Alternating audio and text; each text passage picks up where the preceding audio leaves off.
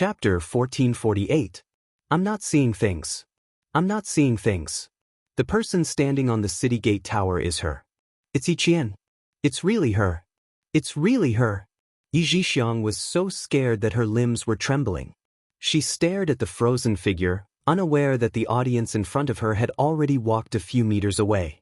Cold sweat dripped from her forehead. Sun Yaozu, who was walking behind her, didn't know what had happened. His wife hadn't left yet. He impatiently urged her, "Why are you still standing there?" The audience behind them also urged her, "The lady in front, can you please leave first?" Yi Zhixiang didn't know how she walked out. When she woke up, she was already standing on the side of the street. She looked up blankly at her husband, then looked around. Finally, her gaze fell on the city gate tower. It's her. It's really her. I'm not seeing things. Yaozu, I'm not seeing things. She was so scared that her voice couldn't be heard clearly. It was so light that she didn't have any confidence. Sun Yaozu, who was fat, was sweating all over. He was about to take off his sunglasses to wipe the sweat off his forehead with a tissue. He did not notice his wife's strange behavior. He took off his sunglasses and used a tissue to cover his blind eye. He casually replied, "What do you mean I didn't see wrong?" "Yiqian. I just said that I saw Yiqian." Yi Zhixiang, who had been looking at the city gate tower, blinked lightly and said in a dry voice, "I saw Yiqian standing on the city gate tower. I'm not seeing things. She's really standing on the city gate tower. She's standing with the country's leader." Sun Yaozu didn't believe her. The muscles on his face trembled. He scolded Yi Zhixiang, "Are you crazy? See for yourself." Yi Zhixiang handed him the camcorder they had brought back from their overseas trip. "Look carefully. See if it's her." Sun Yaozu, who had snatched the camcorder, took a look and fell silent. Then the muscles on his face twitched. He gritted his teeth and said with a ferocious expression, "Damn it. It's really her. It's really that bastard." Yiqian, whom Sun Yaozu wished he could end with his own hands, was sitting in the car. She was sitting in the car that was used to pick up the Director General, and her gaze was cold as she looked straight ahead. On the side of the road, two men stuck their heads out to take a look. They took out their phones and dialed a group of numbers. "Committee member, the car just passed by. We can't see clearly how many people are inside. No matter how many people there are, we're going to do it. Haha, we're going to succeed. We'll all become celebrities and heroes in the country." Someone replied with a loud laugh, full of ferocity. At noon, all the streets were once again open to traffic. Yi Qian's bulletproof car entered the ring road and began to drive towards the suburbs of Beijing. "There are two cars following behind us. Speed up." From the rearview mirror in the center of the car, Yi Qian saw that there were two heavy trucks following closely behind, trying to attack from both sides. "Drive towards Tongzhou." The driver was the soldier who had trained with Yi Qian. He took a look from the rearview mirror, and his chiseled face turned cold. "They want to run us over." "Yes, that's why we're going in the direction of Tongzhou. The highway there is newly repaired, so there are fewer cars." Yi Qian's lips curled up slightly. A faint smile appeared at the corner of his mouth. He was calm, and even a little excited. "Let's start with a round of Fast and Furious." "Fast and Furious?" The soldier couldn't help but laugh. He held the steering wheel with one hand and gave Yi Qian an OK sign with his right hand. He began to deliberately tail the two heavy trucks behind them. Chapter 1449. The car soldiers sent to Zongnanhai were exceptionally good at driving. Moreover, the bulletproof car had excellent performance. As long as they stepped on the accelerator, the car would instantly speed up and leave the two heavy vehicles behind in the blink of an eye. However, the car soldiers did not do that. They needed to lead them to Tongzhou. They maintained a moderate speed so that the heavy vehicles would not be too far away, but not too close either. Just like when a big fish had taken the bait, the person who hooked it did not need to be too anxious. He just needed to stabilize the fishing rod. Xia Jinyuan and the rest were not done yet. They needed to wait for all the leaders to leave safely before they could put away their guns. The Hunting Eagle team has already captured 4 criminals. The director's intention is very clear. 4 criminals are not enough. He wants to catch all of them in one go. K7's calm voice came from the anti-noise headset. The director will be leaving for Tongzhou in 2 cars, one in front and one behind. Pigeon and T6 will cover him. Yi Qian will drive ahead. Xia Jinyuan, who was putting away his gun, did not stop moving. He said calmly, "How do you know so much? Are you involved?" "Yes, I'm heading to Guilin now. The so-called big committee of this organization is in Guilin. 10 minutes ago, the latest news came from the local area. 4 police officers went into the mountains to investigate and lost contact. There are rumors that the 4 of them are most likely dead. The big committee has ordered the military to send people into the mountains with the local authorities.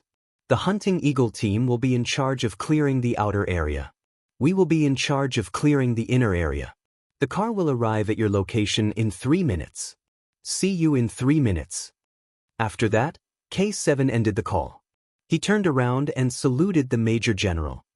"Major General, the mission has been issued. We are on standby and ready to depart. The enemy's firepower is unknown. They have foreign support and local people covering for them. The General Assembly Hall and the military have made it clear that the local people are not to be harmed. They will carry out the assassination directly." The Major General, who had just finished attending the celebration, did not return to the military base.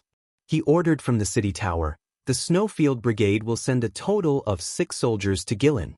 6 soldiers will go overseas to join the foreign operation and cut off the connection between the foreign and domestic cults." The domestic operation was carried out by Yi Qian, Pigeon, K7, T6, Q King, and Bai He. J5, who had just received the mission, immediately set off from the base with 5 of his comrades from the Snowfield Brigade. They were going to cooperate with the foreign military to maintain the peace between the 2 countries. Xia Jinyuan guarded a spot by himself. He put away his guns neatly and stuffed them into an inconspicuous travel bag. Dressed like a mountain climber, he left with steady steps. He did not ask about Yi Qian's current situation. The Director General had gone to Tongzhou in order to lure out the cultists who were hiding even deeper. In order to protect the Director General's safety, Yi Qian would definitely charge at the front and draw all the attention to her. Pursing his thin lips slightly, he pressed the button for the first floor of the elevator. His eyes were calm as he watched the elevator door slowly close. Until his line of sight was cut off, his gaze remained on the steel elevator door. Downstairs, he was calculating the time. There were 7 seconds left before the 3 minutes were up. The 2 team leaders, Q King, were ready to appear in front of him. He was a major, fluent in 6 languages, an electronic explosives expert, and a commando during missions. He, who was 182 meters tall, had a gentle face and was dressed elegantly. His tie was meticulously tied and there was even a steel mechanical watch on his wrist. His temperament was similar to that of AJ5. There was a habitual gentle smile at the corner of his mouth, like a mathematics professor in a university, full of the temptation of abstinence. Chapter 1450. This is the first time we're working with Yi Qian. Are there any taboos we can talk about in the car? He jumped into the car first. Then he asked the captain, "I've been looking forward to this mission for a long time. I'm a little nervous." Their Chinese code names were all responsible for assassination and battlefield support. Yi Qian's missions with the Snowfield Brigade were all frontline fighters. Therefore, Dove was the only one who had met Yi Qian in this group of 12 Snowfield Brigade members. She fell in love with him at first sight.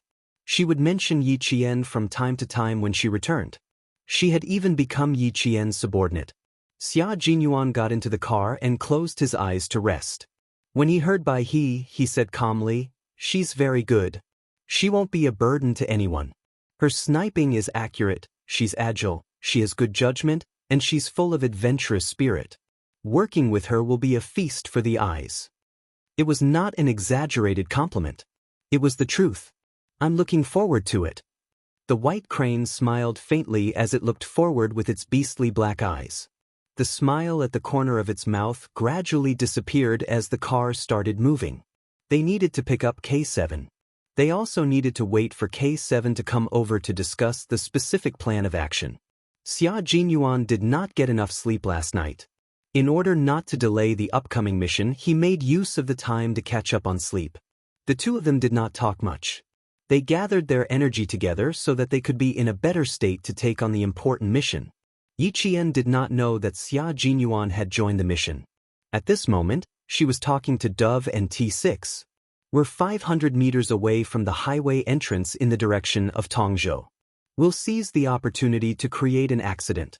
You guys protect the director and quickly overtake them. The director's car was still behind and did not overtake Yi Qian's car. The director's car would only overtake them in the few minutes before the accident. In the car, Dove said softly, "Okay, we'll seize the opportunity. Be careful on your side. We'll have to wait for you to come over for the next mission." It was not an easy task to create a car accident that did not involve oneself. The danger factor was no less than that of a gunfight. "Don't worry, I'm looking forward to working with you again." Hearing Pigeon's concern, Yi Qian's eyes flashed with a faint smile. It was light, joyful, and without the slightest hint of fear. This kind of Yi Qian was definitely a real Special Forces soldier. In the face of imminent danger, she kept calm and did not allow herself to panic. Influenced by her, the soldiers driving the car were very calm. With both hands on the steering wheel, they slightly accelerated and entered the entrance of the Tongzhou Expressway. The people in the two heavy-duty vehicles did not realize that Yi Qian's vehicle was intentionally trailing them. They were quite happy to communicate with their own people. "We're already on the Tongzhou Expressway. When we reach the entrance of the Guilin Expressway, it will be midnight. We can make our move then." Their cars were equipped with walkie-talkies for easy communication. Sitting in the passenger seat, a middle-aged man in sloppy clothes kept chewing betel nut. After listening to the driver's conversation, a trace of panic flashed across his face. Someone on the other side of the walkie-talkie laughed maniacally. "The car is insured. Just hit it. If we succeed, we will have money in our hands, and the committee members will think more highly of us. When the time comes, our whole families will become ministers." Ministers close to the emperor. The young man sitting next to him added, "Uncle, you can also take the money back and marry a wife to warm your bed." The two drivers chatted happily. It seemed that as long as they succeeded in this accident, the future would be beautiful. There would be no more worries, and they could do whatever they wanted in the future. Chapter 1451. As they chatted, everyone in the two vehicles, including the middle-aged man who was initially a little afraid, became more and more excited. He kept rubbing the corners of his clothes and chewing on the betel nut in his mouth. Yi Qian and the others kept in contact and did not give them a chance to make a move in the middle of the night. When they entered a tunnel that was about 3,000 meters long, Pigeon's voice came from the headset and reminded Yi Qian in the vehicle ahead, "It's about time. There are no cars passing by here for the time being. It would take 3 hours to get on the highway." Even though it was National Day, there was still very little traffic. In 1999, there were still very few private cars in China, and there might not even be a car several kilometers apart on a not-so-popular highway. The Tongzhou Highway was such a not-so-popular highway.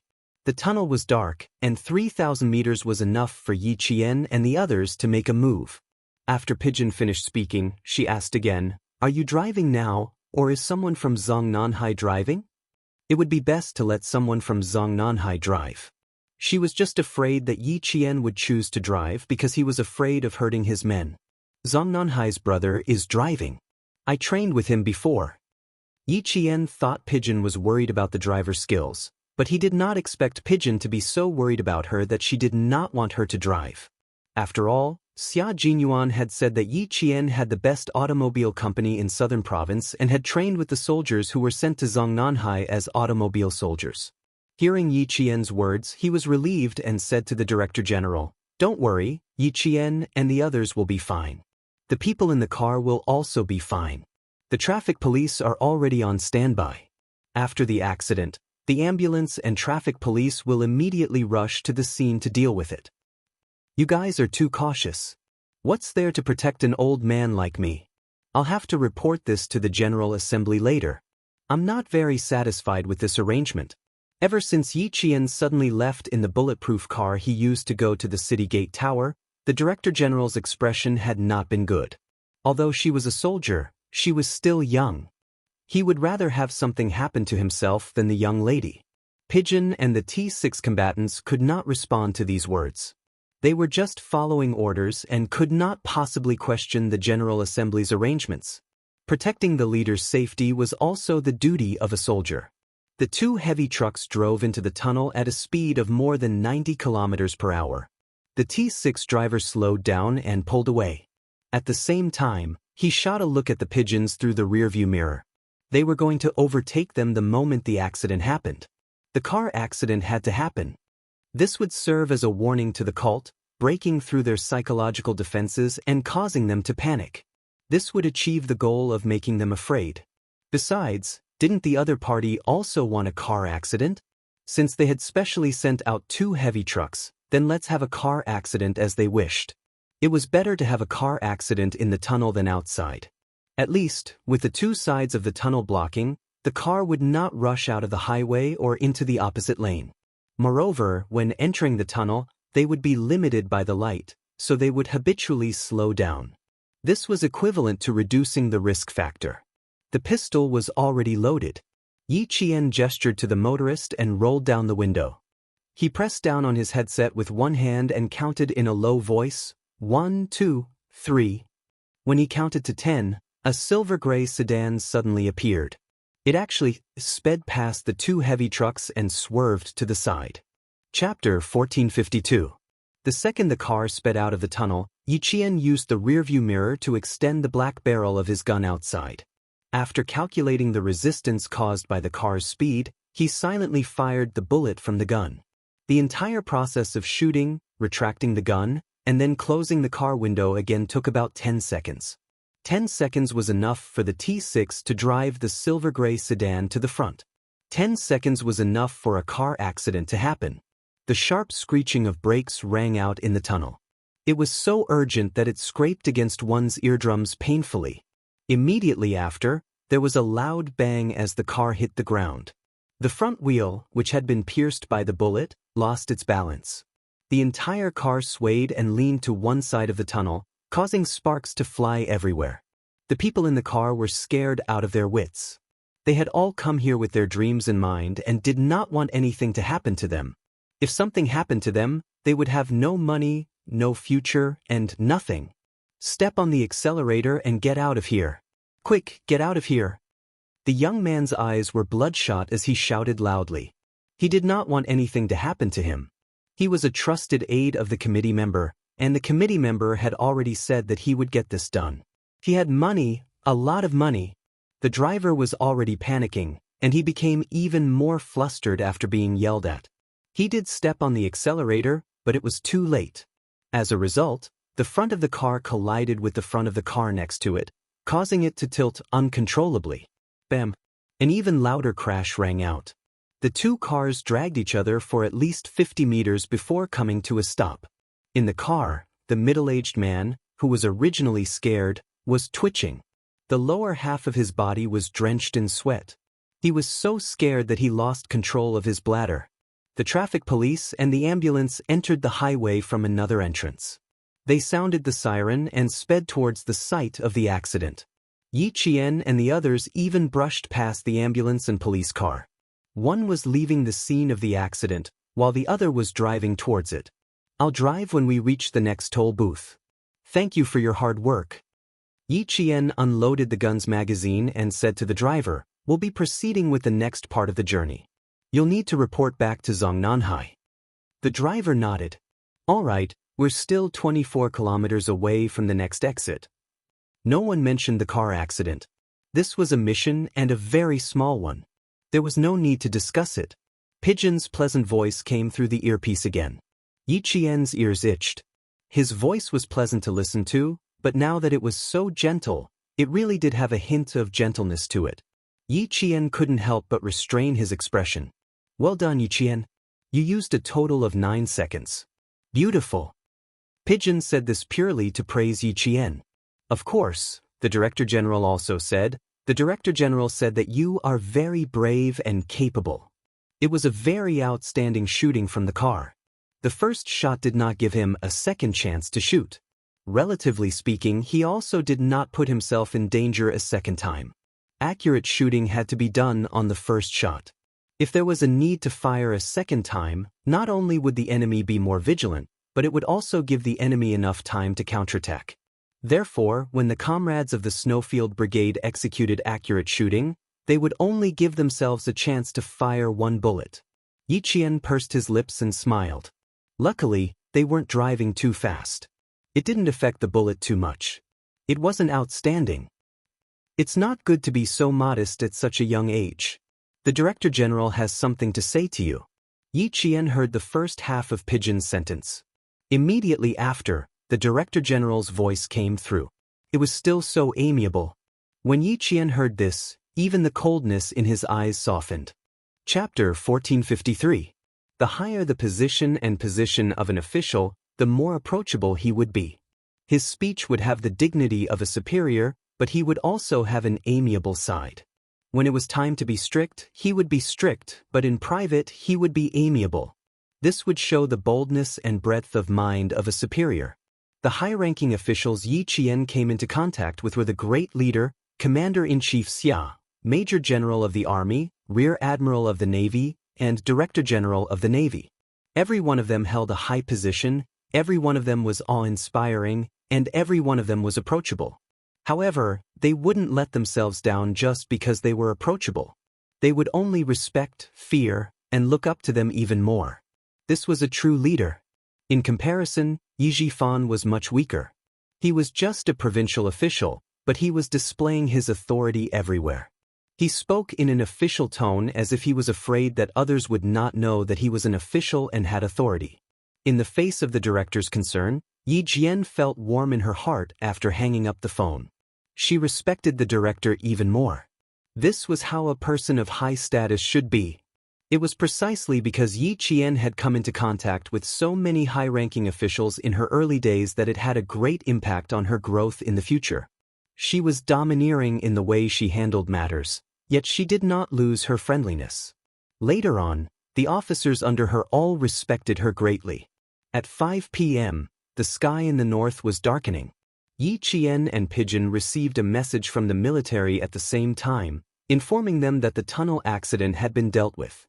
The 4 criminals had all been sent to the hospital. Their injuries were not light, but they were not serious enough to lose their lives.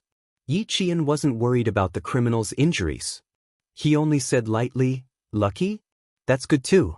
Let them stay and let the police see if they can pry any useful clues out of them." Although the criminals were fellow countrymen, they were already standing in opposition to the country.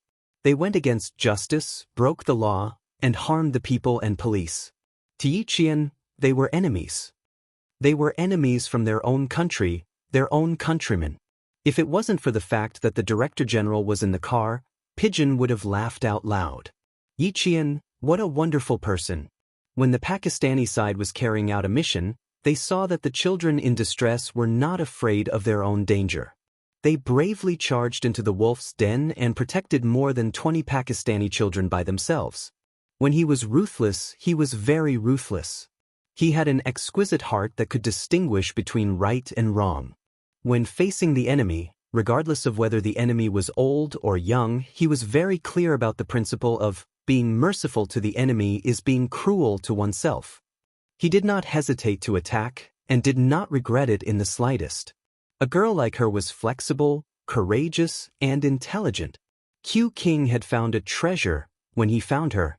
She dared to say that if the two of them fell out in the future, Yi Qian would definitely have many suitors swarming over.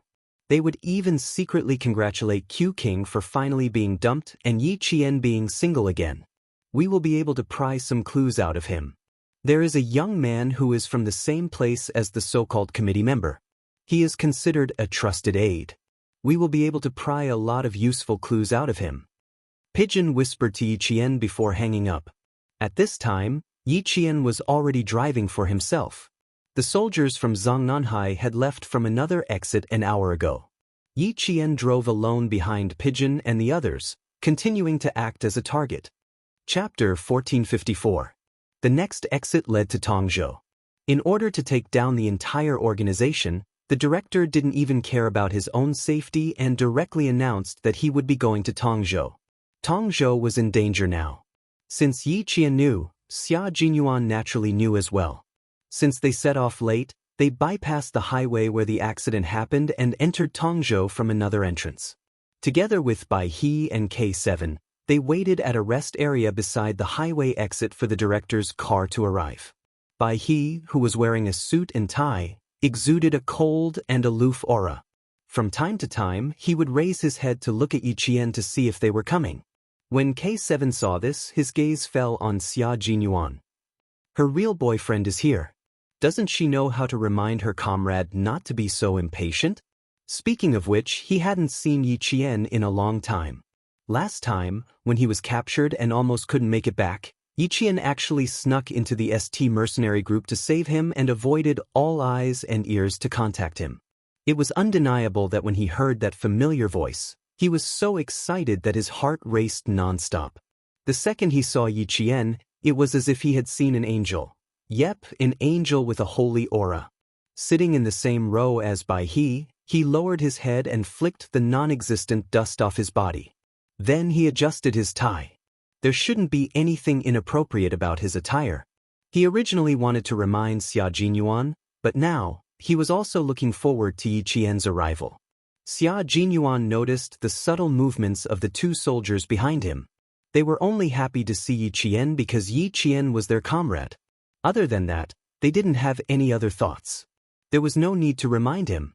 He believed that his comrade wouldn't cross the line. Even if he did, he wouldn't express it. He would handle it on his own and wouldn't affect their comradeship. He wouldn't let things develop in a bad direction. It was 5:11 p.m. The three people in the car looked up at the exit of the highway almost at the same time. Xia Jinyuan smiled and said, "Almost there." It wasn't a random guess. Instead, he learned from the Zongnanhai soldiers who were traveling with Yi Qian when he got off the car. Based on the speed of the car and the distance of the entire journey, he could roughly estimate when Yi Qian would arrive at the Tongzhou highway exit. 2 minutes later, T6 drove out of the special passageway, followed closely by Yi Qian's bulletproof Hongqi sedan. The two cars appeared one after the other in front of Xia Jinyuan and the others. Pigeon and the others did not know that their comrades were waiting in front of them. They came out of the exit and headed straight to the city center. The car drove away without any signs of stopping. Xia Jinyuan's slender fingers tapped lightly on the car window. He said to K7, who was in charge of driving, "The military didn't inform them. They don't know that we're here. Follow the director's car." They didn't say that they were going to follow Yi Qian's car. They needed to escort the director to the hotel first. "I'll take a taxi and follow Yi Qian alone," Bai He suggested. K7 started the car and looked at Xia Jinyuan. He said calmly, "I agree." Everyone knew that the director wasn't the one who was in danger, but Yi Qian. Bai He was afraid that his captain would disagree, so he added, "The car accident has angered them. They're all eyeing the director's car. Right now, only Yi Qian and Q King are in the car. Since we have enough manpower to support our comrades, I can definitely go and support Yi Qian." Chapter 1455. Xia Jinyuan, who didn't urge his comrade to drive, chuckled. His chuckle was low, gentle, and full of ridicule. His deep black eyes looked at K7, who was so cold that he seemed to have no desire for anything, and then at Bai He, who seemed gentle but was actually ruthless. He said slowly, "Yi Qian, she's not weak. It's not a matter of whether she's weak or not.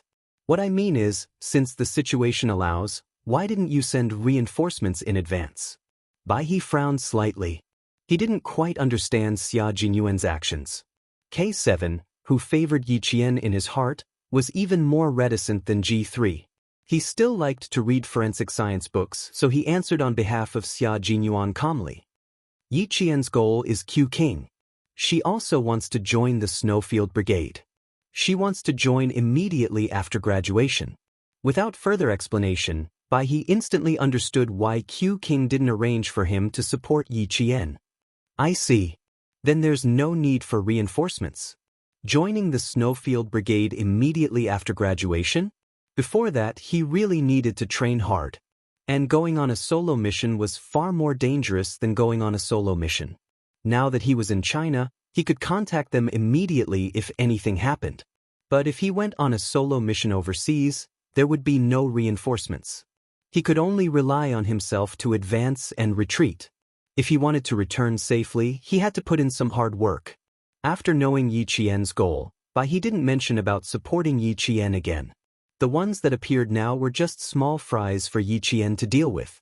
After he thought it through, Xia Jinyuan smiled as the car started. We can't not help, but we don't need reinforcements for now.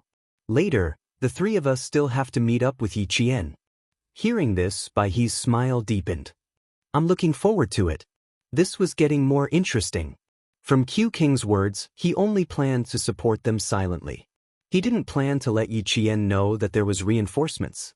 How ruthless! However, for the sake of his girlfriend's safety in the future, Q King did put in a lot of effort to nurture her.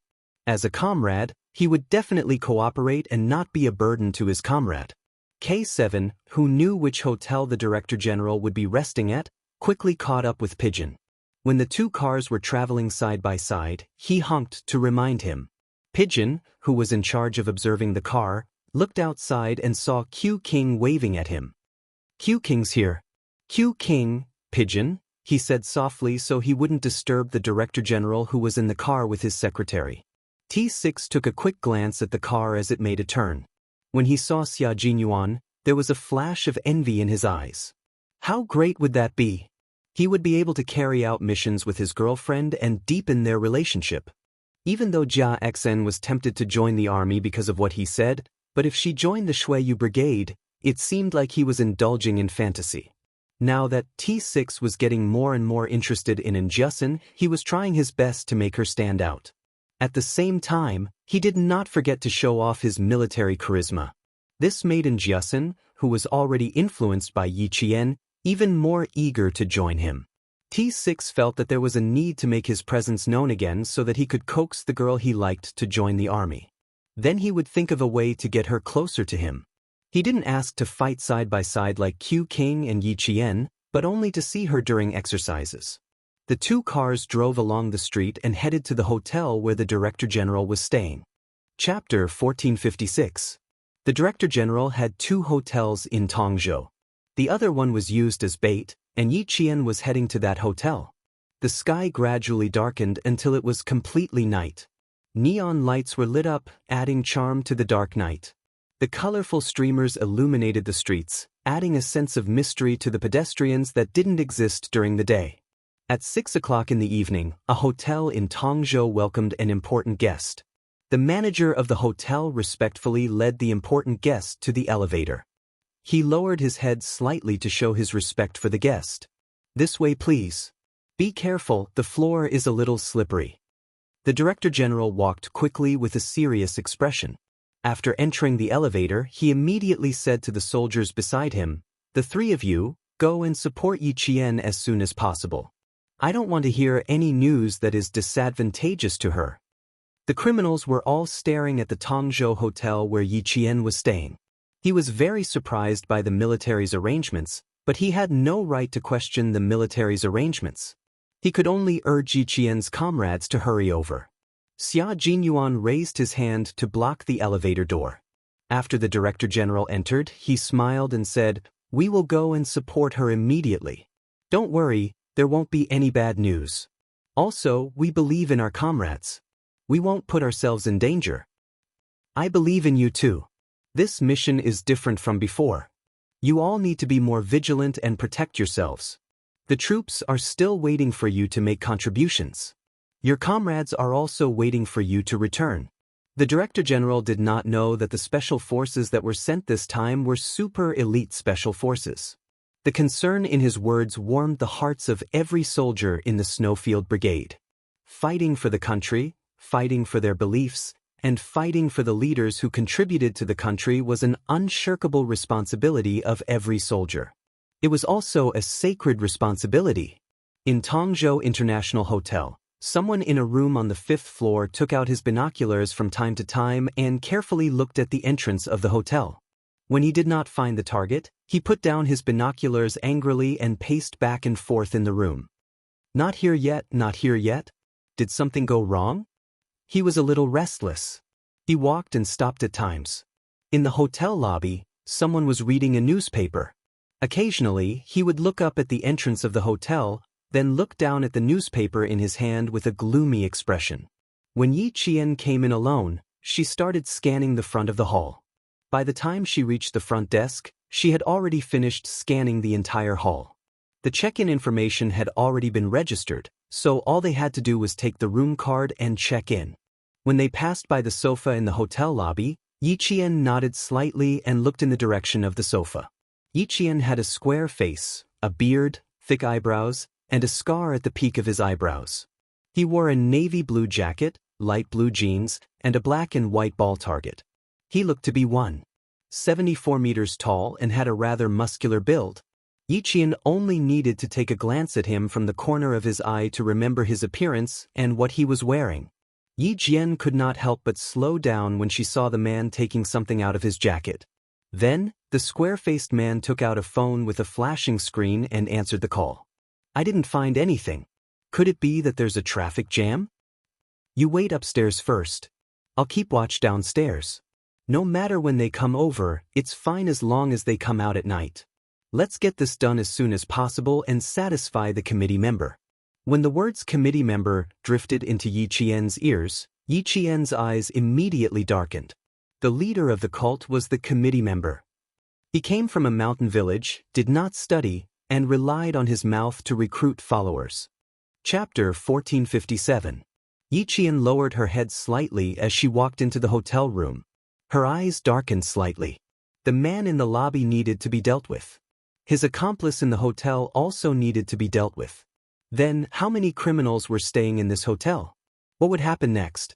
Since they wanted to clean up Tongzhou, the Tongzhou police should have made preparations.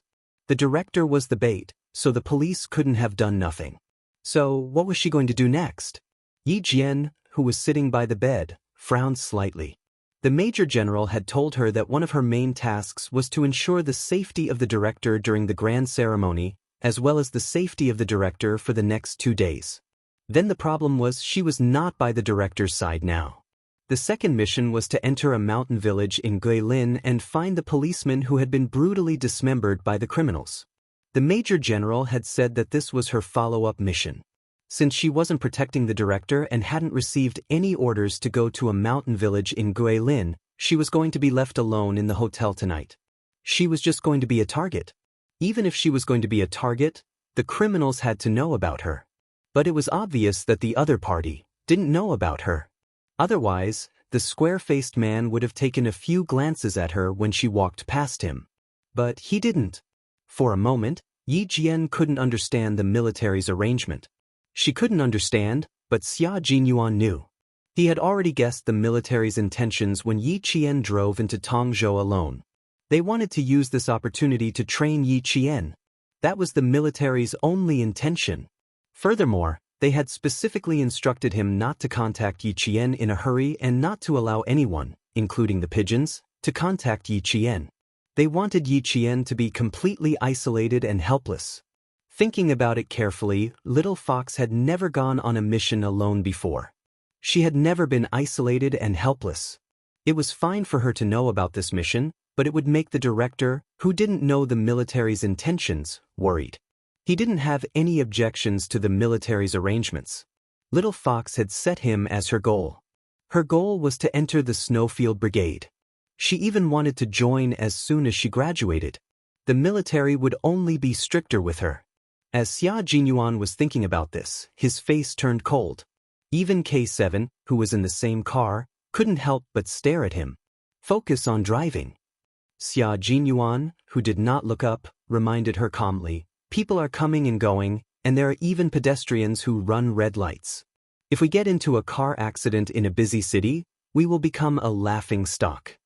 The Tongzhou International Hotel was located on the side of the downtown area. It was bustling with people coming and going. When the car entered the downtown street, it could not help but slow down to avoid hitting the pedestrians who suddenly rushed out. He had already seen the flashing neon lights of the Tongzhou International Hotel. He looked left and right at the busy streets and frowned slightly. If the fire is set in advance, the consequences would be unimaginable. Yi Qian won't give them a chance to commit arson. Xia Jinyuan immediately replied, she won't just sit in the hotel and wait. As long as she finds any clues, she will immediately take action. Besides, the Tongzhou police are secretly ambushing them. The entire Tongzhou International Hotel is under surveillance. No one will give the criminals a chance to set the hotel on fire. Now that they knew the other party's movements, they only needed to catch them in one fell swoop.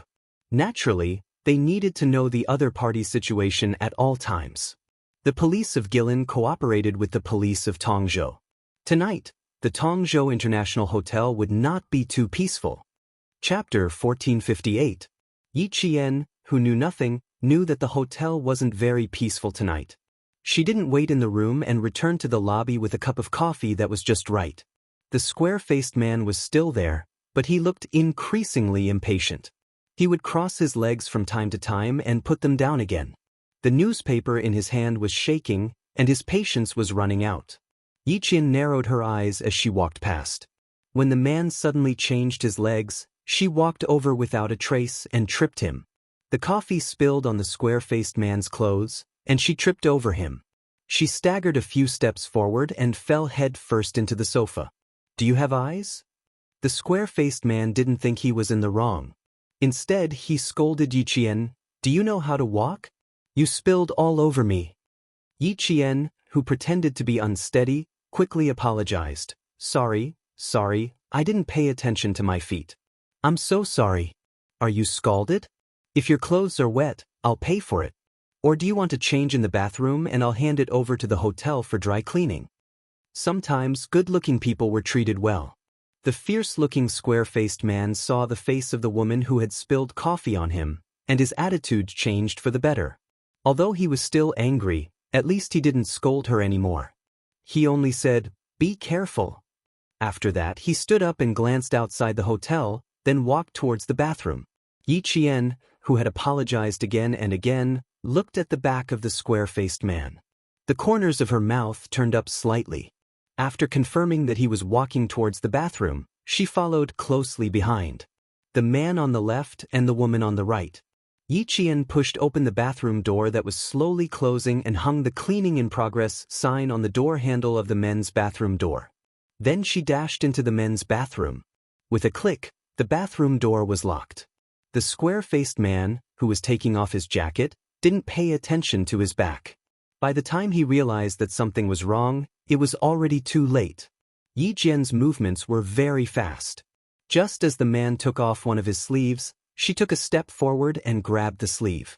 Before the man could take off the other sleeve, she picked up the sleeve and covered the square-faced man's head with it. Who are you? What are you trying to do? The square-faced man, whose head was covered, didn't even have time to react. All he felt was a blur in front of his eyes. Then he couldn't see anything, let alone see who was behind this. His other hand was grabbed by Yi Qian along with his shirt and head. Yi Qian grabbed his sleeve and quickly wrapped it around the man's chin. The square-faced man had no chance to struggle at all.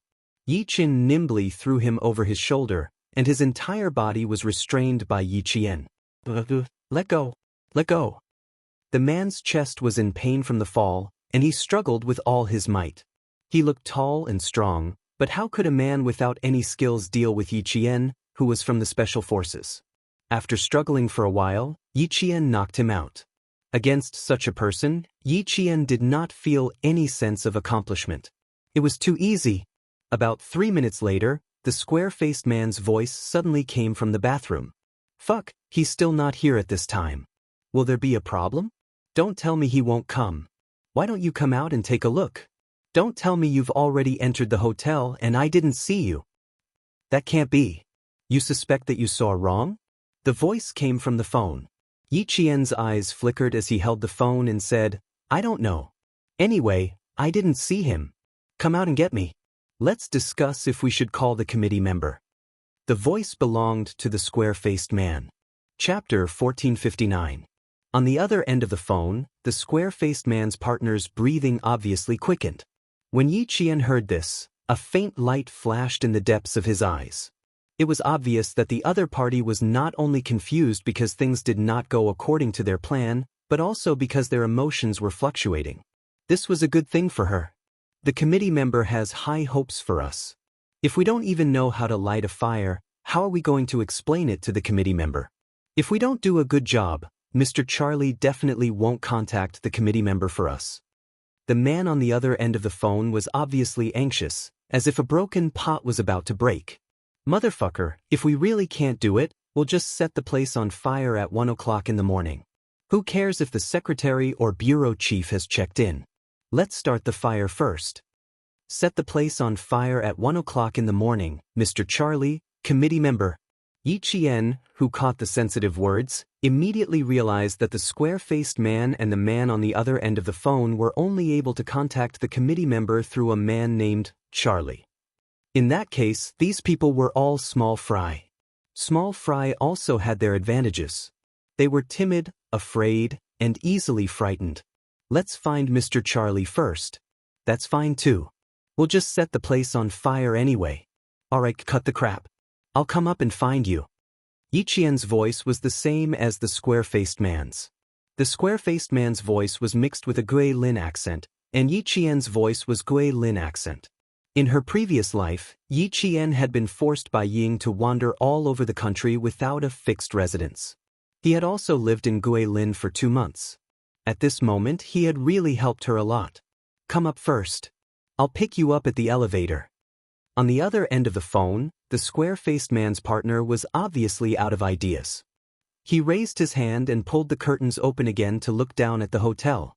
Seeing that there were no cars driving in, he said, "Come up first, quick." He had to know which elevator he was at first. Yi Qian calmly asked, "All right, which elevator do you see? It'll be more convenient for you to wait for me?"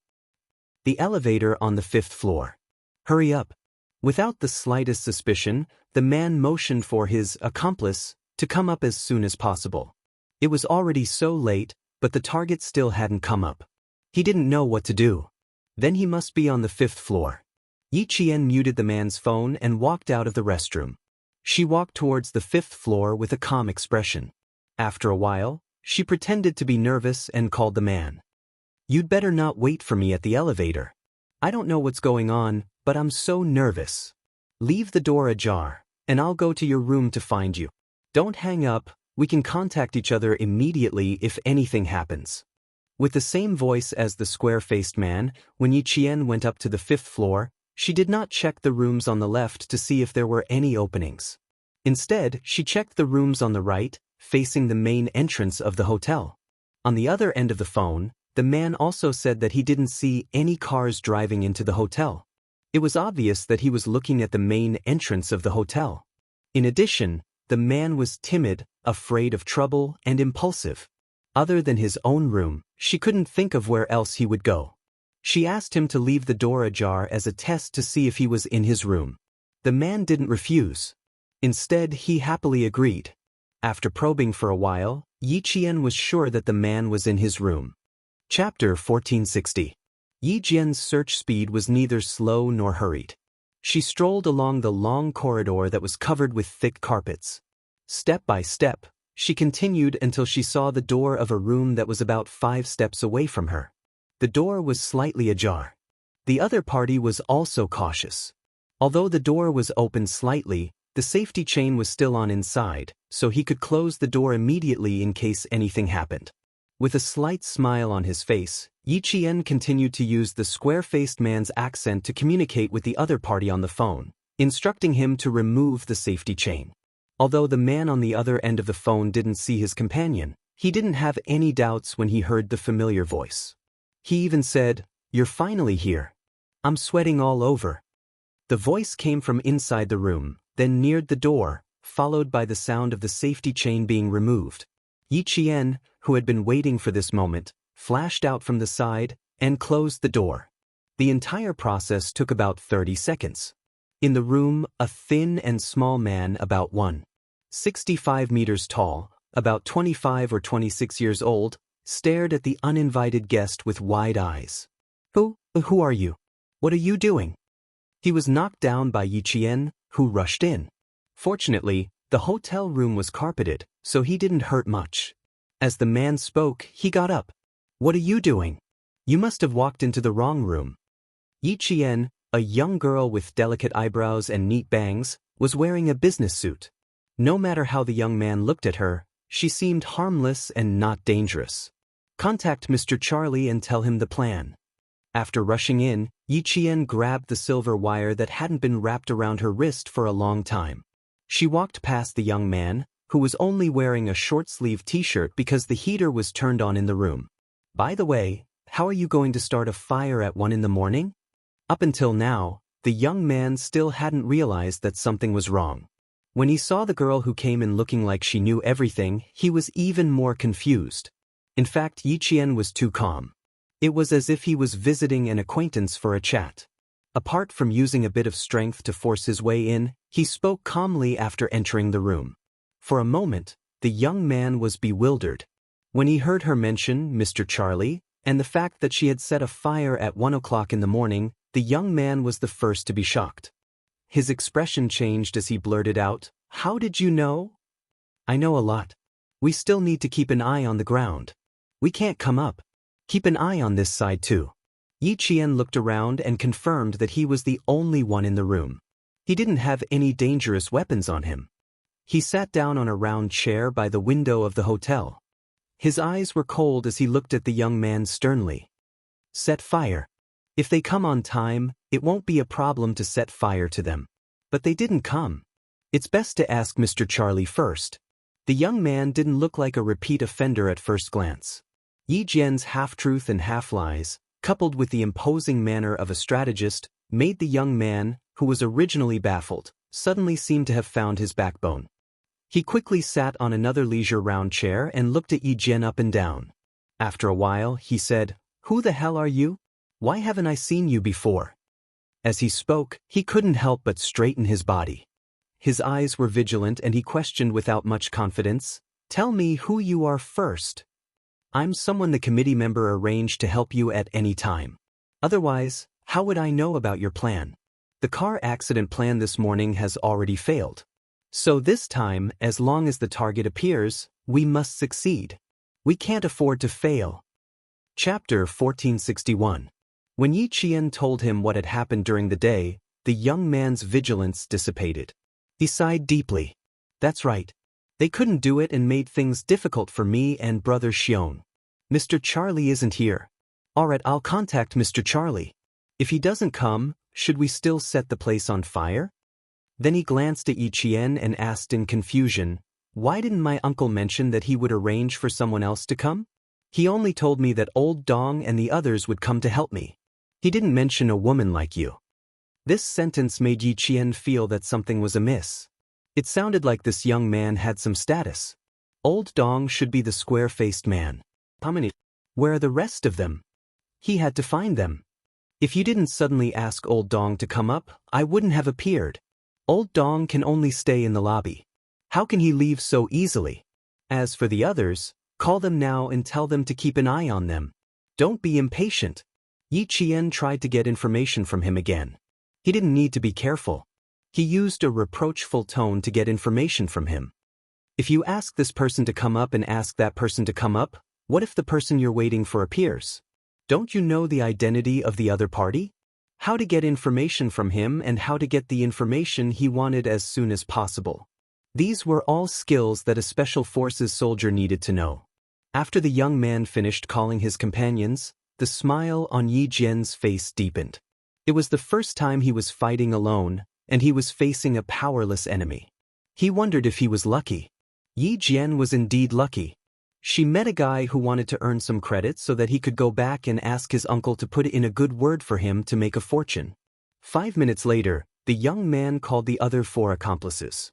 After hanging up the last call, he said proudly, "Keep watch.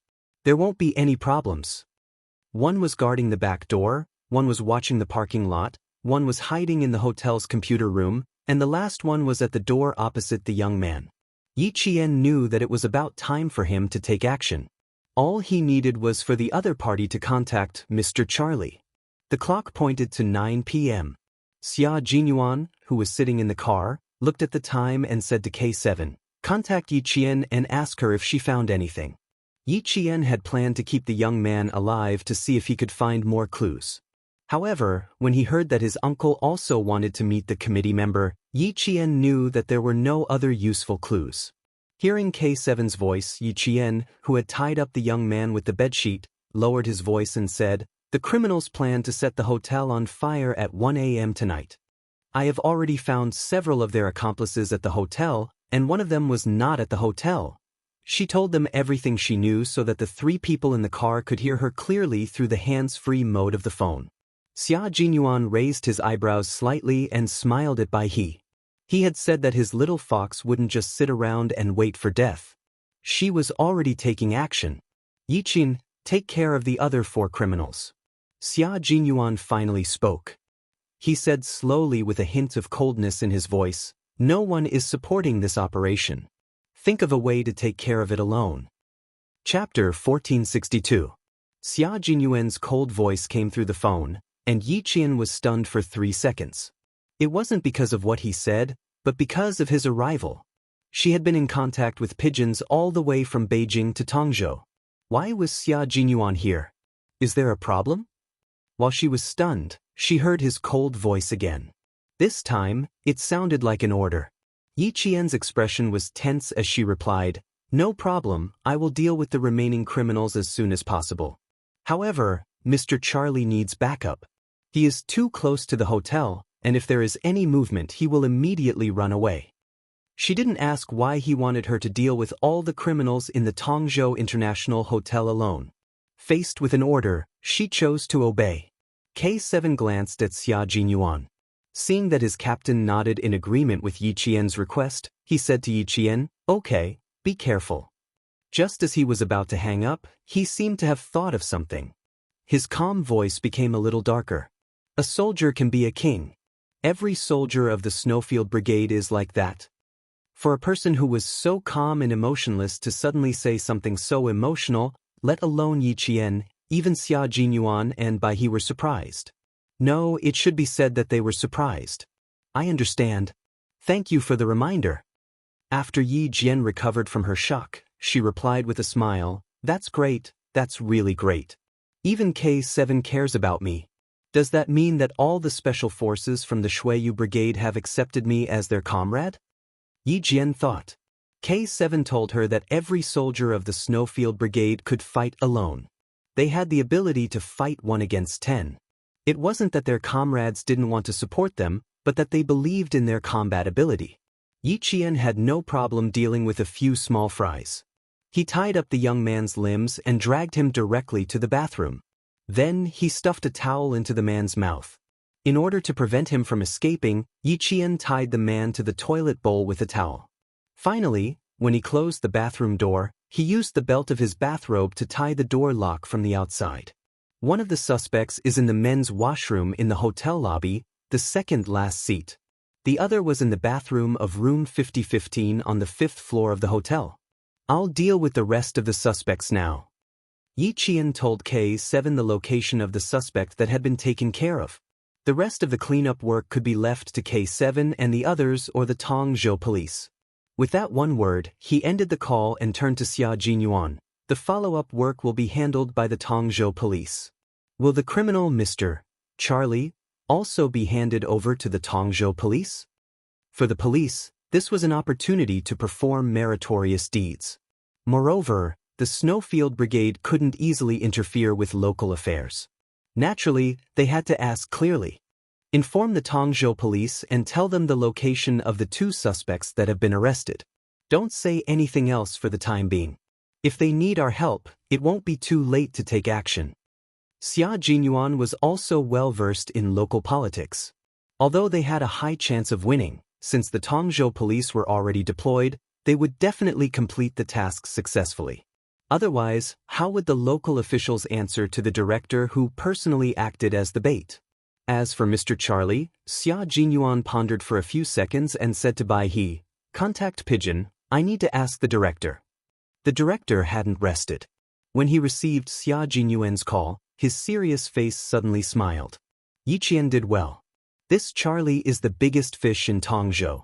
Since the Tongzhou police are going to arrest him, you won't have to be involved in local affairs to avoid increasing your workload. Chapter 1463. After all, the soldiers sent from the army were all going to Guilin, not to catch criminals. Xia Jinyuan had no objections to the Director General's arrangement. That was his original intention as well. As a soldier, it was not appropriate for him to get involved in local politics.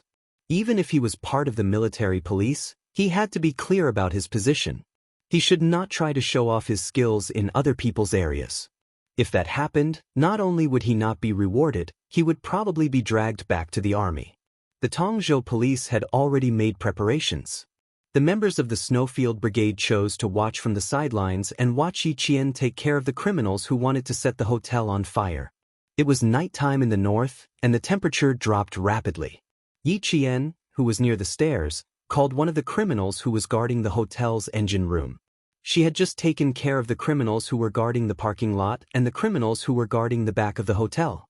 After taking care of 2 criminals in a row, her back was already sweating. She raised her hand to wipe the sweat off her forehead. The faint blue light from her phone illuminated Yi Qian's face, making it seem as if her face was covered with a layer of blue coldness. She had imitated the young man's voice to perfection, and it was difficult to tell if it was real or fake. Just like how she dealt with the previous criminals, she first needed to know the specific location of the target before she took action. The hotel's engine room was on the 2nd floor of the basement, and there were security guards on duty. The criminal she needed to take care of was one of the security guards on duty. Yi Qian did not walk slowly from the underground parking lot to the 2nd floor of the basement. She gently put her feet down and then lifted them up again to make sure that she did not make any sound. Walking through the murky corridor, Yi Qian quietly pushed open the heavy fire door. She saw 2 security guards sitting on a shabby sofa, smoking and chatting. Neither of the voices belonged to her target. Yi Qian retreated to the fire door and dialed another number. Not long after, she heard footsteps coming from behind the fire door. The person was walking directly towards her. Yi Qian's back was pressed against the cold wall. In the darkness, her dark eyes were like a wild beast hiding in the dark. She calmly locked the fire door. The fire door was pushed open, and a tall, fat figure entered Yi Qian's line of sight. The door closed, and in the dark corridor, there was the sound of fists hitting flesh. Then, there was the sound of something heavy rolling down the stairs. Finally, there was the sound of someone struggling to break free and letting out a frightened moan.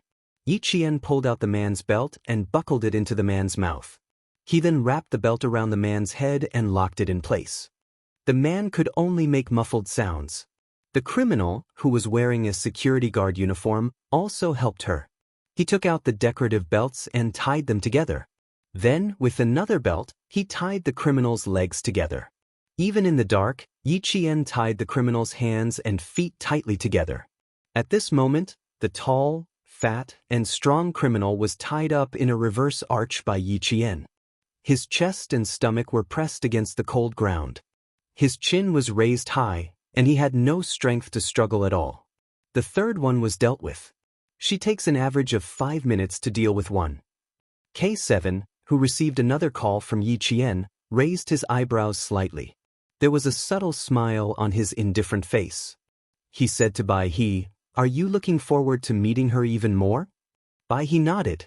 The smile on his handsome face was much deeper than K7's. "That's right. I'm looking forward to it more and more." These few people are nothing to her. Xia Jinyuan, who had been calm from the beginning to the end, smiled gently.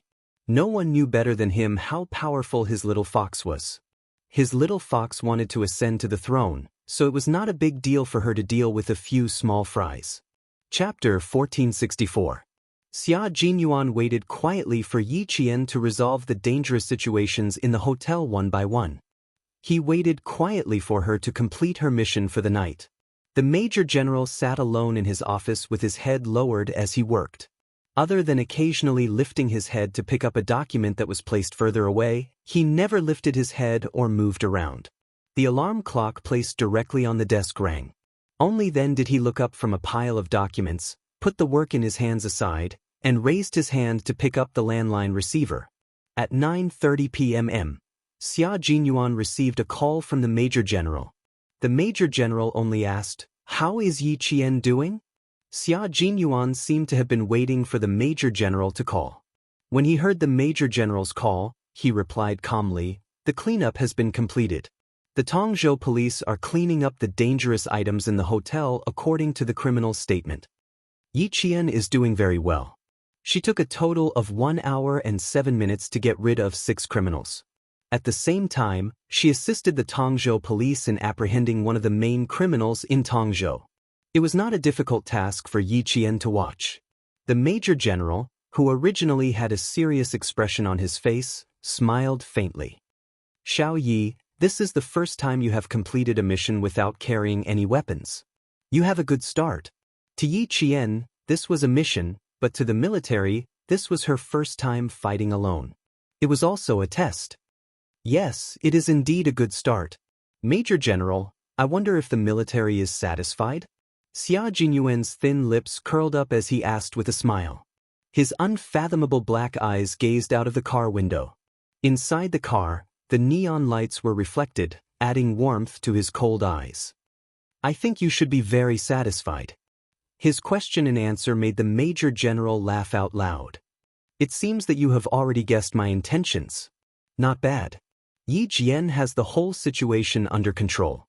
She has submitted an answer that has satisfied the military for the time being, and also made me feel relieved for the time being." Everything was, for the time being, which meant that the test for Yi Qian had just begun.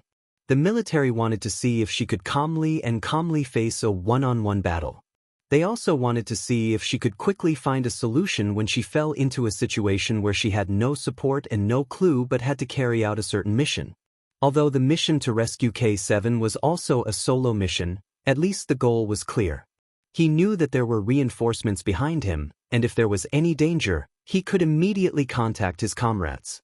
But this time, there was no clear target, no definite information, and no idea if there would be any reinforcements. Not a single clue was given to Yi Qian, and he had to find it on his own. The Major General was actually a little nervous when he made the decision to let her carry out a mission without any clues.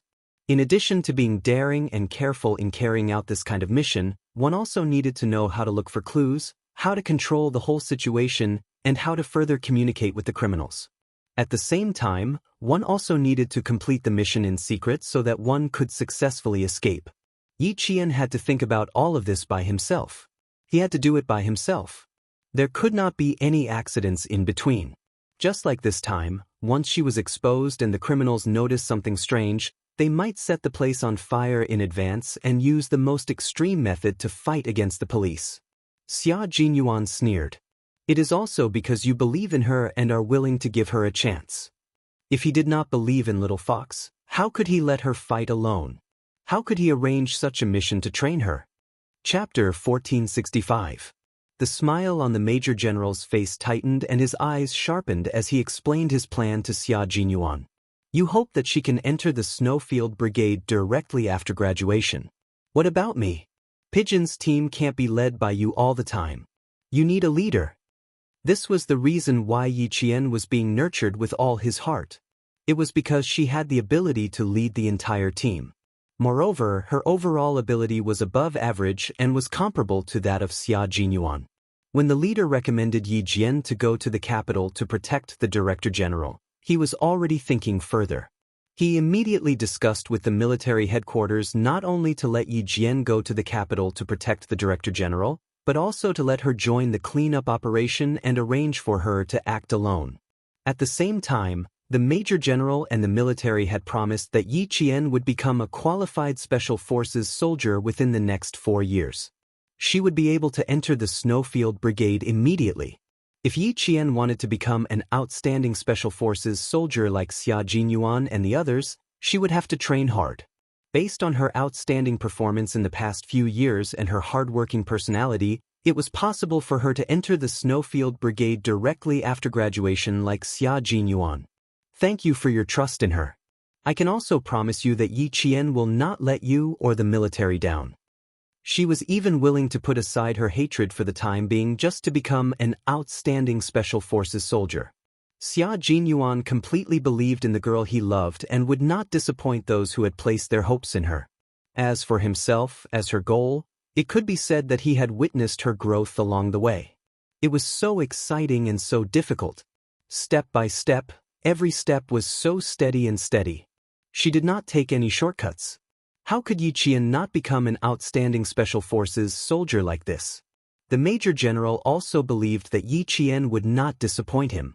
After giving Xia Jinyuan a few instructions with a cold expression, he said, "The director has been very worried. Once you're done with your work, get Yi Qian to pigeon call the director to let him know that you're safe." The director was not aware of the military's arrangement for Yi Qian's test. To the director, Yi Qian staying in the Tongzhou International Hotel alone was like a live target. To the military, it was a test for Yi Qian. There was no danger at all. If a special forces soldier couldn't even take care of a few criminals, then he didn't deserve to be called a special forces soldier. He might as well go home and sleep. Yi Qian did not disappoint the Major General. She was still able to find clues when there were no clues. She subdued 6 criminals without any support throughout the process. It could be seen that her psychological quality had always been very stable. She did not panic because of this. A total of 20 barrels of gasoline, 4 packs of explosives, and 5 quilts soaked in gasoline were found. 12 lighters and 6 switchblade daggers were found on the 6 criminals. In the hotel, the Tongzhou police cleaned up the dangerous items found. A police officer said as he recorded, according to the confessions, all the items were brought into the hotel by the criminals using their position as hotel security. 25-liter barrels of gasoline, 4 packs of explosives, and 5 quilts soaked in gasoline were enough to burn down the entire hotel. It's not my fault. It's really not my fault. I don't know anything. I just came here to stay for a night. A man's terrified voice came from the room next door. He pleaded for his innocence with tears and snot. Chapter 1466. When Yi Qian, who was assisting the Tongzhou police, heard this, he raised his head and said to the police officer taking notes, "This criminal has some connections. He has an uncle who is very close to the main culprit. When I was trying to get information from him, I found out that he planned to ask his uncle to bring him to meet the committee member after setting the place on fire." The police officer did not have any doubts about the words of the person who had contributed the most tonight. "Okay, I'll report it immediately." "Okay, you should be done with the inventory here too." Yi Qian, who had planned to leave after handing the criminal over to the Tongzhou police, took off his filter mask. His obsidian-like eyes had a faint smile as he stared at the police officer. "The hotel crisis has been resolved. I think it's time for me to leave. I'll have to trouble my police brothers from now on." The police officer who was about to pass by the next room immediately stopped in his tracks. "Aren't you staying at the hotel tonight? If you want to leave now, should I go and ask the deputy commissioner first?" The police officer was very young. He had just graduated from the police academy a year ago. He did not have the authority of the police officers who were searching outside. He was still a little inexperienced. Otherwise, he would not have stayed to clean up the dangerous goods. He said shyly, looking a little embarrassed. "The deputy commissioner told me before he left that if you want to leave, I have to go with." As he was speaking, a few footsteps accompanied by voices came over. They walked very quickly and appeared in the room in the blink of an eye. The police officer turned around and his shy expression immediately became very serious. "Commissioner Kai, Deputy Commissioner, has everything been cleaned up? Did you find any other dangerous goods?" The man who spoke was about 45 years old. His face was very serious and he had the authority of a leader. He looked at the young police officer and said, "Be careful when you do the inventory to avoid any mistakes." The police officer straightened his back and replied, "Yes, Commissioner Kai." The deputy commissioner said, "Commissioner Kai, this is Comrade Yi, who helped the Tongzhou police a lot tonight. It's all thanks to her. Otherwise, we wouldn't have been able to complete the search so smoothly." He smiled and introduced her to Yi Qian. "Comrade Yi, this is Commissioner Kai." Compared to the deputy commissioner whose smile made people feel comfortable, Yi Qian felt that the serious and righteous Commissioner Kai was easier to talk to. "Hello, Commissioner Kai. I'm Yi Qian, an active soldier. He didn't say anything else, not even the Director General. Previously, Yi Qian had been standing behind the male police officer, so Chief Kai didn't immediately notice her. Now that she walked out gracefully, Chief Kai's gaze immediately stopped on her face. The young girl had the temperament of a soldier. Even though she was dressed casually, one could tell that she was a soldier with just a single step. But that wasn't the main point. The main point was, when Chief Kai saw the young man's face clearly, his expression quietly changed. His cold eyes flashed slightly before he reached out his hand. "Thank you for your hard work, Comrade Yi." The young face was also a familiar face. It was just that one of them had fallen into eternal slumber, while the other had been reborn. Another face that was sealed in his memory flashed through his mind. Looking at the familiar face in front of him, Chief Kai's heart thumped like a drum. He looked around the room that was filled with the smell of gasoline. Chief Kai's gaze deepened, and he once again casually sized up Yi Qian. "Let's go outside and talk. Little Zhu will take care of everything here." Little Zhu was the male police officer who had been talking to Yi Qian just now. Yi Qian noticed that something was wrong with Chief Kai's gaze and nodded with a smile on his face. He followed Chief Kai out of the room. The deputy commissioner tactfully stayed behind and didn't follow. Chief Kai obviously had something to ask, so he didn't need to follow. Chapter 1467. As Chief Kai walked, his arms swung back and forth in his police uniform. Yi Qian was all too familiar with his steely aura. Chief Kai was a retired soldier who had been transferred to civilian work. At that thought, Yi Qian's eyes darkened. Her features were very similar to her mother's. Grandfather Zhen said that any old friend who knew her mother would know whose daughter she was once they saw her. Could it be that Chief Kai, who was a retired soldier, knew her mother? Wasn't that too much of a coincidence? But she couldn't help but suspect it. The way Chief Kai looked at her, he was indeed reminiscing about an old friend through her. Could it be her mother? Could it be that much of a coincidence? She knew too little about her mother. She knew so little that even though she suspected that her mother's death might have something to do with old Madame Yi and Sun Yaozu, she didn't know where to start investigating. For a moment, Yi Qian's calm mind became a little unstable. Even though her mind was unstable, Yi Qian was still a little expectant. At Chief Kai's signal, she sat down on the lounge chair in the hotel room. As soon as she sat down, she looked up slightly and met Chief Kai's eyes, which were filled with memories. It was getting late. She still had to go find the Director General. Even though she was expectant, she wasn't sure if Chief Kai knew her mother, so she shouldn't put too much hope into it. In just a few seconds, Yi Qian adjusted her slightly chaotic mind and calmed down. Chief Kai didn't notice the ups and downs in her emotions just now. He was still thinking about his own matters. The memories buried deep in his memories all came rushing back. If he thought that Yi Qian looked like an old friend when he first saw her, then as he thought deeper, he really felt that Yi Qian was his old friend's daughter. Otherwise, how could they be so similar? But they had received news that his old friend had passed away in an accident. Then Comrade Xiao Yi, who looked so similar to his old friend. No, he had to be steady. He would bring it up again after careful observation. The room was very quiet. When Yi Qian saw that Chief Kai didn't speak for a long time, she couldn't help but frown slightly. It was this subtle action that surprised Chief Kai even more. Even more alike, even more alike. When he frowned, he looked even more like his old friend. Except for the different expression between his eyebrows, his facial features really looked like they were carved out of the same mold. Although the facial features were similar, they were not alike in spirit. The Comrade Yi in front of him had a chilly look, like a pine tree proud and unyielding snow, while his old friend had a gentle look, like a red plum blossom that had just bloomed, with a woman's tenderness between her eyebrows. Comrade Yi didn't. Her delicate and pretty face had a rigid expression, and her gaze was sharp and deep. Although there was a faint smile at the corner of her mouth, her indifferent temperament had already maintained a certain distance from others. Looking at the face that increasingly overlapped with the face of his old friend in his memory, Chief Kai's mood became a little unstable for a moment. He didn't say anything, and Yi Qian didn't say anything either. He even picked up the teapot on the square table and poured himself and Chief Kai a cup of cold water. Chief Kai's gaze moved slightly from the young face to the teacup. He sighed with nostalgia in his gentle voice. I'm sorry. My apologies. You're too polite. Yi Qian wasn't someone who was curious about other people's private affairs.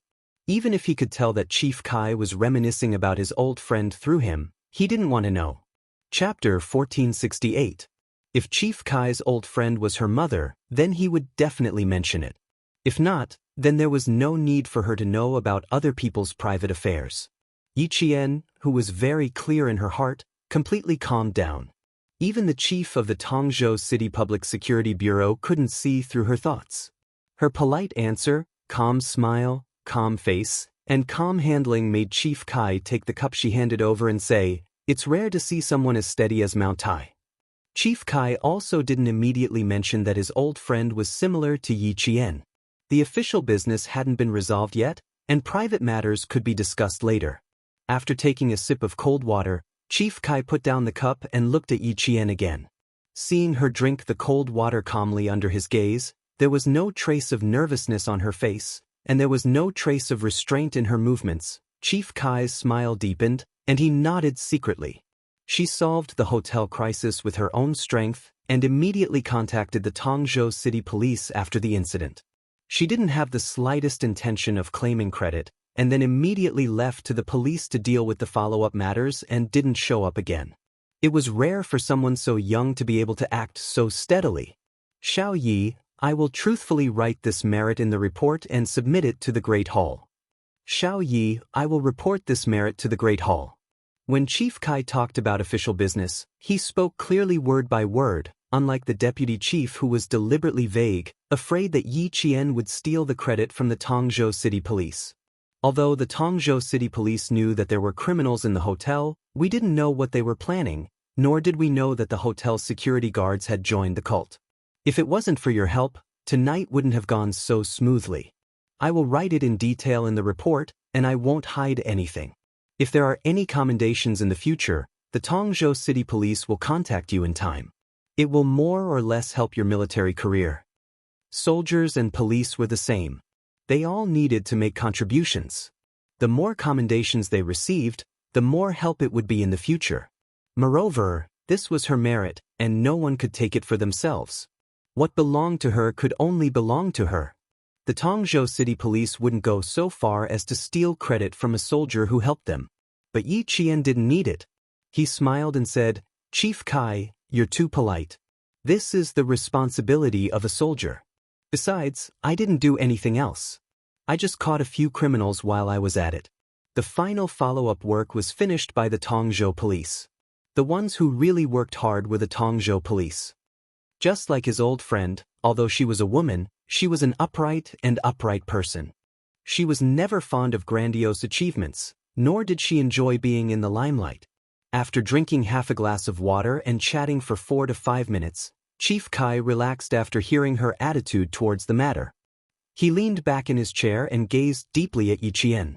Comrade Xiao Yi, I'm sorry to take the liberty of asking you a few personal questions. If you're unwilling to answer, you don't have to hold back and just say it. If he didn't get to the bottom of this, he would feel regret.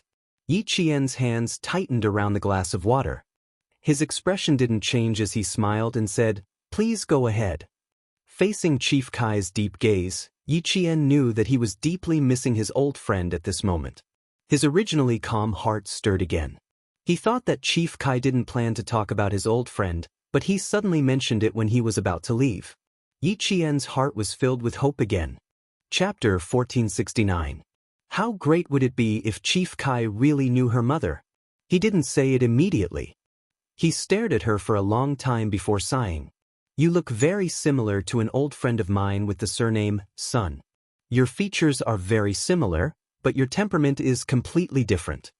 Old friend with the surname Sun. Yi Qian's heart trembled when she heard this. This was her mother's surname. Chief Kai. Her calm black eyes suddenly lit up. She looked at Chief Kai without blinking and said softly, Chief Kai, my mother's surname is also Sun. Did she really know her mother? Did Chief Kai really know her mother? Yi Qian's fingers trembled as she held the glass of water tightly. She was a little nervous. Chief Kai's eyes flashed fiercely. They both had the surname Sun. Could Yi Qian really be his old friend's daughter? If that was the case, then why did the letter they received say that his comrade's daughter had passed away in an accident? Moreover, the comrade who had specially asked around said that his daughter had indeed passed away in an accident. He also said that she was young and mischievous. On a summer afternoon, she had run out to play in the water by herself and had unfortunately fallen into a pond and drowned. Chief Kai's heart was already in turmoil. His eyes lit up as he said, "She used to be in the military. If she really was his old friend's daughter, then she should at least know about her mother's past." Yi Qian naturally knew a little, but not much. Uncle Jen didn't know much, so naturally he didn't tell her much. But now that she had met an old friend who could possibly know her mother, Yi Qian suppressed the excitement in her heart and tried her best to answer politely. "I don't know if the old friend you're talking about is my mother. I only know that my mother was a martyr. Unfortunately, she died in the line of duty when I was 3 years old." Suppressing the excitement in her heart, Yi Qian was still a calm and self-controlled Special Forces soldier. She didn't like to show her emotions. Although her emotions were as vast as the ocean, they were also deep and unpredictable. Her mother's sacrifice was suspicious. Suddenly, an old friend who could very likely know her mother had appeared. Although it was indeed a coincidence, it was better to be cautious. Yi Qian's wandering from place to place in her previous life made her cautious and not easily trusting others. "Your mother and my old friend are somewhat similar. She was indeed a soldier. 17 years ago, she died in the line of duty." Yi Jian probed carefully, and so did Chief Kai. He didn't say anything more or less, but he just happened to say something useful. Chief Kai was cautious because he had learned that the daughter of his old friend had passed away in an accident. Yi Jian, on the other hand, was suspicious and reserved because of her mother's sacrifice. She did not take the initiative to start the conversation. She waited for the other party to say something before she answered. "What a coincidence. My mother also died in the line of duty 17 years ago. When she was sent back, the leaders of the military, political, and military commissions said that my mother was personally sent to the incinerator by the premier." Speaking of the past, Yi Jian couldn't help but gently close her eyes. The corners of her eyes were moist. Sometimes, it wasn't a good thing to have a good memory. She remembered that day very clearly. Even though she had lived 2 lives, the memory was still so fresh. When the peach blossoms withered, the ground in the peach forest was covered in a thick layer of pink, red, and white. She was playing at home when she suddenly heard Sun Dongxing's faint cries coming from outside the peach forest. She didn't know what was going on and kept looking up. She saw 2 soldiers in military uniforms and military caps walking out of the peach forest step by step. Chapter 1470. One of the soldiers was holding a small, dark-colored box. On top of the box was a folded red national flag. Behind the 2 soldiers, there were a few other soldiers. They were surrounded by the villagers, and some aunties were sobbing. Later, she found out that they said her mother had sacrificed herself and slept in that small dark-colored box. Peach blossoms fell like rain. The sky was gray and misty, and it drizzled. It was very cold on her face, and it made her heart feel very empty. They all said her mother had sacrificed herself. Sacrifice represented death. What was death? When she was 2 or 3 years old, she experienced her father's death. She already understood what death was. When I sent her back, the willow tree by the pond had just started to sprout green, and the peach blossoms had just bloomed. I knew my mother had sacrificed herself. Yi Jian said softly. She knew that Chief Kai hoped that she would be able to answer every sentence he said. Then she would be able to string them together and find out whether she was the daughter of his old friend or not. Chief Kai, who was leaning against the back of the chair, unconsciously sat up straight. His deep eyes became watery. All of our comrades like to call her Red Plum. Red Plum in the army, Red Plum in the army. Is it because her name has the word shui in it? Yi Qian raised her hand to wipe the tears from the corners of her eyes. She knew that her heart was beating a little fast, and it felt like it was going to jump out of her throat. With every word she said, she observed Chief Kai more carefully. She didn't want to miss the slightest expression on this middle-aged man's face. She thought that she had indeed met her mother's old friend, her mother's former comrade. Chief Kai's eyes became watery, and there was nostalgia, sadness, and reminiscence of the past. Yes, her name has the word shui, like the red plum blossoms in the snow. So, her code name was Red Plum. Red plum blossoms in the snow, blooming proudly in the snow. As he spoke, his voice became hoarse. Martyr's son Xueqing, this is my old friend, and also my former comrade. It couldn't be wrong, it couldn't be wrong. Yi Qian must be her daughter. Hong Mei, oh Hong Mei, I didn't expect your daughter to have grown up so much. She's even carrying on her mother's will. She's also donned a military uniform to serve the motherland just like you. She's become a female soldier who's not inferior to a male soldier. You in the underworld must feel gratified. Chief Kai completely believed that the girl in front of him was his old friend's daughter. His originally serious eyes became infinitely warm as he slowly talked about the past. I know that she has a daughter. My comrades in the team all know. But more than 10 years ago, we wrote a letter to ask about it. We received a reply from the town saying that son Xueqing's comrade's daughter died in an accident. We also sent a retired comrade to inquire about it and received the same reply. They all said that you went out to play in the water at noon in the summer and unfortunately fell into the water and died. Everyone in the same class as Hong Mei believed it. We all believed that you died because you fell into the water that summer. In the end, he didn't. Hong Mei's daughter was still alive. And he had met him. At this moment, Chief Kai completely believed that the young female soldier in front of him was their comrade's son Xueqing's daughter. She didn't know that her mother's comrade had come to inquire about it. However, even if she did, she wouldn't have known that when she was young, she had struggled to survive in Sun Dongxing's hands. Ying had forced her to be timid and weak. In addition, Yi Zhifan had received old Madame Ye's orders to raise her into a useless person. She didn't know anything about the outside world. Chapter 1471. I'm sorry to have made you worry. I've always lived in Shuku village and never left. When did you come to our village? 3 years after your mother's death, some of us retired at the end of the year. We wrote a letter to the town in September and received a reply in early October. At the end of December, one of our retired comrades specially came over before returning home. Only then did we completely believe that you really died in an accident. Chief Kai let out a long sigh. Now, I don't understand what's going on. You were clearly still alive. So why did we receive a reply saying that you were in an accident? Why did our comrades also say that you were in an accident? She calculated the time. At that time, she was being bullied badly. As a village official, Yi Zhifan had close ties with the Fujian town government. It was normal for him to receive a letter and reply in such a way. The strange thing was, why did her mother's comrades say the same thing? If the letter you wrote fell into Yi Zhifan's hands, it would be normal for him to reply that I fell into the water and died. To be honest, sometimes I think it's a miracle that I was able to survive safely. Yi Qian said half jokingly and half seriously. But as soon as he said this, Chief Kai's face suddenly darkened. He asked in a low voice, "What's wrong? Did someone come looking for you?" At that moment, Yi Qian's heart sank. Chief Kai's expression and what he said. Something was wrong. She guessed right. She really guessed right. There was something suspicious about her mother's death. No one came looking for you, but...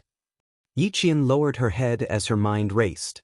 She wondered if she should directly ask Chief Kai for confirmation. But could she trust him? It was the first time they met. Should she ask about the past that might have a lot to do with it? Director Kai also lowered his eyes, so he didn't see the contemplation on Yi Jian's face. He breathed a sigh of relief and was about to speak when Yi Jian's phone in her pocket beeped. Xia Jinyuan was calling. After glancing at the caller ID, Yi Qian stood up without hesitation.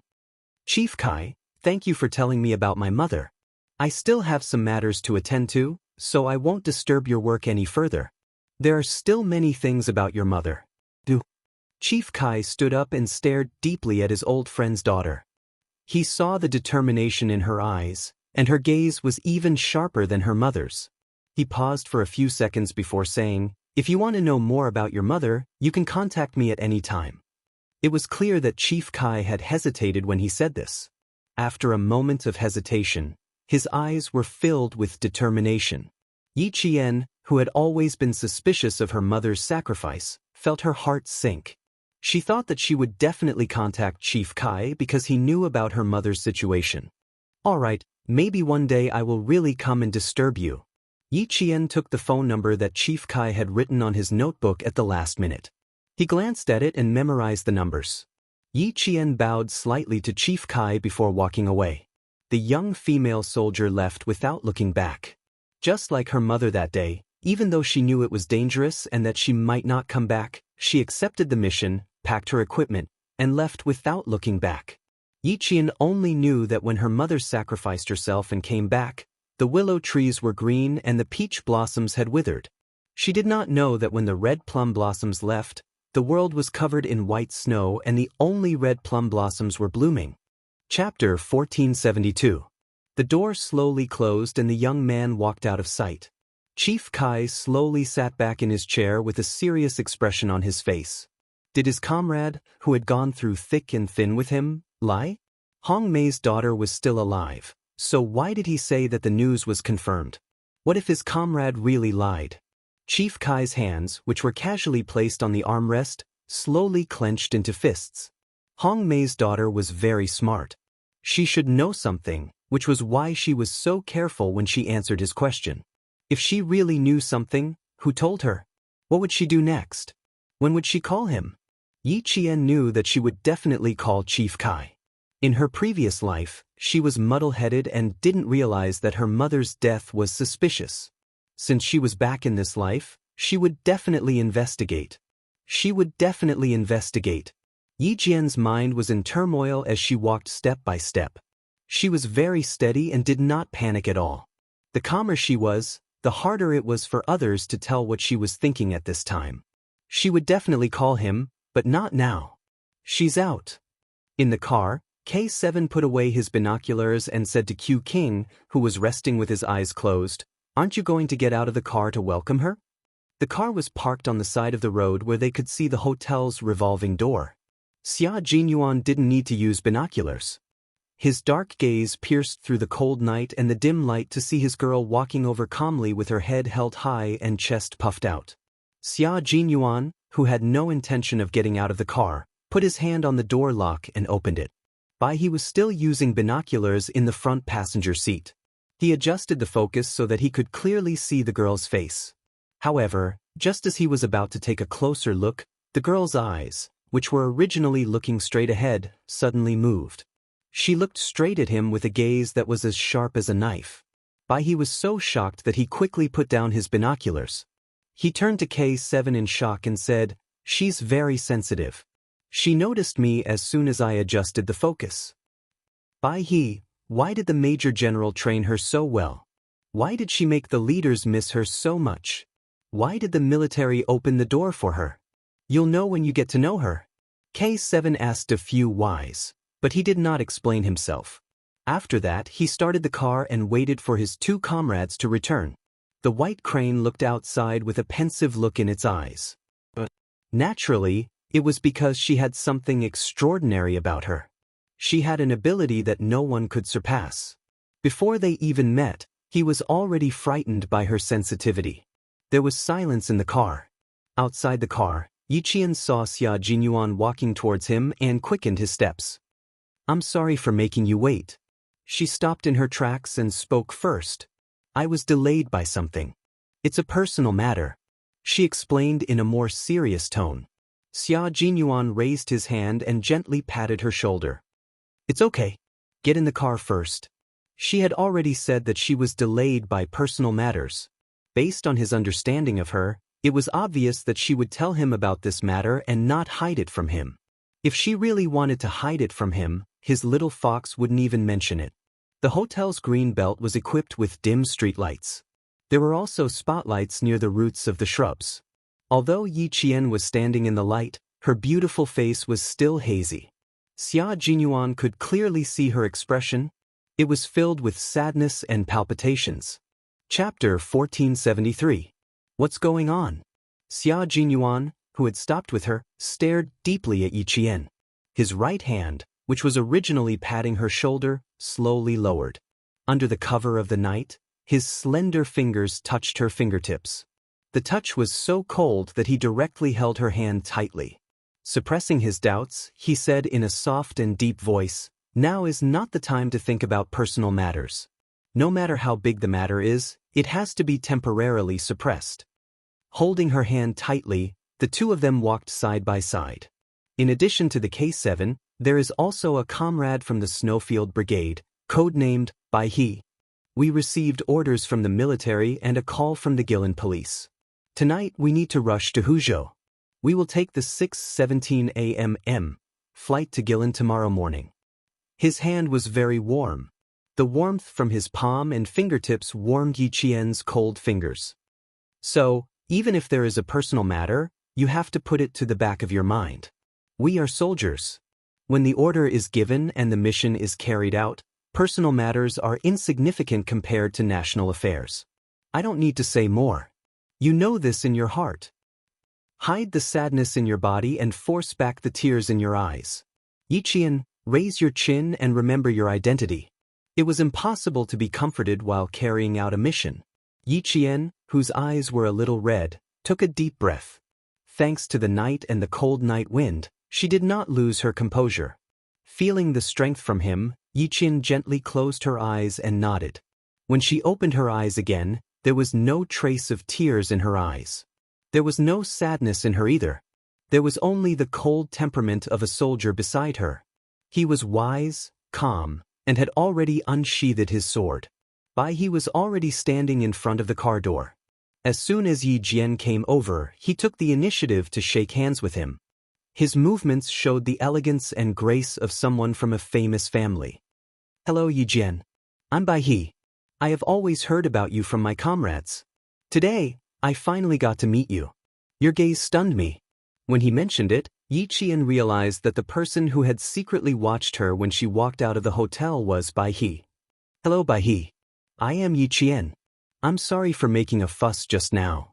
When he withdrew his hand, Yi Qian had already finished sizing up the white crane. He could not stop a thought from emerging in his mind. Why were the special forces of the Snowfield Brigade like beauty pageants? Every one of them was so handsome. Using the words of 10 years later to describe them, why are they all so good-looking? Every one of them was not only good-looking, but their figures were also one in a million. They were all tall and straight like pine trees and slender like green bamboos. As for their figures, needless to say, they had broad shoulders, narrow waists, and long legs. Once they were in uniform, they could attract a lot of attention just by looking at their figures. Yi Qian suddenly rejoiced that he had a firm state of mind. He did not have too much desire for men, nor did he have a crush on them. Otherwise, when faced with such a group of good-looking and well-built male soldiers, he would really only care about looking at men every day. After sizing him up, Yi Qian calmly retracted his gaze, not at all attracted by Bai He's handsome face. He stood tall and straight like a pine tree, exuding an inviolable military aura. When Bai He saw this, she felt a chill in her heart. She also had a better impression of Yi Qian. To be able to become comrades with such an outstanding female soldier filled her with joy. Xia Jinyuan, who was standing beside her, opened the car door and said to Yi Qian, "Let's talk in the car." Bai He smiled at Yi Qian without any sense of distance and got into the car first. At the same time, she did not forget to quickly say to K7, "Very good." Chapter 1474. How could he say, "Not bad," after just meeting him? The K7 glanced at him. When he heard the sound of the door closing behind him, he released the brakes and stepped on the accelerator. The car with good performance immediately sped forward a few meters. Now that the matter at Tongzhou International Hotel was settled, he had to be careful with the next important mission. In the car, Yi Qian first contacted the pigeon and reported to the director that he was safe. Then, he discussed the next mission with Xia Jinyuan and the other two. "Your mission is to find a few police officers who were sacrificed and make sure that they can come back in one piece." Xia Jinyuan first discussed Yi Qian's personal mission because she would be the first to sneak into the village. There's a young girl in the village called Fu Hui who will help you secretly. You can stay at her house tonight. Fu Hui was the only high school student in the mountain village. Her parents used to be honest farmers, but they joined a cult and did a few things that made her feel guilty. In order to let her parents know that they were wrong, Fu Hui chose to report them. Her report came at the right time and too suddenly. The police in Yuyang City also knew that the higher-ups were secretly investigating the exact location of the cult's headquarters, so they secretly sent people to investigate. Unexpectedly, the people they sent never returned. This alerted the Great Hall and the highest leaders. The organization's commissioner appointed Director Min as the main person in charge and launched a nationwide operation to crack down on the cult. In the next few months, the number of people arrested was not in the unit of people, but in the unit of hundreds. Director Min used himself as bait during the celebration, and in less than 2 days, he caught a group of criminals with a certain status in the cult. Among them, the foreign agent Mr. Charlie was the most important. Through Mr. Charlie's confession, they learned that the big committee member intended to escape abroad because of the tense situation in the country. Charlie was in charge of his departure. That was why Xia Jinyuan and the others drove overnight to Huzhou to capture the big committee member in a mountain village in Yuyang City. This is the phone of the foreign criminal, Charlie, and his voice. Listen to it first. Xia Jinyuan handed a mobile phone and a recording to Yi Qian. During this period of time, you need to disguise yourself as Charlie and contact the committee member at all times. Keep him in the village and tell him that the procedures for going abroad are in progress. He looked at Yi Qian from the rearview mirror. Ventriloquism. Yi Qian knew ventriloquism. It was said that she could imitate anyone's voice. It was so miraculous that they found it hard to believe. Ventriloquism originated in ancient times, imitating the sounds of animals to swindle prey for food. During the Warring States period, in the story, Mengshang Junyi breaks through Hangu Pass. Crowing cock and stealing dog was the earliest military application of ventriloquism. From the Song dynasty to the Republic of China, ventriloquism flourished on the side of Henghai. However, most of them were imitating the sounds of animals. It was rare to see them imitating human speech. In the mirror, he saw Yi Qian turn on the recording pen. Charlie's voice came from the car. Yi Qian's beautiful brows were slightly furrowed as she listened attentively. Her lips were also moving, but the movement was not big. If one did not look closely, one would not be able to tell. After listening to it twice, Yi Qian turned off the recording pen. Let me try it. Listen and see if it sounds similar. No. I don't know much about this. Moreover, I'm not from your country. You don't have the right to arrest me. Damn it, let go of me. I want to see my lawyer. His back stiffened when he heard the voice. Chapter 1475. If he did not know who was sitting behind him, he would have thought that he was possessed in the middle of the night. Similar, too similar, no, not similar, it should be exactly the same. How could he imitate so well? Ventriloquism, a consummate skill that no one could compare to, and a consummate skill that no one could learn. It could be said that Yi Qian had shocked Bai He with his first move. It also made him understand why the military valued Yi Qian so much that he would be the first to go on a mission. It was too shocking. Even if such a talent was average in other aspects, just this consummate skill alone would make him useful to the military. Moreover, Yi Qian was an all-round talent. If the military did not discover him, it would be a loss for the military. For a moment, Bai He could not calm down. He had been conquered by Yi Qian for the first time they met. In the end, Xia Jinyuan pointed out, speak faster and with a higher tone, with a bit of arrogance. Also, Charlie likes to order people around, so he is very forceful when he speaks. You don't have to be too gentle when you are trying to calm down the main criminal. Okay, I'll try again. Yi Qian nodded and stopped repeating what Charlie had said in the recording pen. Instead, he spoke as if he was chatting. At this moment, Bai He could feel sweat forming on his back. Even K7's palms, which were holding the steering wheel, were wet. K7 had never heard of Yi Qian's ability to imitate others. The two people in the front row were stunned when they heard this. Hearing another person's voice from the mouth of someone they were familiar with, they would never believe it if they didn't see it with their own eyes. Now that they saw it with their own eyes, they still found it unbelievable. Xia Jinyuan's talent in language was not inferior to Yi Qian's. His expression did not change much as he gave a few pointers. After about 10 minutes, he nodded. That's about it. It shouldn't be a problem to communicate over the phone. Then he asked Bai He, did you have any advice? Oh no, not at all. Bai He quickly answered and turned around to face Yi Qian. He gave him a thumbs up. I can only admire you for this. This skill was amazing. Xia Jinyuan knew exactly what his comrade was thinking. He was as shocked as he was. Back then, he had suddenly heard a man's voice come out of the mouth of the seemingly delicate little girl beside him.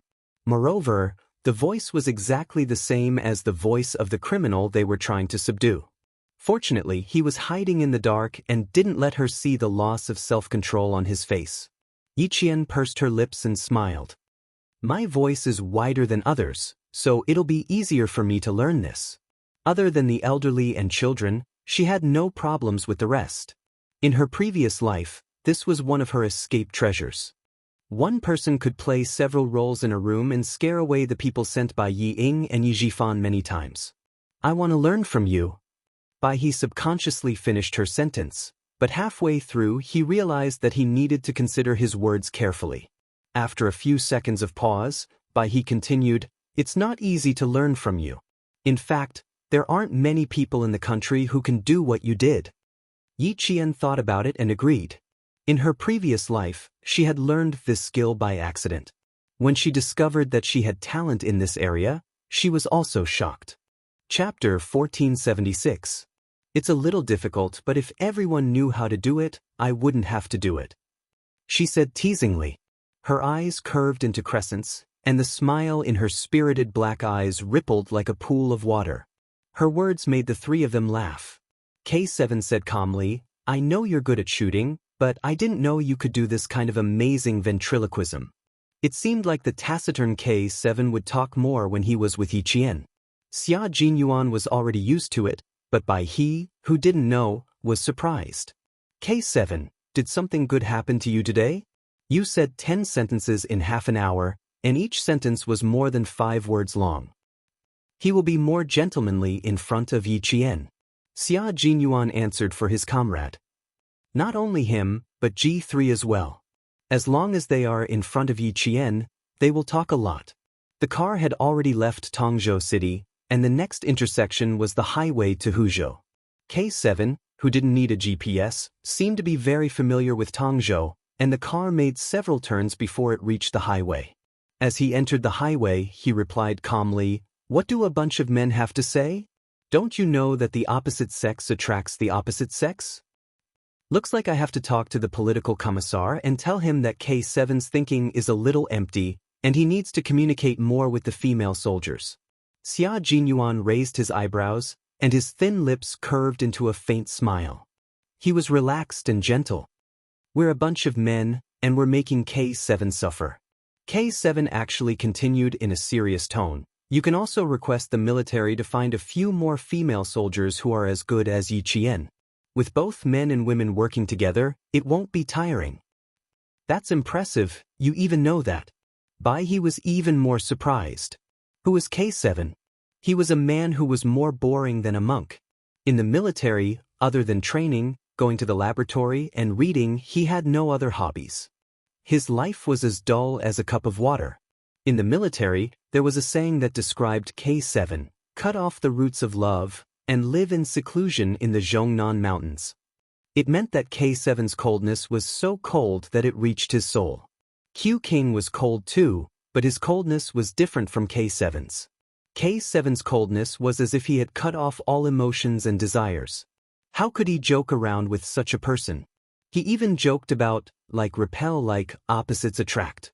They had been comrades for 6 years now, and this was the first time he heard K7 say something that sounded so mundane. I think everyone will be happy to have a few more comrades like Yi Jian. K7 didn't care about how shocked his comrades were. He just said what he wanted to say. He was just speaking the truth. Xia Jinyuan, who had always been open-minded, felt that K7's words made sense. However, if he were to use his little fox as a standard, Xia Jinyuan felt that it would be difficult for the military to make such a suggestion. His slender body leaned forward slightly, and his deep and magnetic voice was heard. I can send you to the arts department, but we have to find a few female soldiers like Yi Qian. We shouldn't make things difficult for the military. K7 laughed. He probably didn't laugh often, so the sound of his laughter was a little scary. It was mysterious and had a deeper meaning. Bai He, who was watching from the side, also laughed. He had seen how capable Yi Qian was, and that alone was enough to make him feel shocked. Chapter 1477. Just as Q King had said, finding a few female soldiers like her was indeed difficult for the military. His comrade's meaningful laughter made Xia Jinyuan smile. Indeed. His little fox was unique, his girl was unique, and he and their comrade Yi Qian were unique.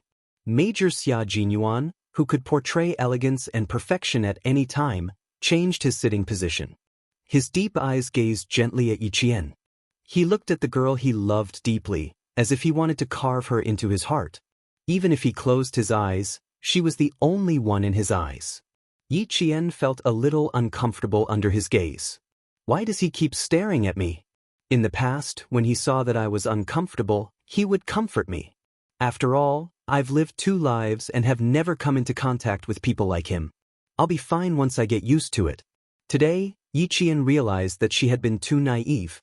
She had underestimated the elegant yet dangerous man in front of her. Time passed, and Xia Jinyuan became more mature with each passing day. His aura was even stronger than before. Looking into his eyes, she really couldn't take it. He was too gentle, so gentle that it was as if there was electricity in his eyes. When she looked into his eyes, the electricity would flow into her heart and make her breath go haywire. Receiving her glare, Xia Jinyuan raised his eyebrows elegantly. His incomparably elegant appearance contained a scoundrel that Yi Qian couldn't handle. She had to find an opportunity to tell him that she really wasn't used to flirting with him in front of her comrades. It was too awkward. It was fine if K7 knew about their relationship, but Bai He didn't. Her comrades who could enter the Snowfield Brigade were all meticulous people. If she wasn't careful, they would notice something. If Bai He noticed that something was wrong, she would definitely jump out of the car and leave. Yi Qian immediately glared at the comrade in front of her when he wasn't paying attention. She used her eyes to tell him, "If you keep looking, I'll ignore you." Cough, cough, cough. Understanding the warning in his girlfriend's eyes, Xia Jinyuan suddenly coughed. If he kept looking, she would ignore him? Was that a warning? All he saw was her cuteness. Xia Jinyuan, who always knew when to stop, did not continue watching. He did not want his girl to feel awkward and unnatural in front of his comrades. He retracted his gaze and coughed with his fist against his thin lips. His dark and cold eyes were filled with a smile. She didn't want to look anymore. If she did, the shy little fox's face would turn red. Bai He really didn't know about the relationship between Q King and Yi Qian, and he didn't think in that direction. From K7's casual tone, he could tell that K7 really treated Yi Qian as a comrade that he could confide in. She couldn't help but take another look at Yi Qian through the rearview mirror. The interior of the car was a little dark, so he couldn't see her facial features clearly. However, when his gaze landed on her, he could feel that her eyes had the same spirit as his. They had the same faith and the same goal. After taking another look and sizing her up, Bai He understood why his comrades would praise her endlessly every time they returned from a mission together. It could be said that the entire Snowfield Brigade knew about Yi Qian, and those who had never seen Yi Qian before were just as curious about her as he was. Every time Xia Jinyuan returned, there would always be a few comrades who would come over to ask about Yi Qian. Some of them would even ask their captain when he would bring Yi Qian to their brigade, or when they would become comrades who would fight together and go to the battlefield together. Chapter 1478. Through the rearview mirror, Bai He looked at Yi Qian with a kind gaze. When he saw Yi Qian smiling back at him in the mirror, Bai He couldn't help but smile as well.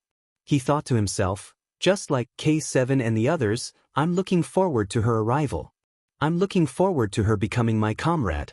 He finally understood why all the comrades in arms who had fought alongside Yi Qian looked forward to fighting alongside her again. Her eyes, her expression, and the way she spoke made you feel safe from the bottom of your heart. It was so safe that you could trust her with your back when you were on the battlefield. It was still some time before they left for Huzhou. Even though the four of them were chatting until they were relaxed, they didn't continue chatting. They needed to maintain a certain amount of energy to deal with the upcoming danger. The four of them took turns driving. Each of them only needed to drive for 3 hours. Xia Jinyuan and the others didn't mention that Yi Qian didn't need to drive and could rest all the time. They were comrades in arms who fought together. They could share joys and sorrows together. Since she was responsible for driving for 3 hours, it also meant that she could fight alongside them without any special arrangements. The night deepened. Yi Qian, who was in charge of driving the car in the morning, had already fallen asleep. Her breathing was long and steady, and there was even a sweet smile on her delicate face. She was completely relaxed as she fell into a deep sleep. Bai He in the front seat had also fallen asleep. Major Xia, who was waiting for his girlfriend to sleep first, saw the car enter the tunnel. He quietly raised his hand. When the car exited the tunnel, Yi Qian, who had been resting his head on the window, had already fallen asleep on his shoulder. After finishing his task, Major Xia closed his eyes in satisfaction. The three of them fell asleep. However, someone rushed into the elevator with the cool night breeze and pressed the floor number. Yi Jifan's face was as gloomy as a dark cloud. "What's the matter in the middle of the night? Why do you have to rush over now? Can't you wait until tomorrow? What urgent matter could Yi Zhixiang and her husband have?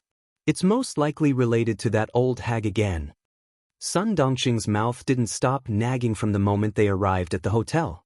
"Listen carefully. If she wants me to take care of that old hag, there's no way. You'd better be alert. Don't be soft-hearted when she cries and throws a tantrum. You treat her as your sister, but does she treat you as her brother? Never. When she was young, she always looked forward to the two of us fighting. Didn't she do enough to drive a wedge between us? Haven't you wronged me a lot? The enmity between her and me is huge, and I won't be able to resolve it in this lifetime." She was still talking relentlessly and did not notice that Yi Jifan's gloomy face was already filled with ruthlessness. Ying saw this and her heart thumped. She secretly tugged at her mother and whispered, "Mom, aren't you tired after talking for so long?" He didn't stop at all from his house to the hotel. "Since we're already here, do we have to go back now? Dad knows what's going on. Can you stop saying that?" His voice became lower and lower. "Can't you see that Dad is in a bad mood now? Can you at least be considerate of your father?" Sun Dongqing had always listened to her daughter's words. When she heard her daughter's words, she snorted and stopped nagging. Yi Jifan didn't want to communicate with his wife anymore. There was no point in talking to her. Other than arguing and throwing tantrums, he couldn't think of anything else she could do. She was smart once in a while, but she was stupid afterward. Chapter 1479. When they arrived at Yi Zhixiang's room, Ying knocked on the door. "Andy, it's me. Dad, Mom, and I are here to see you." As soon as she finished speaking, the locked door of the hotel room opened. Yi Zhixiang stood in front of the family of three, wearing a black trench coat. Her face was ashen.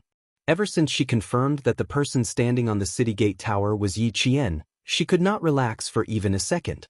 Looking at Yifan, her lips trembled as she said, "Brother, something big happened." Her expression was so terrible that even Sun Dongqing, who had wanted to show off her power, was shocked. "What happened?" Her heart fluttered for a moment due to all the fuss. The room was filled with the smell of cigarettes. Sun Yaozu, who had smoked half a pack of cigarettes, stood up. His expression was also terrible, but when he spoke, his fierceness did not change. "Something troublesome has happened. Second brother, we have to discuss how to solve it. Look at the TV. I have to start from there." Sun Dongqing glanced at it and looked away. She rolled her eyes and said sarcastically, "Didn't you just go to the capital for a vacation? Do you still need to show off to us? Do you think I haven't been there before?" She did not look carefully, but Yi Ying saw it. She, who had been standing there with a smile, turned pale in an instant. Her finger trembled as she pointed at the figure she was most familiar with. It was also the figure she hated the most. Dad, Yiqian looked. That's Yiqian.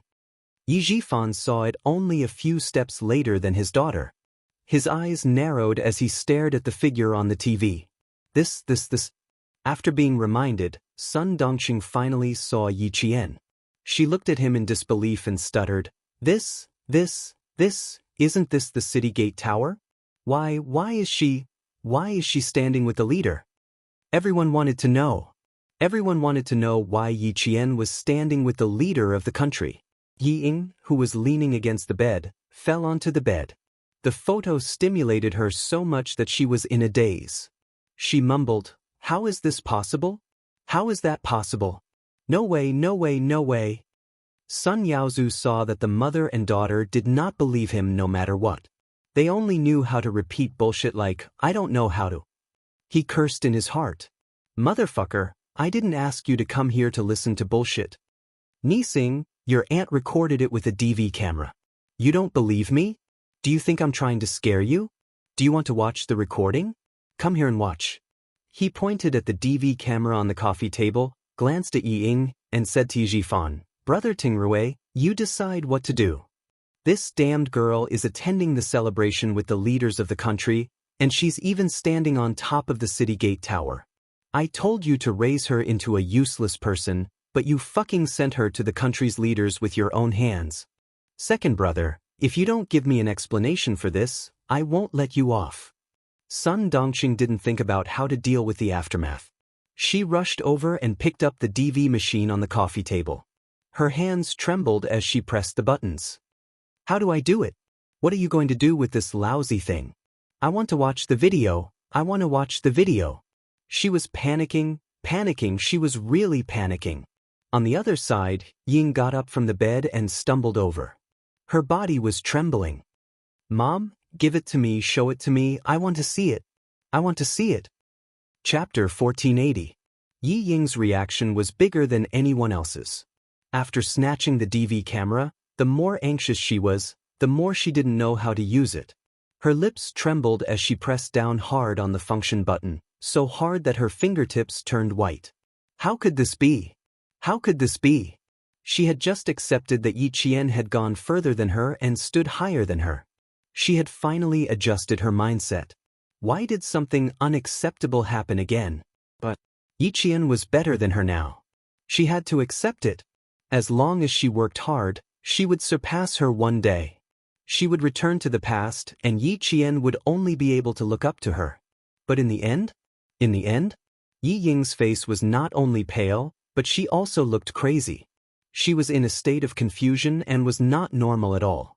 After pressing the buttons for a long time and not seeing the video she wanted, Ying suddenly raised her head and shouted at Yi Zhixiang, What rubbish? What rubbish did you buy? You call yourself a college student. You don't even know how to use a small video recorder. Yi Zhixiang glanced at Yi Ying with disdain. She did not act like an elder and said sarcastically, No wonder you can't compare to Yi Qian in everything. You're just stupid. Bitch, shut up. Sun Dongqing, who was defending her daughter, immediately jumped out and shouted back, You shameless bitch. Ying Ying calls you auntie. Bitch like you ba. You don't deserve it. Yi Zhixiang could not take this kind of insult. Hearing this, she was so angry that she screamed and rushed over like a shrew. Sun Dongqing, you bitch, how dare you insult me? I'm going to tear your rotten mouth apart. She pounced on Sun Dongqing and began to fight. She scratched Sun Dongqing's face with her hands and kicked Sun Dongqing. Sun Dongqing, who did not expect her to attack, did not react in time and suffered a few losses. Insult you? Not only am I going to insult you, I'm going to hit you. Yi Zhixiang, who had the upper hand, cursed. She did not learn old Madame Ye's cleverness, but she learned how to insult and step on people's sore spots. You're so stupid. No wonder you gave birth to a stupid thing like Yi Ying. You're not as good as Yi Qian, but you're so full of yourself. You want to compare yourself to Yi Qian? You won't even have a chance in your next life. Sun Yaozu took a look and said to Yi Jifan gloomily, Second brother, you don't care about second sister-in-law? She's the wife of a provincial official after all. Why is she acting like a shrew? As he spoke, he had no intention of stepping out to mediate the fight. Zhixiang needs to be taught a lesson. Mom doesn't have the energy right now, so let her sister-in-law teach her a lesson. Yi Jifan didn't intend to stop the fight. Sun Dongqing had always been good at fighting. No one expected Yi Ying's expression to be so crazy. Yi Zhixiang had stepped on her sore spot. Her last shred of rationality snapped when Yi Zhixiang said, "You want to compare yourself with Yi Qian? You won't even have a chance in your next life." He finally collapsed. Her eyes were bloodshot and her facial features were twisted. She looked around the room with a ferocious expression. When the four adults weren't paying attention, she picked up 2 teacups and approached Yi Zhixiang. Just as Yi Jifan thought, Sun Dongqing wouldn't let herself be at a disadvantage when it came to fighting. She pressed Yi Zhixiang to the ground and rode on her like a horse. She lectured Yi Zhixiang fiercely, "You want to fight with me? Why don't you open your eyes and see who I am? You dare to insult Ying. Your mouth should be torn apart." Yi Zhixiang wasn't someone to be trifled with. As long as she could move her hands, she could hit back. She deserves to be stepped on by Yi Qian. She's as stupid as her mother. Yi Zhixiang, whose forehead was hit, instinctively covered her face and yelled, "Murder! Murder!" Chapter 1481. With 2 porcelain cups in her hands, Ying smashed them on Yi Zhixiang's head, face, and the corner of her mouth. She did not say a word. She just kept smashing them mechanically. Those who said she was not as good as Yi Qian deserved to die. Those who said she was not as good as Yi Qian deserved to be beaten up. Those who dared to say that about her deserved to die and be beaten up. Sun Dongqing was scared out of her wits. She was shocked by Yi Ying's cruel and merciless behavior. She could only watch as her daughter smashed them again and again until she could not react. Not only was she scared out of her wits, but even the fierce Sun Yaozu was scared out of his wits. Who would have thought that a little girl could be so cruel? She was smashing a porcelain cup on Yi Zhixiang's head. She was going to kill her. Everyone in the room was scared out of their wits by the scene in front of them. Everything happened so suddenly that no one was prepared for it. Because it happened so suddenly, there was no way to prepare in advance or prepare for it. Even Yi Jifan's mind went blank for a few seconds. Yi Ying. Yi Jifan, who was the first to react, rushed over and grabbed Yi Ying's shoulders with his arms. He forcefully dragged Yi Ying back, causing her to fall to the ground. Yi Ying, who was in a frenzy, could not take it anymore. "I'm going to kill her. I'm going to kill her. Let go of me. Let go of me." She struggled to get up from the thick carpet.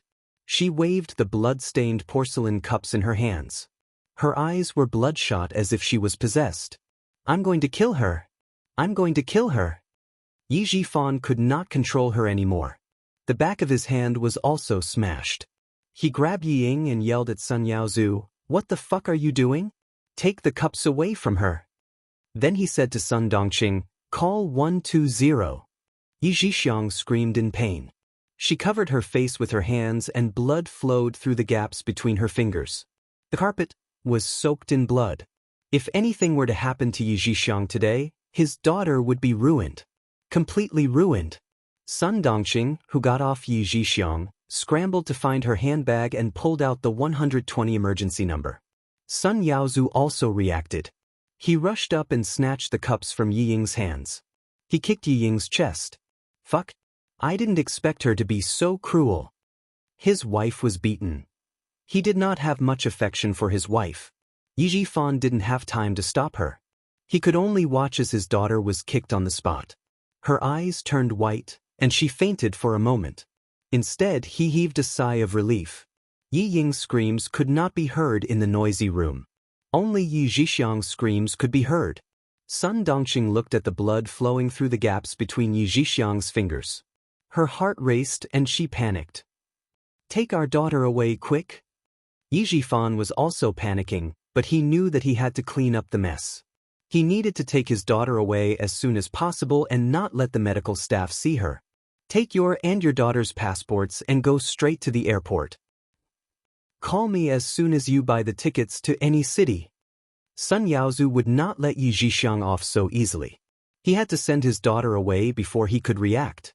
Sun Dongqing, who was out of her wits, could only listen to her husband's instructions. With her hair disheveled, She folded her handbag and carried her daughter who had fainted. She really did carry Yi Ying, who was at least 165 centimeters tall and weighed around 94 kilograms, and left the hotel quickly.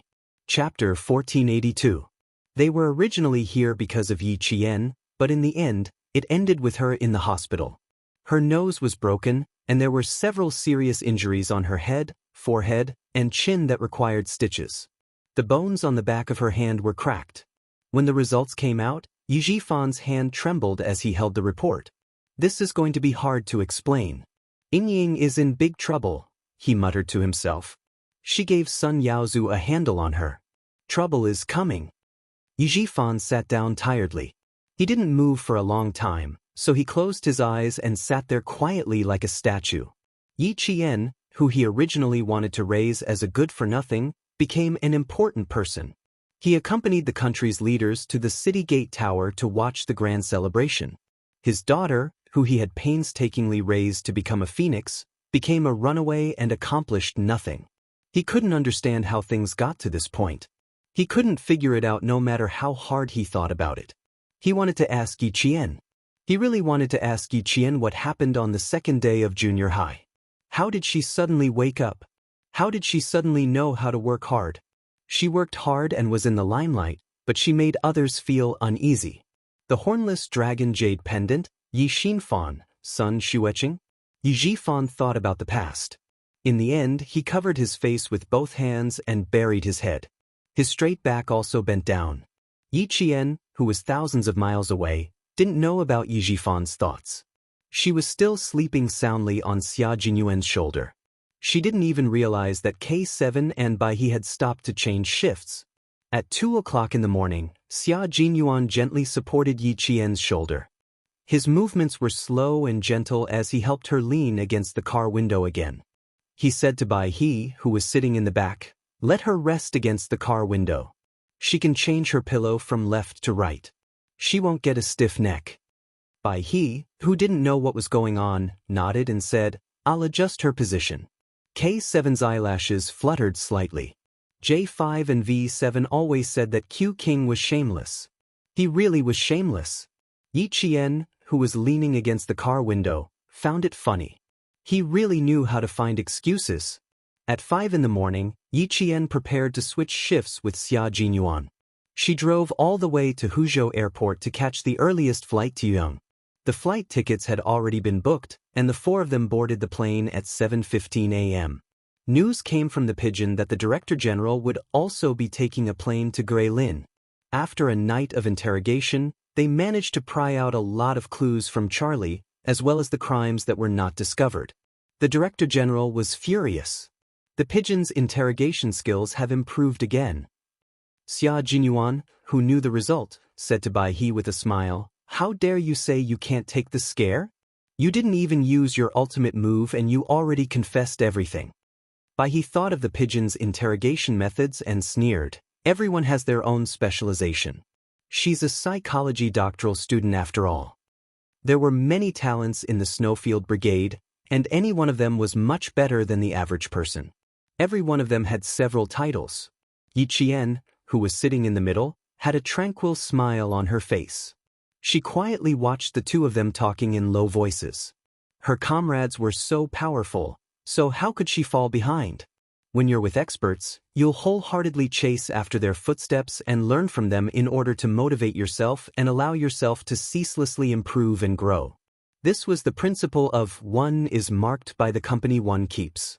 The plane landed at 10:30 a.m. Yi Qian sat in a shabby minibus and headed to a small village deep in the mountains. It was already 1 o'clock in the afternoon. The minibus was severely overloaded. Yi Qian, who was sitting at the back, opened the window to let the fresh air blow away the stuffy atmosphere in the minibus. Her gaze would occasionally linger on the woman in front of her, and then she would gently move away. This was the target she was keeping a close eye on. Chapter 1483. Yi Qian glanced at her discreetly, then calmly retracted his gaze. She lowered her head and took out a small silver phone from her pocket. The signal in the mountains was not very good. Before they set off, Captain Xia and the others had thought of this problem, so Bai He gave her a small device the size of a palm. It was specially designed to receive signals. Once they entered the mountains, they only needed to turn it on to receive signals. Her fingers lazily played with the phone's keyboard. The dee-da-da sounds of typing could be heard from time to time, conveying the message that she was bored and irritated. Sitting next to Yiqian was a young man who had returned to the village from working. He was a little reserved and did not dare to lean completely against the seat. Every time his gaze drifted to the beautiful and young girl beside him, he seemed to be even more nervous. After a few times, Yiqian felt bad for him. After playing with the phone for a while, Yiqian lowered his eyes to cover his flickering eyes. Then, he casually put the phone into his pocket and closed his eyes with a heavy heart expression. The target that Yiqian had targeted secretly watched Yiqian many times. She sized up Yiqian's attire and observed Yiqian's actions and expressions. In the end, as if she had confirmed something, her hands with bright red fingernails opened her exquisite handbag. She fumbled in the bag with one hand for a while before retracting her hand. Hold on tight, hold on tight. In front, the driver loudly reminded the passengers to hold on tight to prevent them from falling when the car made a sharp turn. As the car began to turn, the people in the car fell in one direction, and then in the opposite direction. After 2 consecutive left and right turns, the passengers standing in the car swayed back and forth like roly-poly toys.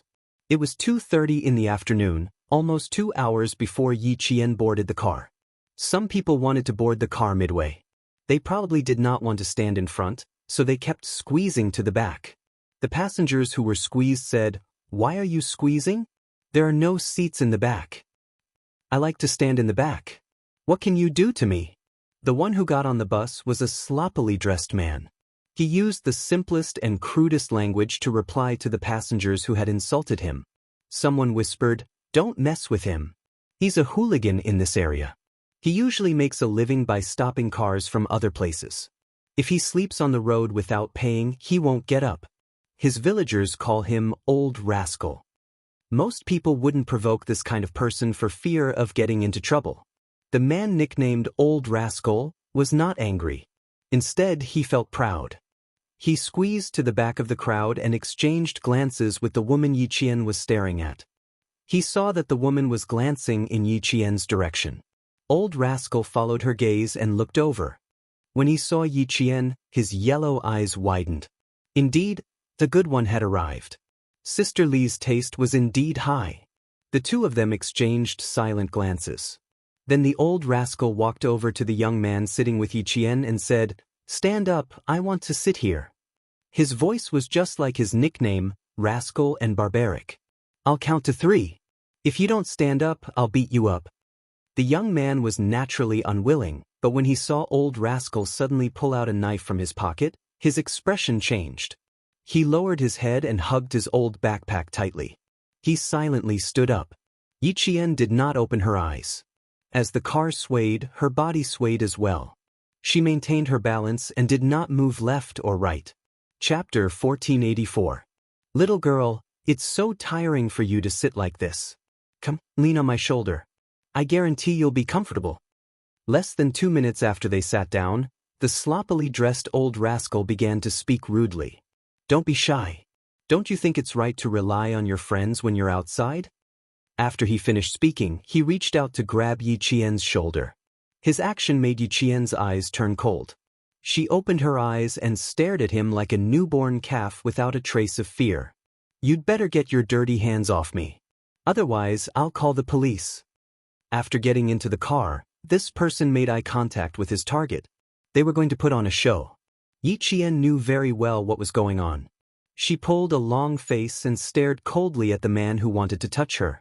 She needed to enter the village to meet Fu Hui. After the police investigation, the only person who could reassure the committee member was his mistress who had been with him for 6 years, Li Yi. The woman's name was Li Yi. She was the mistress of the main culprit of the evil cult, the committee member. At the beginning of every month, she would rush from the city to the mountains and tell the committee member everything that happened in the city.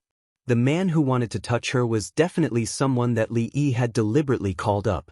Aya, little girls from the city are different. They like to call the police. The Old Rascal didn't dare to take her hand. Sister Li was staring at him. He had the intention, but he didn't have the guts. He only put his hand on the back of Yi Qian's seat. He licked his face and smiled wretchedly. Little girl, we're too far away from the police. They can't do anything about it. Besides, I'm worried that you won't be able to sleep well because of the shaky ride. I'm lending you my shoulder. I'm just being nice. Normally, Yi Qian would have beaten him up without a word. But now, she had to endure it and pretend to be afraid. Faced with the old rascal's harassment, Yi Qian pursed her lips and looked around. She needed to confirm if there were any of Li Yi's accomplices in the car, in case something went wrong later. A few passengers who made eye contact with Yi Qian turned their heads away and didn't look at her anymore. They misunderstood that the girl who was being pestered by the old rascal was asking them for help. Li Yi also misunderstood, but this was the kind of misunderstanding she wanted. Big brother, I'll switch places with you. She got up and walked over. At the same time, she reached into her bag and pulled out $200 bills. This is my sister. She's visiting my relatives with me. Just now, she was a little awkward and was a little unhappy. I'm sorry, big brother, can we exchange seats with you? Li Yi, who was wearing heavy makeup, was 36 years old. Her facial features were delicate and pretty, and she was very recognizable. He was wearing a black undershirt, a black knee-length leather jacket, a red scarf around his neck, a pair of black skinny jeans, and a pair of mid-length leather boots. Among the group of plainly dressed villagers, he looked particularly Western. In the words of the villagers, one could tell at a glance that he was a city dweller. She took out the money and acted as if she was trying to avoid a disaster. Everyone on the bus thought that she was really Yi Qian's older sister. The old rascal didn't dare to take the money at first, but Li Yi forced the money into his hands. Only then did he take it with a smile. While playing with the knife, he deliberately said, "Why didn't you say so earlier? If you had said so earlier, we wouldn't have had to be a good person."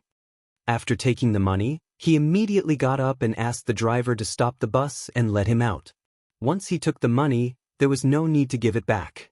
Even if it was Sister Li's money, he still took it. It was normal for him to collect some fees for doing things. Chapter 1485. As soon as he got out of the car, the atmosphere in the car was much more relaxed. Li Yi sat down and said to Yi Qian earnestly, "Sister, you have to be careful when you go out alone. Now that the world has changed, there are too many bad people. How can a girl like you be so bold? I see that you're dressed well and even use a mobile phone. Which village are you going to visit?" In addition to being the mistress of the committee member, Li Yi also had another identity. She was the boss of the Golden Bath Center. Her identity was also revealed from Charlie's mouth. She had been active in Yuyang for a long time, taking in girls who had been abducted and sold. Through various illegal and cruel means, she forced the girls to engage in illegal activities. Now, Yi Qian was the girl she wanted to abduct. She, who was in charge of Yuyang, had the backing of the committee member, the leader of the cult. She hired members of the cult to specifically find girls who liked to reap without sowing and then used various reasons to abduct girls in Yuyang. Then she controlled the personal freedom of the girls and used threats and promises to make these girls willingly sell their bodies in order to obtain money. It was precisely because they were abducting girls who liked to reap without sowing that they had never been discovered. No girls chose to call the police because they were often willing to stay after tasting the sweetness. Li Yi's life experience was also very rough. When she was young, she didn't like to study. All she wanted was to live a good life. After dropping out of school in junior high, she entered society and dated a boyfriend who was twice her age. Young and ignorant, she thought that she had found a life support, a man who was willing to spend money for her, who knew that her boyfriend would turn around and sell her to a snakehead who specialized in organizing girls to sell their bodies in the sauna centers and foot massage centers in Zhejiang. Li Yi, who had resisted before, received a customer for the first time. Because of her beautiful appearance, she was forced to sit at the bar on the first day and received a total of 800 yuan. The snakehead took 400 yuan for the tea and gave her the remaining 400 yuan. In 1988, she could earn 800 yuan a day, which was more than the 9-to-5 jobs of the city's office workers. From then on, Li Yi no longer ran away and no longer thought about leaving. She peacefully became a hostess. Li Yi, who was used to a life of drunkenness, went further and further away. When she was 30 years old and no longer young, she met a man who was generous and spent a lot of money. Although he was not handsome, he could bring her to high-end places. He could buy a car and a house whenever he wanted. From 1994 to 1999, Li Yi had followed this man for 6 years. She became the lady boss and the procuress, taking in girls who were as ambitious as she was back then and liked to reap without sowing. If someone didn't submit to her, she would use such violent means as defiling, beating, and imprisoning to force them to submit. In Li Yi's words, "Who can you blame for your own bad luck?" In the past 4 years, she couldn't even remember how many girls had been beaten to death or crippled by Li Yi, but so what? If he hadn't behaved himself back then, he would have been beaten to death long ago. That was why it was said that one had to accept one's fate. If one didn't accept one's fate, they would end up in a miserable state. The car swayed as it moved. Some of the villagers in the car started smoking, while the familiar ones started chatting loudly. The whole car was noisy and noisy. They were also whispering about what had happened just now, but they didn't dare to let the people in the car hear them. In the back of the car, Yi Qian had already opened his heart to Li Yi and told her everything. "I don't want to go home. It's so boring. Sis, where is this car going? I didn't look and just jumped into the car. I don't even know where it's going." Chapter 1486. When Li Yi heard this, the smile on her face deepened and became more sincere. She liked this kind of girl. She was naive, self-righteous, and most importantly, she ran away from home. It's good to be young. You can leave whenever you want without any burden. This car is going to a small county. It's also the most beautiful county in Yung. There are many mountains around it, and many foreign tourists love to go there to play. Take my husband's house for example. When I agreed to marry him, it was because I was fascinated by the scenery in his village. Li Yi was a very chatty woman, and she was also a very smart woman. When she heard that Yi Qian didn't even plan where she was going, she began to seduce Yi Qian without leaving a trace.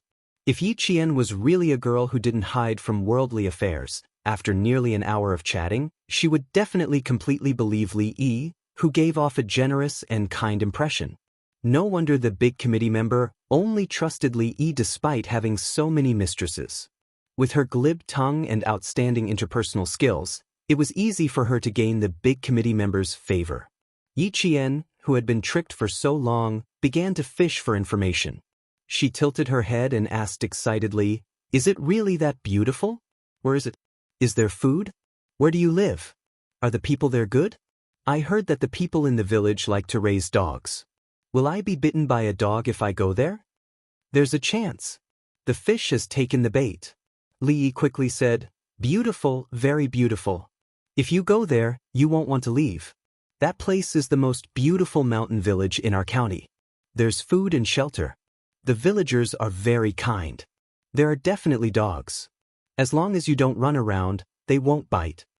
With dogs and villagers covering for the big committee member, it would be more difficult to escape once they were discovered.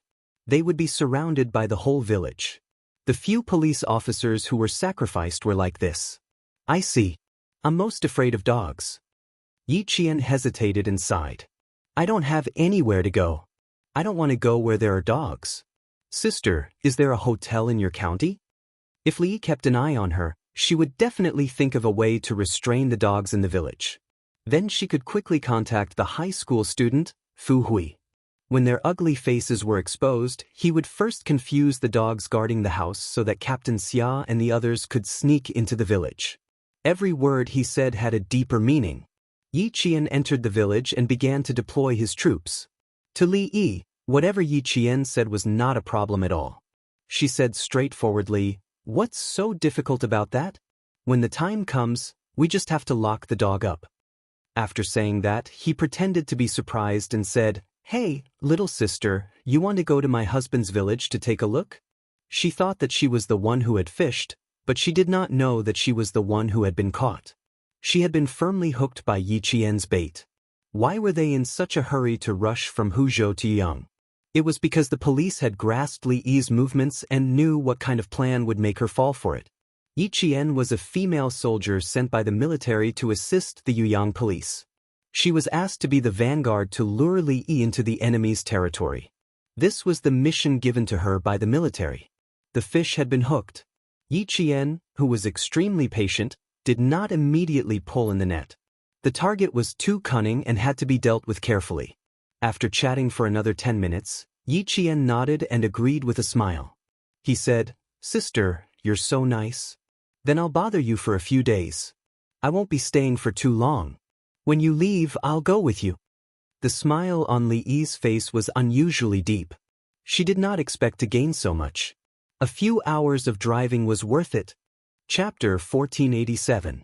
Looking at the girl's fair skin and beautiful appearance, especially her pair of black eyes that were as bright as the stars in the sky. When she looked at people, there was a hint of seduction. Suddenly, Li Yi felt a little uncomfortable in her heart. She was young and beautiful, while she was old and weak. She lived her life carefully, afraid that she would be abandoned by her lover. In the end, she did not have a place to live. Thinking about the goods in her hands, it was really infuriating. Comparing goods, one had to throw them away. Looking at the goods in her hands, she even boasted that her goods were the best in the whole of Guilin. Now, she had learned something new. Compared to the girl in front of her, the goods in her house were as different as clouds and mud. They had to be thrown away one by one. It seemed like she had to raise the standards of her goods. Otherwise, when the customers got tired of her, she would have to close the door. People live for freedom and happiness. I think you are an open-minded and cheerful person. If you feel uncomfortable, just walk around. When you come to our village, I will play with you. When the time comes, I will find a few villagers to take you to hunt pheasants and wild rabbits. As Li spoke, she wanted to hold Yi Qian's hand to show her affection, but she grabbed nothing. Yi Qian, who pretended to be very interested, clapped his hands and said excitedly, "Really? Hunting with a shotgun like the ones on TV?" After years of training, there were thin calluses between his palms and fingers. The calluses between his left and right thumbs and index fingers were from holding a gun. Li Yi, a criminal with a handgun for self-defense, could not rule out the possibility that she knew something. Li did not mind that she did not hold his hand. She answered with a smile, "Yes, hunting with a shotgun. But the shotguns in our village are different. When the time comes, I will let you see." There were guns, but the number was unknown.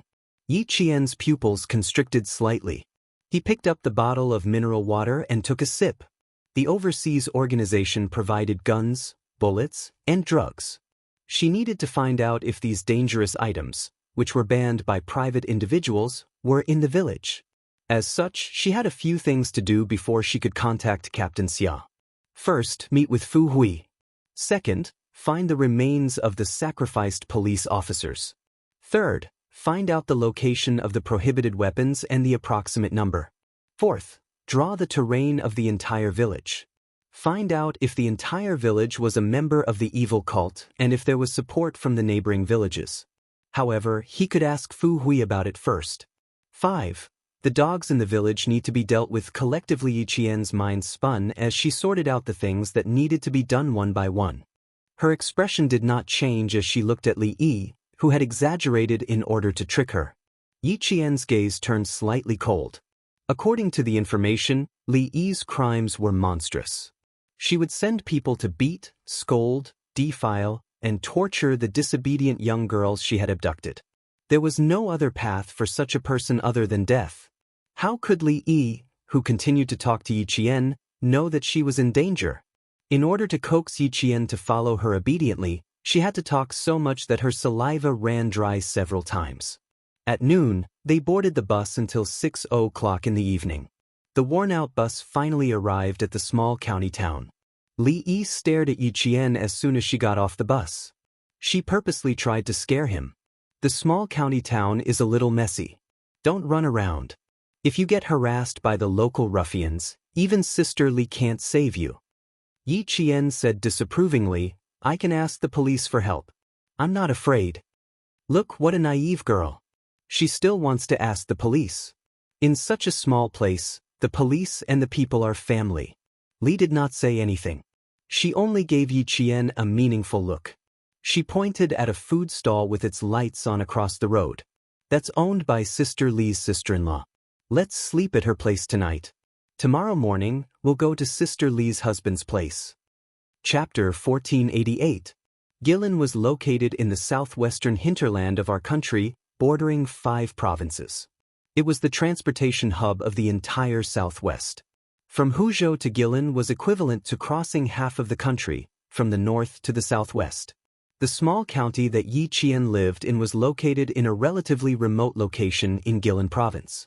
It was surrounded by mountains and had beautiful scenery. At night, the entire county was pitch black. There weren't even any street lights. Sitting in a room filled with the smell of all kinds of food, Yi Qian lowered his head and sipped the water that had just been poured out from a thermos. A woman in her 30s with slightly dark skin was talking nonstop. Li introduced this person to him as her sister-in-law. Her name was Wang Gui. Her name was correct, but her identity had to be changed. Wang Gui, one of the committee members' mistresses, was responsible for the communication between the small county and the mountain village. She promptly reported the information that Li Yi had gathered from the city to the committee member. She had 2 thin, willowy eyebrows, and her eyes would flicker from time to time when she spoke. At a glance, one could tell that she was a restless woman. As for her personality, she was quite enthusiastic like Li Yi.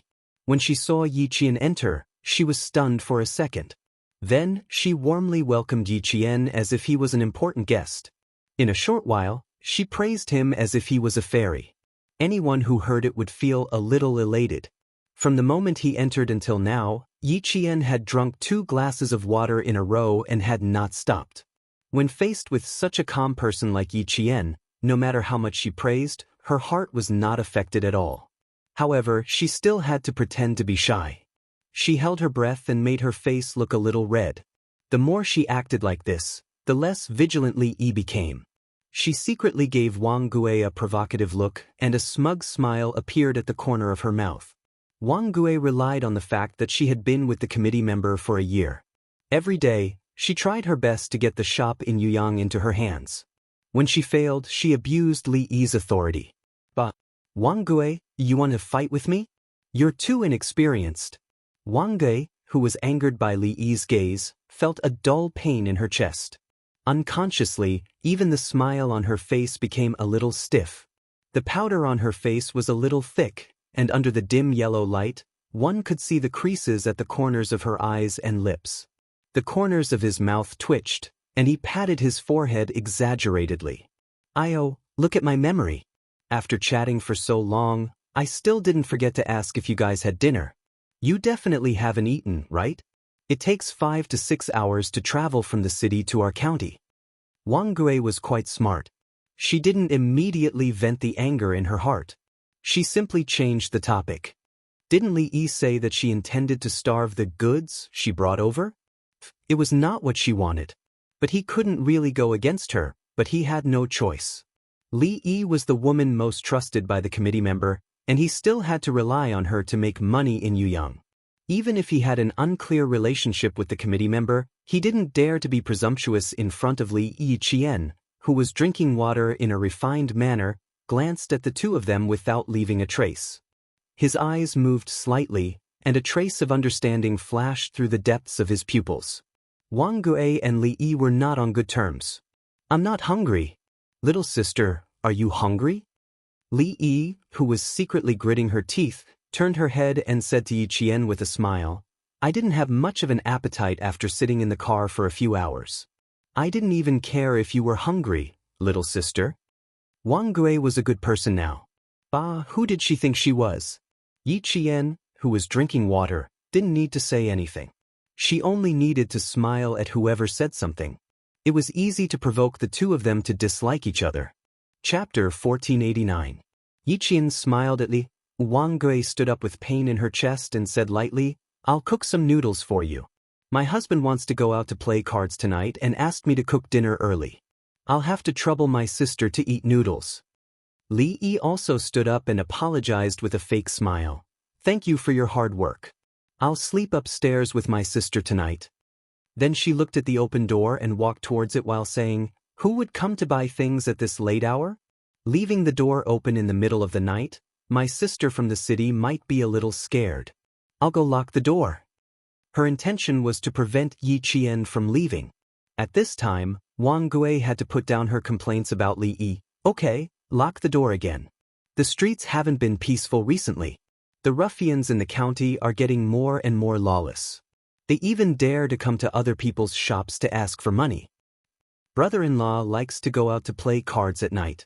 Then you should be careful at home alone. Don't get bullied." Li Yi's words were sarcastic. What a promiscuous woman.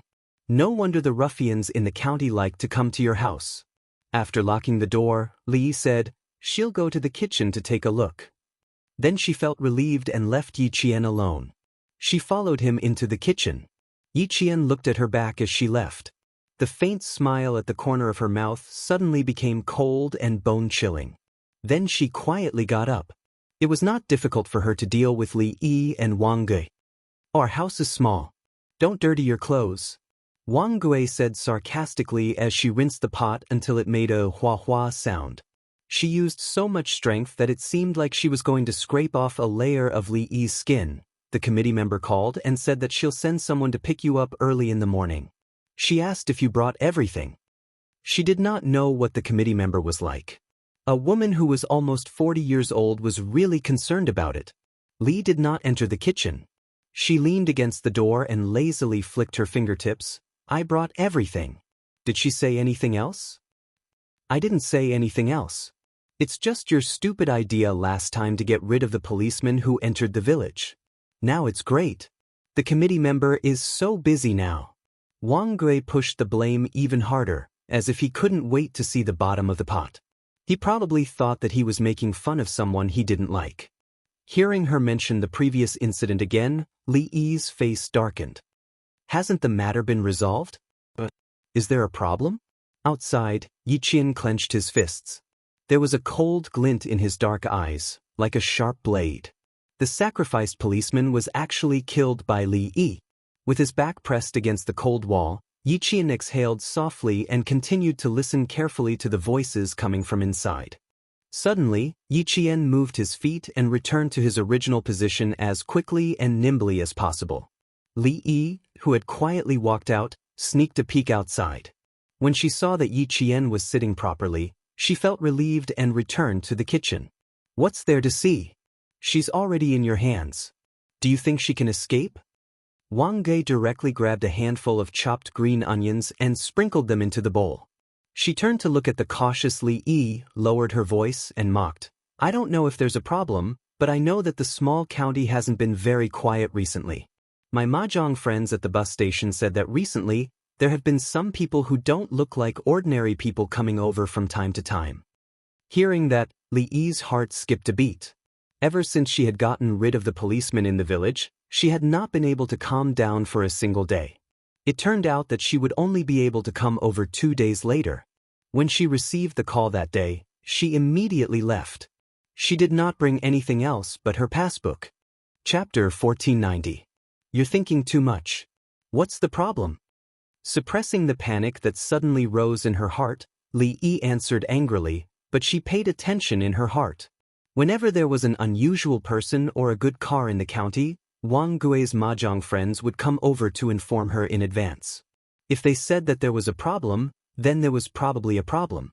Yi Qian, who held his breath a little, narrowed his eyes slightly. If that was the case, then Captain Xia and the others needed to cover for them.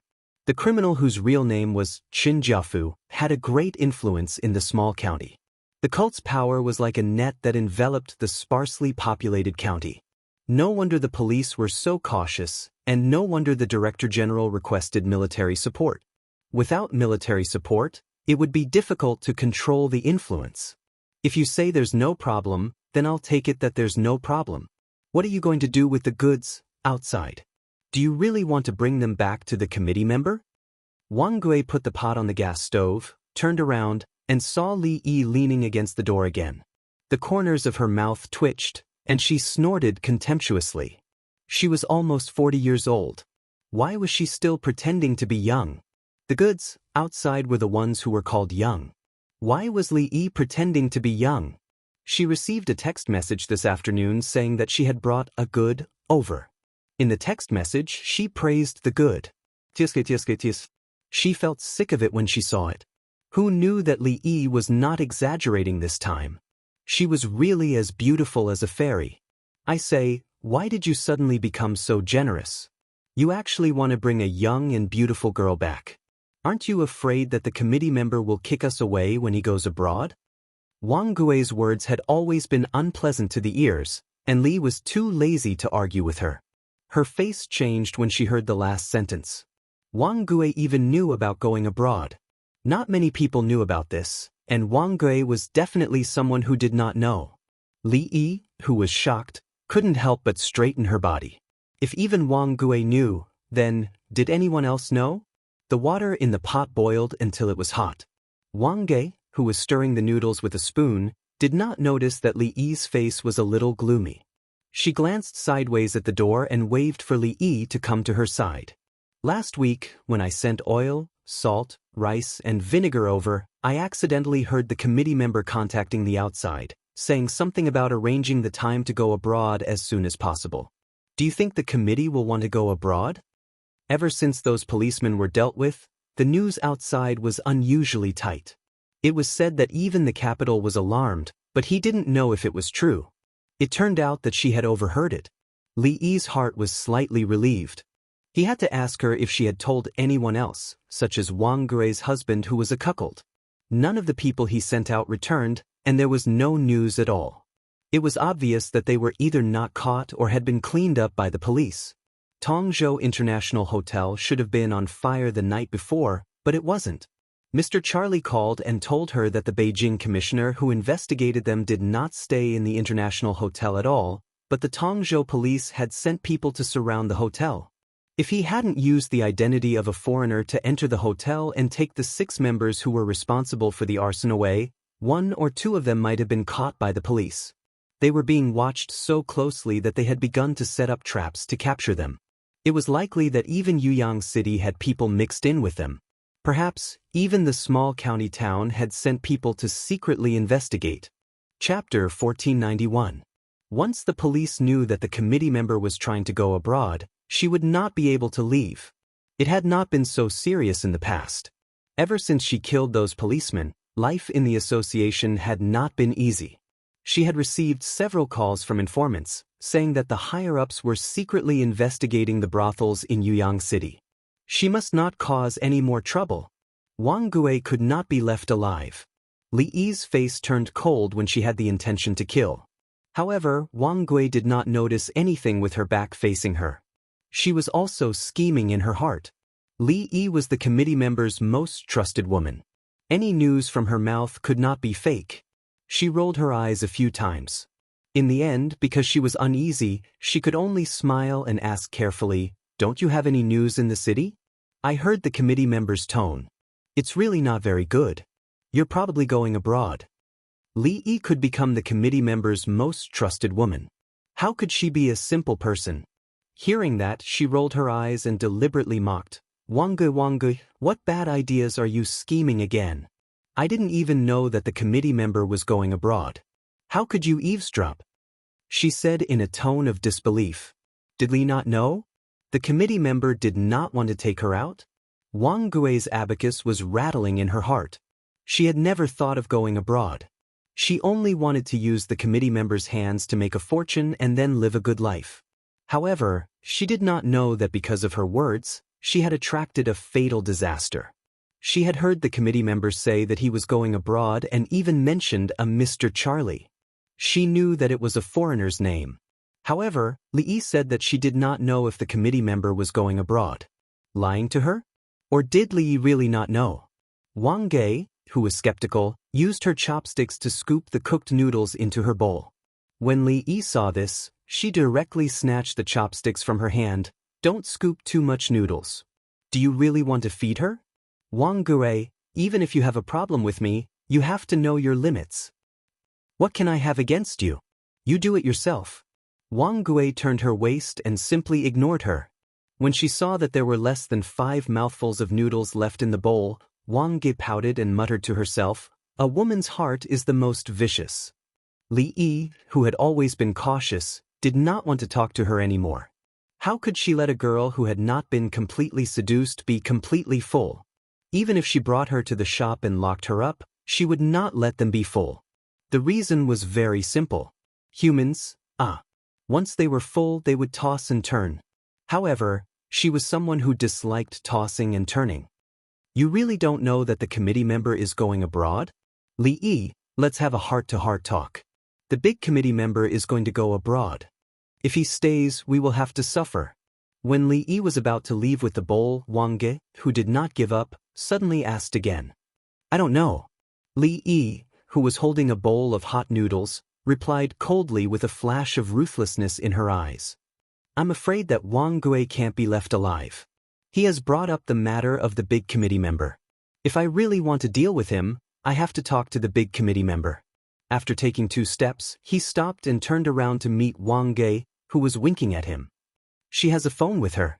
I'll find a way to get it later." I know. You don't want to leave her with me. If you want to take her to the mountains, then take her to the mountains. I'll be happy to relax." Wang Gui did not feel embarrassed at being caught red-handed. She crossed her arms in front of her chest and pouted with an unwilling expression. Yi Qian, who had heard the whole story, had already sat down and was quietly waiting for Li Yi and the others to take away her phone.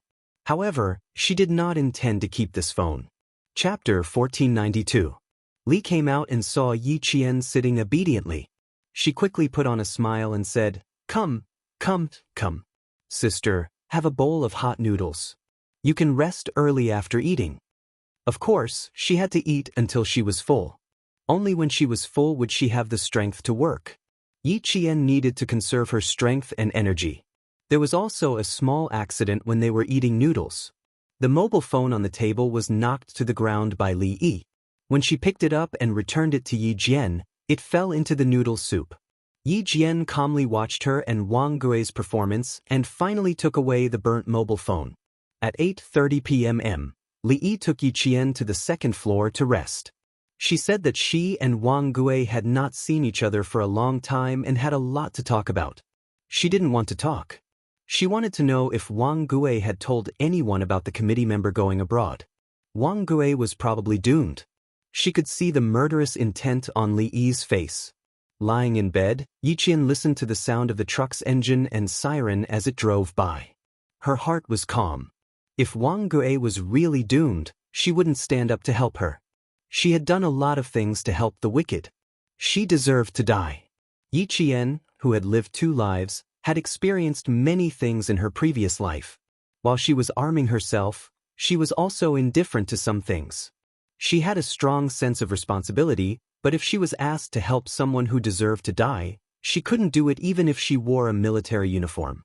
Unless it was an order from the higher-ups, she would definitely not step in. Yi Qian, who was clear about right and wrong, would never abuse her kindness.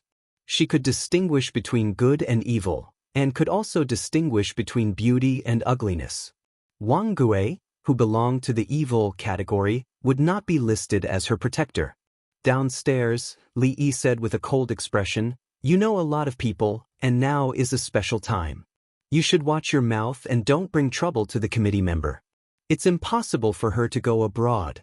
If the committee member is gone, who will lead our God leader church? How can we manage so many believers in the church? Wang Gui, if you dare to say things you shouldn't say outside, the committee member will be the first to not let you off. Li Yi, you better watch your mouth. You want to splash dirty water on me? No way. I'm also a core member of the church. How could I not know what you're talking about?" Wang Gui jumped up and slapped the table. She had wanted to quarrel with the other party for a long time. Now that the other party had come knocking on her door, there was no need for her to be polite. "You old bitch. You want to monopolize all the benefits that the committee member brings to you? Don't even think about it. Did you disturb the goods upstairs? Do you know why I personally took action? There were more and more believers in the society, and the committee members had to help them. If I don't work hard to earn money, how can the committee member help them? How can we make those believers believe in us and do things for us? Li Yi saw that her expression didn't seem to be lying, and her heart was relieved. If Wang Guizhen was someone who didn't know the gravity of the situation, the committee member wouldn't have nurtured her as a backbone. There was another advantage to being a backbone. If something happened, they could be pushed out to take the blame. After learning that Wang Gui did not tell anyone, she immediately called the committee member to see how to deal with it. Committee member Chen Jiafu never took the initiative to contact the backbone below. Even if Li Yi looked for him, she had to go through the backbone left in the village. One more person knows, one more danger. Charlie is still applying for passports for us. We have to wait to deal with her. Chen Jiafu's voice was a little rough on the phone. Chapter 1493. This was a middle-aged man who had only studied in primary school. He had been sent abroad to work, and when he came back, he had established a God's church and had been active for 4 years. Li Yi was relieved. You're right. Wang Gui knows too much about us. If we don't solve it, you won't feel at ease even if you go abroad. She wanted to say more, but Chen Jiafu, who was more vigilant than anyone else, immediately stopped her. Okay, if you have anything to say, come to the village. As for the goods in your hands, if they are really good, bring them to the village first. There were too many things that needed money outside. Recently, the situation was so tense that he couldn't go out to earn money. Now, he could only wait and see when Charlie could settle the matter and let him get away safely. Getting rid of a few policemen actually exposed him. He really didn't expect that. Charlie analyzed that there was a mole in the village who reported him to the outside. If there was a mole in the village, even if he decided to go abroad, he had to find out. He had already shouldered so many lives and he didn't care about one more. He asked about the girl's background, whether there was anyone else with her when she came out, her family situation, personality, etc. Li Yi answered truthfully without hiding anything. Chen Jiafu had always trusted her. After asking a few more questions, he hung up the phone. When both sides got the news, Li Yi, who had an idea in her heart, was relieved. Since the committee members said that they wanted to get rid of Wang Gui, then she had nothing to worry about. When Li Yi came back, it was already past 11 at night. Yi Qian, who was alert, heard her unlocking the door and tiptoed into the room. The wind blew, but Yi Qian didn't smell the blood on her. It seemed that Wang Gui was still alive for the time being. After entering the room, Li didn't turn on the lights. She only flashed the flashlight in her hand. She saw that the girl she had kidnapped was lying on the bed without a trace of suspicion. She gently picked up the small bag that Yi Qian had been carrying and walked out of the room. 5 minutes later, Li Yi returned to the room with the bag that had been checked clean. She took off her clothes and lay down. At 2 o'clock in the morning, Li Yi, who had a lot on her mind, was still awake. Yi Qian, who woke up from his sleep, gently closed his eyes and continued to sleep in the same position. After a while, he fell asleep completely. After the sky was high, a tough battle began. At 5 o'clock in the morning, Yi Qian and Li Yi, who had not slept the previous night, boarded a small 4-wheeled farm truck. She sat in the middle, with the driver on her left and Li Yi on her right. It's a bit far to the mountains. Sister, if you didn't sleep well, you can rest on Sister Li's shoulder and have a good sleep. Li Yi yawned and chatted with Yi Qian. As they chatted, she fell asleep first. Before setting off from Yuyang, the Yuyang police told him that it would take 4 hours to get from the small county to the mountain. After that, he would have to take a motorcycle. That was not all. He would have to walk more than 30 kilometers on the mountain road to reach the mountain. Transportation was inconvenient and surrounded by mountains. It was difficult to enter and even more difficult to exit. It was said that it was not too far away, and the transportation was quite convenient. Some mountain villages required one to walk for a day. After getting off the 4-wheeled farm vehicle, they sat on a shabby motorcycle. After riding for about 3 hours, they arrived at a poor and backward mountain village. 2 men who claimed to be relatives led the way and began to climb over the mountains. It took Yi Qian an entire day to arrive at the place where the committee member, Chen Jiafu, was hiding. They set off at 5 o'clock in the morning and didn't enter the village until 7 o'clock in the evening. Chapter 1494. Li did not bring Yi Qian to see Chen Jiafu. She came here for an urgent matter. Yi Qian was only here to lure him back. When they entered the village, she arranged for Yi Qian to go to another villager's house. This was a small village with no more than 30 families inside and outside the mountains. It used to represent poverty, backwardness, and the elderly had no one to rely on. But now, it had become a mountain village where every family had money to spare, especially Chen Jiafu's sisters and relatives. They had all built two-story buildings and lived the good life in their hearts. Chen Jiafu had a certain level of intelligence to be able to survive in such a small village as an illegal organization that made use of rumors, spread fallacious theories, deceived, and bewitched members to control and recruit members in order to save mankind, spread religious doctrines, and collect money by any means necessary, thus endangering the stability of society. He knew very well how to unite the villagers, and he also knew how to seek protection. Even if the villagers in the village had become his shelter, they had also become his eyes and ears. Chen Jiafu would immediately know if there was even the slightest bit of movement. The few policemen who had been sacrificed were tipped off by the villagers. Li Yi had come up with a plan, and in less than half a day, they had been cruelly killed by them. Yi Qian, who was walking on a muddy path in the dark mountain village, followed closely behind a villager. Behind her were two middle-aged women from the village. They were supposed to be escorts. Li did not follow. She had already gone to look for Chen Jiafu. After climbing up a small slope, Yi Qian couldn't help but raise his head and look about 300 meters away from him. That was the direction Li Yi left in. A villager was holding a torchlight at the back, while she walked in front towards a 100-year-old maple tree that was lush with leaves that couldn't be concealed by the night. Chen Jiafu lived next to the 100-year-old maple tree. Yi Qian did not stop. He glanced at the villagers from the corner of his eyes and followed them. "Sister Li, where is she going?" After taking a few steps, Yi Qian deliberately stopped and asked. The two villagers at the back looked at each other. One of them, a middle-aged woman, replied, "She went to her husband's house. It's getting late. We'll send you there and still have to go home. Let's go."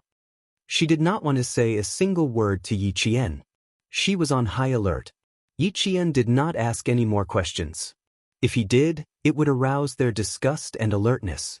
Moreover, she only needed to know that the direction Li Yi was heading in was indeed where Chen Jiafu was. However, he still had to ask a few more people to confirm. But what she didn't expect was that Li Yi actually arranged for her to go to Fu Hui's house.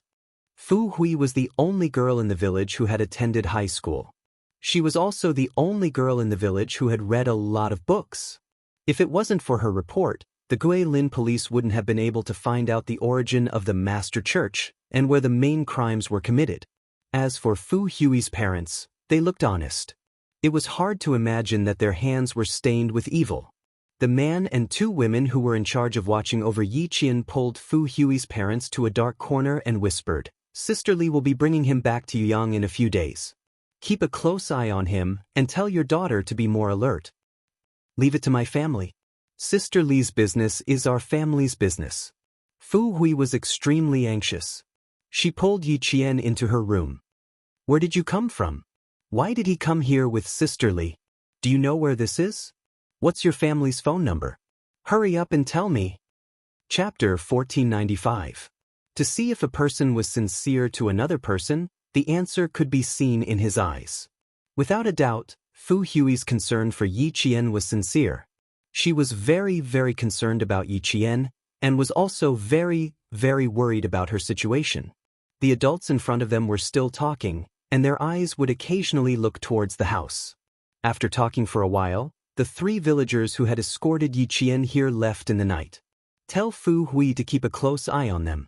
Big Sister Li has agreed. How can we get this done? Our son will have the capital to marry a wife." Fu Hui's father couldn't hold back the excitement in his heart. He quietly said to his wife, "When the time comes, we'll take out the family's savings and buy a house for our son in the city." Nowadays, the villagers in the mountains all went to the city. Every one of them wanted to buy a house in the city. Of course, they wanted to buy it for their son, for the rest of their lives to depend on. As for their daughter, they never considered her. Fu Hui's parents were the same. Fu Hui was originally studying in the town's high school. Perhaps because of one sentence from Li Yi, the couple immediately asked Fu Hui to drop out of school and stay at home obediently. Li Yi was afraid that Fu Hui, who was good at studying, would become wild after getting into university. She might even help outsiders to deal with the village, and she might even report the committee members. To prevent trouble before it happened, she used the reason of leaving her daughter at home to earn money for her son to marry a wife as an excuse to persuade Fu Hui's parents to let Fu Hui, who had good grades, drop out of school and return to the village. In the depths of Gilin Mountain, it was normal for girls to drop out of school. For a girl like Fu Hui who was good at studying to drop out of school, it was also normal. Therefore, Fu Hui's suspension of school didn't attract the attention of the teachers, nor did it attract the attention of the school. It was also because of this incident that Fu Hui, who had never been in the know, found out that her parents had committed a crime. After a week of internal struggle, Fu Hui used the excuse of going to school to get her textbooks as an excuse to report the incident in the village. However, the timing of her report was too coincidental. It just so happened that the Gilin police were investigating this incident. She was afraid that the police would be alerted to this incident, so she rashly acted before they had any evidence of the God's church and sacrificed her own brother. As the only student in the village who dared to stand up and fight against evil, Yi Qian greatly admired Fu Hui's courage. Although the girl in front of him wasn't beautiful, she had a kind heart and a pair of eyes filled with sincerity. Looking at her, who was so concerned about her and worried about her, Yi Jian felt a warm current flowing through her heart. She said softly, "Thank you for your concern. I'm fine." The sound of footsteps came from outside. It was Fu Hui's parents. Yi Jian, who didn't reveal her identity to Fu Hui, stood aside obediently. She was reserved in an unfamiliar environment and shy in front of strangers. Fu Hui's parents were already middle-aged. Their faces were covered with frost from hard work. The joints of their hands were large, which was also the result of years of hard work. Looking at them, Yi Jian's gaze was a little cold. Their ignorance had not only ruined this family, but also cost their daughter, Fu Hui's life. And their reason was so laughable. It was so that their son could marry a wife and buy a house in the city. Chapter 1496. Sacrificing their daughter for their son, did they ever regret it? Clearly, Fu Hui's parents never regretted it. They only had their son in their eyes. "Keep an eye on her. If she runs away, I'll break your legs." Fu Hui's father warned in a low voice. His eyes, which should have been simple and honest, had a cruel indifference. He cared about his own life and used other people's pain to fulfill his own wish. Fu Hui's mother looked at Yi Qian as if she was measuring the value of an object. She looked up and down, then up and down, back and forth. Suddenly, her eyes turned, and there was a flicker in her eyes. This girl was really not an ordinary good girl. Her eyes were big, her skin was white, and her mouth was small. She also had an aura about her. The girls in the village were not spirited, and her body was clean. One look and one could tell that she was a virgin. She pulled her husband, who was warning her daughter, and used her eyes to tell him to talk outside. Then she said to Fu Hui, "Keep an eye on her. If anything happens, your father will be angry." Women in the mountains did not have any thoughts of sovereignty. Their men had the final say in the family. Fu Hui did not know if the girl in her home could understand their native language. Seeing her parents helping a villain, she did not feel good. She tried to persuade her parents to turn back, but in return, she was beaten up. They even warned her that if she did not listen, they would sell her to Li Yi and use the money to buy a wife for her stupid brother. Seeing that her parents were so stubborn that they even said that they would sell her, Fu Hui, who had always been filial to her parents, was very sad. She also knew that the so-called God's church in the village was the evil cult that was reported in the news. Her parents had been brainwashed and could never go back to the past. "Tonight, when you sleep, don't take off your clothes. I'll take you out of our village. Don't ask why, just follow me." Fu Hui could not bear to see the girl in front of her fall into Li Yi's hands, but she could not say too much. She was afraid that the other party would be afraid, so she could only say a few words vaguely. Yi Qian already believed that the girl in front of him sincerely wanted to help him. His eyes were as bright as the stars and as bright as jade waves as he smiled at the girl and said softly, "Hello Fu Hui, I am Yi Qian, the leader sent by the Noble Lin police. I am also here to protect your personal safety. Trust me Fu Hui. I will not let anything happen to me. At the same time, I will bring you out of the mountain village safely." Yi Qian spoke a little fast. He told Fu Hui what he needed to do urgently. "I need your help now. Find the dead officers." Before he could finish his words, he saw Fu Hui's face turn pale, and fear appeared in her eyes. She quickly looked outside and said with trembling lips, "Why are you the only one who came in?" "No, it's too dangerous here. You can't stay." Fu Hui couldn't accept or believe that a girl who looked about the same age as her would protect her. The land that gave birth to her and raised her had changed. The once kind and simple neighbors had changed. They were selfish, cold, heartless, and violent. These were the neighbors now. Yi Jian raised her hand and gently patted the girl who had been tormented day and night. "Trust me, Fu Hui. The fact that the police sent me here means that I have enough ability to deal with the difficulties you're facing now, which is also the difficulties we're facing now." Chapter 1497. Her voice was very soft, and there was no trace of panic when she spoke. There was only a visible calmness. Her gaze was calm and gentle, and the cold expression between her brows wiped away the panic in her heart. As calm as Mount Tai, as steady as a rock. Fu Hui gradually calmed down. Outside, Fu Hui's parents, who were discussing something, suddenly closed the front door and locked it with a lock. They left with a flashlight to illuminate the dark road. Seeing her parents leave, Fu Hui actually breathed a sigh of relief. They were supposed to be her dearest family, but things had turned out this way. Yi Qian sighed. "My parents have made a big mistake. If they continue, what awaits them is the death penalty. I have no way to persuade them to turn back, so I can only place my hopes on the police. I hope it's not too late." Without her family watching over her, Fu Hui smiled bitterly. Her eyes were red, and under the light, there were tears glistening in her eyes. She did not continue talking about herself. Raising her hand to touch the corner of her eyes, the strong girl very calmly picked out the important things to tell Yi Qian. The policemen who were killed were not buried in a place. Chen Jiafu said they were sinners and did not deserve to be reborn. If they are not dealt with properly, they will become evil spirits and harm the villagers. So, what happened next was too gory. Fu Hui could not bear to say it even after thinking about it. Yi Qian gently closed his eyes to hide the anger in his eyes. Being cruelly dismembered, even if he had been on the battlefield, he could not say it out loud. Chen Jiafu is very cruel, but the villagers in our village have been brainwashed by him. They follow his orders and treat his words like an imperial edict. Actually, it should be said that it was the will of God, but Fu Hui could not say it out loud. She, who had been standing, spoke of Chen Jiafu with undisguised hatred in her eyes. If it were not for him, her parents might be a little petty, but they would definitely not walk down the path of crime. However, if her parents could really stick to their principles, Chen Jiafu could not do anything about it. In the end, it was all because of one thing: money. I'm not sure how many people were involved in the killing of the policeman, but I know that my parents were probably involved. As she spoke, Fu Hui wiped her eyes again, and her voice became even more hoarse. "I'll get you something. Wait for me for a while." Fu Hui did not let Yi Qian stay for long. In less than 3 minutes, she returned to the room with a photo in her hand.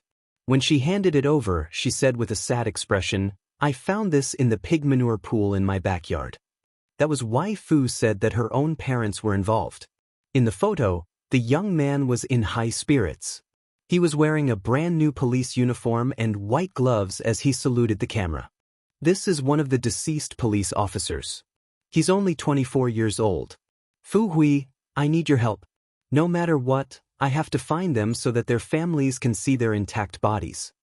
Yi Qian's eyes flashed coldly as he carefully put the photos away. He looked up and stared at Fu Hui quietly. "Tonight, I need to find them." The 18-year-old Fu Hui nodded. "Okay, I'll accompany you." "No, Fu Hui. You need to stay." Yi Qian smiled and shook his head. "You need to stay and cover for me. You can't let your parents find out that I left, and you can't let the villagers know my identity. I'll have to trouble you for the next 3 days. Chapter 1498. Fu Hui still wanted to say something, but Yi Qian said, "For your safety and mine, Fu Hui, you have to stay here. You need to help me with something.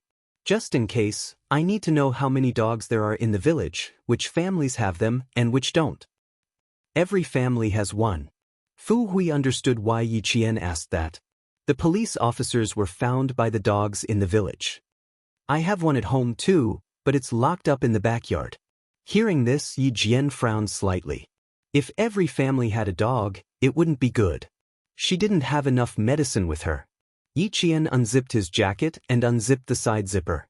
He took out the medicine hidden in his jacket. This is concentrated medicine. It can make a dog go crazy instantly. "Fu Hui, your dog. Let me do it." Fu Hui took the medicine and looked at Yi Qian with determination. "You arrange it. I'll listen to you." She could only trust the young policewoman in front of her. She had no other choice if she wanted to stop her parents from making more mistakes. In the one-story red brick bungalow, the two girls started their bold plan. Fu Hui's parents walked out of Chen Jiafu's house with happy faces. "Call our son and tell him to come home quickly. Now we don't even have to pay for a wife. Should we go to the city and buy them a house?" Fu Hui's mother said jubilantly. She had not worked for a few years and her body was a little fat. She looked like a kind person, but the words she said were unpleasant. "We have to get things done as soon as possible. This woman will only settle down after she gets married and has a child. We have to prepare as soon as possible." Fu Hui's father nodded. "That's right. Call our son tomorrow morning and tell him to come home quickly. Oh, and tell him on the phone that we found him a beautiful wife. She's not any worse than the ones out there." The daughter-in-law they were talking about was Yi Jian. Their son's marriage had been settled. The couple could even walk briskly now. It was past 8 o'clock in the evening and the mountain village was pitch black. The branches in the mountain were like ferocious monsters hibernating. Just looking at them would make people panic. The night insects chirped in the grass, bringing a trace of tranquility to the entire mountain village. Li Yi, who was sitting in the chair, had a gloomy face. She was unhappy with her lover's arrangement. How could he give such good goods to the Fu family? "Charlie, I couldn't get in touch with him today." "I.e., if you can't get in touch with him tomorrow, we will leave tomorrow night." Chen Jiafu, who was not handsome, but had a pair of cunning eyes. He smoked an expensive imported cigarette and said, "We made a wrong move. If we make one more mistake, we will spend the rest of our lives in prison." When Li Yi heard this, she took out the documents from her bag and placed them on the table. "In that case, the rumors outside are already very tense. All right, I'll listen to you. I'll do whatever you say. But what about Wang Gui? Have you thought of how to deal with her?" Chen Jiafu was really reluctant to deal with his mistress who had been with him for a year. However, it was not a matter of whether he was willing or not at this time. Wang Gui, who was horrified, looked at the young men who suddenly appeared in the house. Her chubby body kept shaking. "Brothers, I really don't know.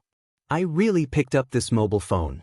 If I told a lie, I will be struck by lightning." Wang Gui swore. She did not care about the consequences. She just wanted to get rid of this group of fierce men as soon as possible. Chapter 1499. Xia Jinyuan, who was wearing a baseball cap, was lazily sitting on the wooden sofa. His slender fingers kept playing with the dagger. Sometimes he would throw the dagger up and catch it, and sometimes he would use 2 fingers to hold the sharp dagger. Wang Gui could only see that the dagger, which was supposed to hurt people, was like a piece of paper in the young man's hands. It couldn't hurt him at all. "Don't make any vows. If I want to kill you now, I only need to lift my hand. Do you believe me or not?" According to the location tracking on the phone, Xia Jinyuan and his comrades went directly to Wang Gui's house. Faced with the suspect's denial, Xia Jinyuan, who used to be in the special forces, had plenty of ways to deal with it. As he spoke, the dagger in his hand flew directly towards Wang Gui's head. "Ah!" There was a scream that sounded like a pig being slaughtered in the room. K7 was a bit annoyed by the noise. After catching the dagger with his bare hands, He used the sharp dagger to cut off 2 pieces of cloth from his long t-shirt. He rubbed his hands together and used the cloth to cover his ears. Xia Jinyuan and the others were already used to this. K7 had always been a person who didn't care about trifles. Wang Gui, who was so frightened that she lost control of her body, trembled even more violently. Her face was completely pale. I'll talk, I'll tell you everything. Too scary, too scary. Who the hell are these people? When did I offend these people? Actually, Wang Gui already had some guesses in her heart, but she didn't dare to face them. Okay, no rush. Take your time. Xia Jinyuan, who was sitting elegantly, clapped his hands. There was even a trace of a smile on his elegant face as he slowly said, "If you can't explain clearly, then I'm sorry. Later, I'll aim and try to stab you in the head so that you won't have to suffer so much." It would have been better if he didn't say anything. Once he said it, Wang Gui trembled even more in fear. She didn't dare to make any vows anymore. She didn't dare to go back on her word. She just answered whatever the demons asked her. Every time she wanted to avoid the important points and dwell on the trivial points, the young man, who was exceptionally good-looking even when sitting, would glare at her, causing her back to break out in cold sweat. It was as if he already knew that she was going to lie. At first, they were just asking about her personal situation. Later, when they mentioned Shinjiafu, Wang Gui felt like her vision was going to turn black. It was here. The thing she was most afraid of had finally happened. These people were not evil. They were clearly the police. They were here to arrest him, Shinjiafu, and Li Yi. For the past few days, his eyelids had been twitching nonstop at night, but tonight, they stopped twitching. It turned out that this matter had already come knocking on his door. Wang Gui, who was trembling, cleared his throat and said with a trembling voice, "I've only joined the church for a year. Because I'm from the county and I have many friends, Shinjiafu gave me a sum of money and asked me to investigate some things in the county." Wang Gui was not as gullible as the villagers. He took Shinjiafu's words as an imperial edict. Now that he could not even protect himself, how could he help Shinjiafu get away with it? He told Shinjiafu everything he knew. "That's all I know. Shinjiafu won't tell me anything else. Even if you ask me again, I won't be able to say anything else." That was enough for Xia Jinyuan and the others. He turned off the recording pen and stood up from the sofa. Standing at 189 meters tall, his height made people feel oppressed. Wang Gui lowered her head and did not dare to move. Chapter 1500. Hand her over to the Guilin police. Xia Jinyuan's words immediately extinguished the last trace of hope in Wang Gui's heart. She thought that everything would be fine as long as she confessed. Ignoring her fear, she raised her head and cried, "I've already told you everything. What else do you want? You arrested me, but this is all I know. Didn't you say that if I confess, I'll be lenient? If I resist, you'll be strict? I've already confessed, so why are you still taking me away?" Although she was smart, she was also ignorant. She had violated our country's laws, but she thought that as long as she confessed and apologized, she would be safe. Inform the Guilin police to arrest all the criminals that Wang Gui confessed. Cut off all communications between the main culprits and the outside world.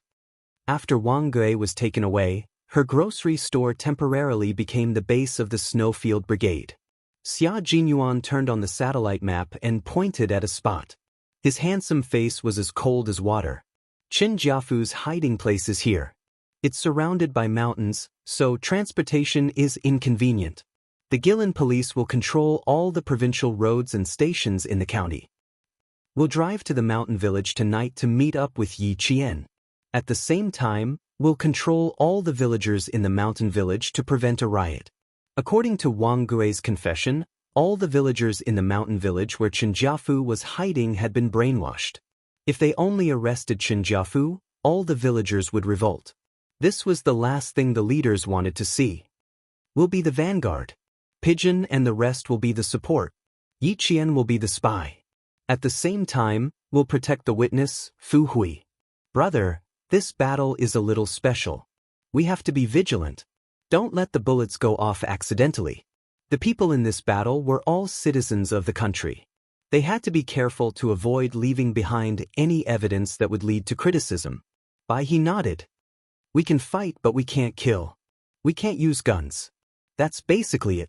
When carrying out a mission in the country, especially when it involved the citizens as soldiers, they had to bear more pressure than when they were fighting overseas. Even if they were facing criminals, they couldn't point their guns at them casually. This was a restraint for soldiers, and also a country's responsibility for the lives of its citizens. The lights in the grocery store went off. A few black figures walked out of the door and disappeared into the darkness. The sound of the motorcycles starting up rang out, but the people in the county who had fallen asleep did not notice anything. They continued to live their peaceful and simple lives. Someone had already stepped out to shield them from the wind and rain, blocking the potential dangers and eliminating the criminals who would endanger society at any time. That was why they were safe today. The wind started to blow, and the originally starry night sky was suddenly covered by dark clouds. Even the insects had stopped chirping, and everything in the world was completely shrouded in darkness. This was the darkness before dawn, full of the unknown and full of danger. Yi Qian was still awake. After sneaking out of Fu Hui's house, she went to the location given to her and began to carry out her mission. The water in the pond was a little cold.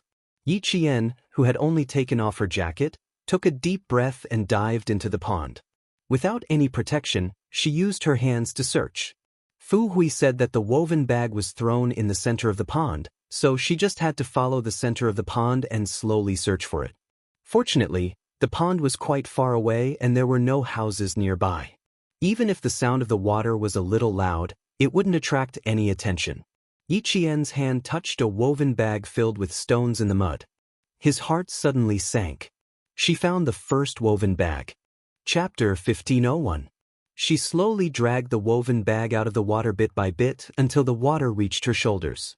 Yi Jian had a dagger for self-defense. She cut the tightly woven rope and took out one stone after another until there were no more stones in the bag. She picked up the woven bag with her hands and walked to the shore with a solemn and cold expression. Yi Qian carefully put down the woven bag. She stood up straight and saluted the woven bag. Please wait for 2 more days. I, Yi Qian, swear in the name of a soldier that I will take you away and send you to your family. Yi Qian stood at attention and saluted. Alone in the dark, she swore to the fallen policeman that she had found the torso of one of the policemen. It was not over yet. She still had to pass by one more place.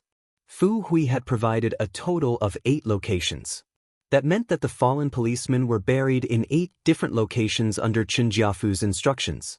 Yi Qian needed to find 4 locations tonight and another 4 tomorrow night until she had found all of them. 2 of the burial locations were in the villagers' vegetable gardens. Yi Qian did not plan to find them tonight. Instead, she went to a location far away from the houses and used her fastest speed to find the policemen who had died fighting for justice. At 3 in the morning, the director received a call from the head of the Snowfield Brigade's operation team, Xia Jinyuan. He said that Yi Qian, who had infiltrated the mountain village, had found 4 woven bags. However, they could not confirm which policeman the body belonged to. They still needed to do a DNA test. This was great news for the Guilin police. Some of them were so excited that their eyes turned red. Their brothers could go home. Their brothers could go home. It's a battle of life and death. Cooperate with the military and capture all the cultists in one fell swoop. At 4 in the morning, the Guilin police made their oath and walked to their respective posts in the dark. The entire Guilin police force was locked down because of the news from Yi Qian. All entrances and exits were strictly checked. Some people were taken away at night. Some were even taken away in their sleep. In Yuyang, the police raided Golden Bath. The so-called technicians, masseuses, waitresses, and even the waitresses who were busy in the kitchen were all taken away by the police. Golden Bath was in chaos. Some people wanted to secretly contact the police with their phones, but they found that their phones had no signal. The phone lines had been cut off and they could not contact the outside world. No signal, no signal, my phone has no signal. Mine too. Mine too. What do we do? What do we do? How do we inform Sister Li? Those who were not taken away immediately were still discussing in secret. They had no way of contacting the outside world. Li Yi, who was far away in the mountain village, did not receive any news. She was still sleeping soundly on the shoulder of her lover, Qin Jiafu. Bye. 5 minutes later, they came out of the woods and walked into the thick fog with hurried but steady footsteps. The mountain was foggy. Yi Qian, who had hidden the 4 woven bags, also came out of the woods. Hearing the dogs barking in the village, she quickly went to Fu Hui's house. It was almost dawn. She had to hurry back. Chapter 1502. Fu Hui was extremely anxious. She didn't sleep the whole night and stayed in the same position on the bed, afraid that she would miss the signal if she moved. Time ticked by, and it was already 5:30 p.m. Her parents, who usually woke up early, were probably already up and dressed. Why isn't she back yet? Why isn't she back yet? Did something happen to her? You must protect her. Fu Hui, who was nestled under the blanket, clasped her hands together and said softly. Her face was full of anxiety. Her parents had already woken up so that they could call their son early. Fu Hui's heart was in her throat when she heard footsteps through the door. She poked her head out of the blanket and was about to look outside when a dark shadow suddenly loomed over her. Do you have any clothes? I need a change of clothes.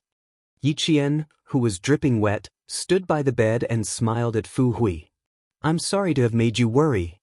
Yi Qian could see the worry in the young girl's eyes as she looked at him through the faint morning light shining in through the window. Just as he changed his clothes, there was a heavy knock on the door. It was Fu Hui's mother. Yi Qian opened the door and said unhappily, Auntie, what are you doing? I'm not awake yet. Fu Hui was scared out of her wits and was trembling under the blanket. She had no choice but to open the door. Eat breakfast. Fu Hui's mother didn't speak Mandarin, so she said those 3 words very seriously. She looked meaningfully at the slim and elegant girl and nodded in satisfaction in front of Yi Qian. She was worthy of her son. She was worthy of him. Yi Qian frowned slightly. He closed the door and turned to face Fu Hui. Your mother looked at me strangely just now. Can you ask her what's going on during breakfast? Fu Hui didn't even need to ask. Her parents told her the reason. Your parents want me to be your daughter-in-law? This reason made Yi Qian's expression turn cold. After a while, she smiled faintly. That's quite interesting. Where is your brother now? If they kept her as their daughter-in-law, they would regret it. Fu Hui's eyes were filled with tears. She raised her head and did not want to let the tears flow out. I also think it's very interesting. For my brother, my parents are really... It was said that children should not talk about their father's mistakes, but what about her parents? They had made too big of a mistake. She sniffled fiercely and took a deep breath before continuing, they're heartless. Don't be sad. You're doing very well, Fu Hui. Yi Qian, who had never taken the initiative to hug someone, hugged the girl whose heart had been broken by her parents. In a gentle and calm voice, he said, you need a new environment. The path you take is different from theirs. Everything will get better. Don't be too pessimistic. Such a kind and righteous girl, she would have a good ending. Li didn't appear until noon. Seeing the 2 girls sitting on each side with at least 3 meters between them and sunbathing in boredom, the smile on her face relaxed a lot. Sister, I'm so sorry. I've been busy until now to have time. Li Yi, who was still wearing yesterday's clothes, walked over with a smile. Sister Li wants to apologize to you. I'm afraid I can't take you hunting in the mountains today.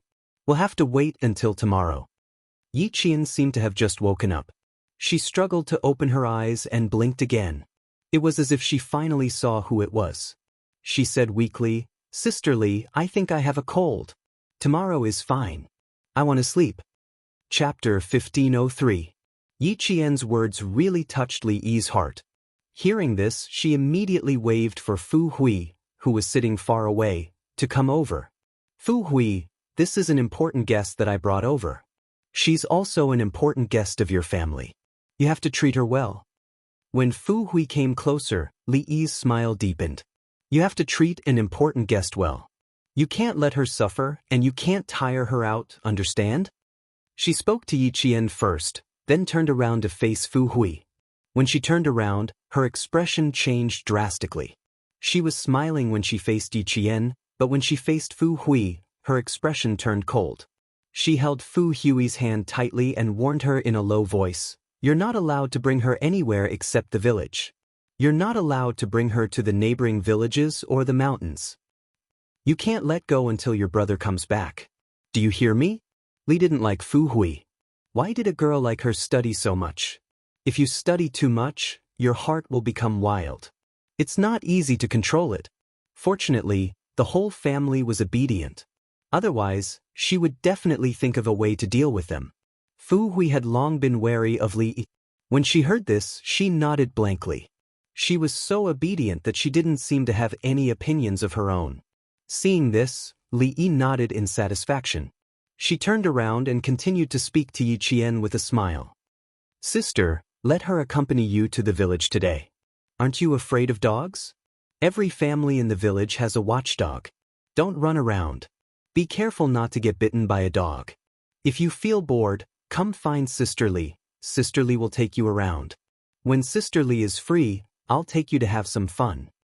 To prevent her from wandering around the village at night and seeing things she shouldn't, Li Yi not only instructed Fu Hui to keep an eye on her, but also told the villagers to be careful. Yi Qian yawned and replied casually, "I know. Also, Sister Li, do you have a phone in the village? I want to call home." Similarly, Yi Qian knew how to confuse the enemy. "In a poor place like my husband's, he can't even earn much money in a year. How can he afford to install a phone? Let's stay here for 3 days. We'll contact you when we go to the county."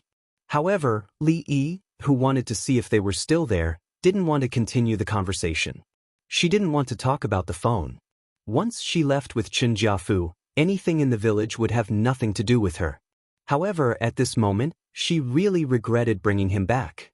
Fortunately, there was someone to take over.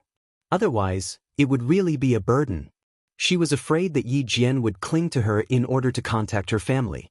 Li Yi, who originally only wanted to chat for a while, had to stay for a while. She only left when Fu Hui's parents came back. Chapter 1504. Seeing that her parents were so stubborn, Fu Hui stood there in a daze, as if she had lost her soul. Even though she was standing under the sun, her body was shrouded in despair, as if she could not see the future. She was gray and had lost the smile that she should have at her age. Evil cults had existed since ancient times, and all of them were the leaders of deification. The main god's church was not the first evil cult, nor would it be the last, but it would never be allowed to develop and endanger society. Yi Qian looked at Li Yi's back as she left, and his hands slowly clenched into fists. "Just you wait, your days are numbered." The 30 or so families in the small mountain village lived on the mountain and were not grouped together. Other than the 6 families near Qinjiafu, the rest were all individual households. How many siblings does Qinjiafu have? Who are the closest to him? Who are the people who often appear at his house? After learning about the specific number of people in the village, including the number of men, women, and young adults, Yi Jian asked about Qinjiafu's situation in detail. The information provided by the Guilin police was not detailed enough for the Snowfield Brigade and Yi Qian. Criminals were also separated by priority, so they had to be clear about who to focus on to prevent any fish from escaping the net. Fu Hui finally had someone to talk to. The more she spoke, the clearer she became. There are 2 brothers and 2 sisters who married out of the province. Chen Jiafu is the third. The closest to him are his 2 brothers, and if there is anything, they will be the one to handle it. The second is Li Yi, and then the 6 families with the surname Chen living near him. Our village chief also has the surname Chen, and is his brother. If there is any benefit, the village chief gets it first. The 2 of them talked as they walked. Yi Qian was on high alert and immediately stopped the conversation as soon as someone approached.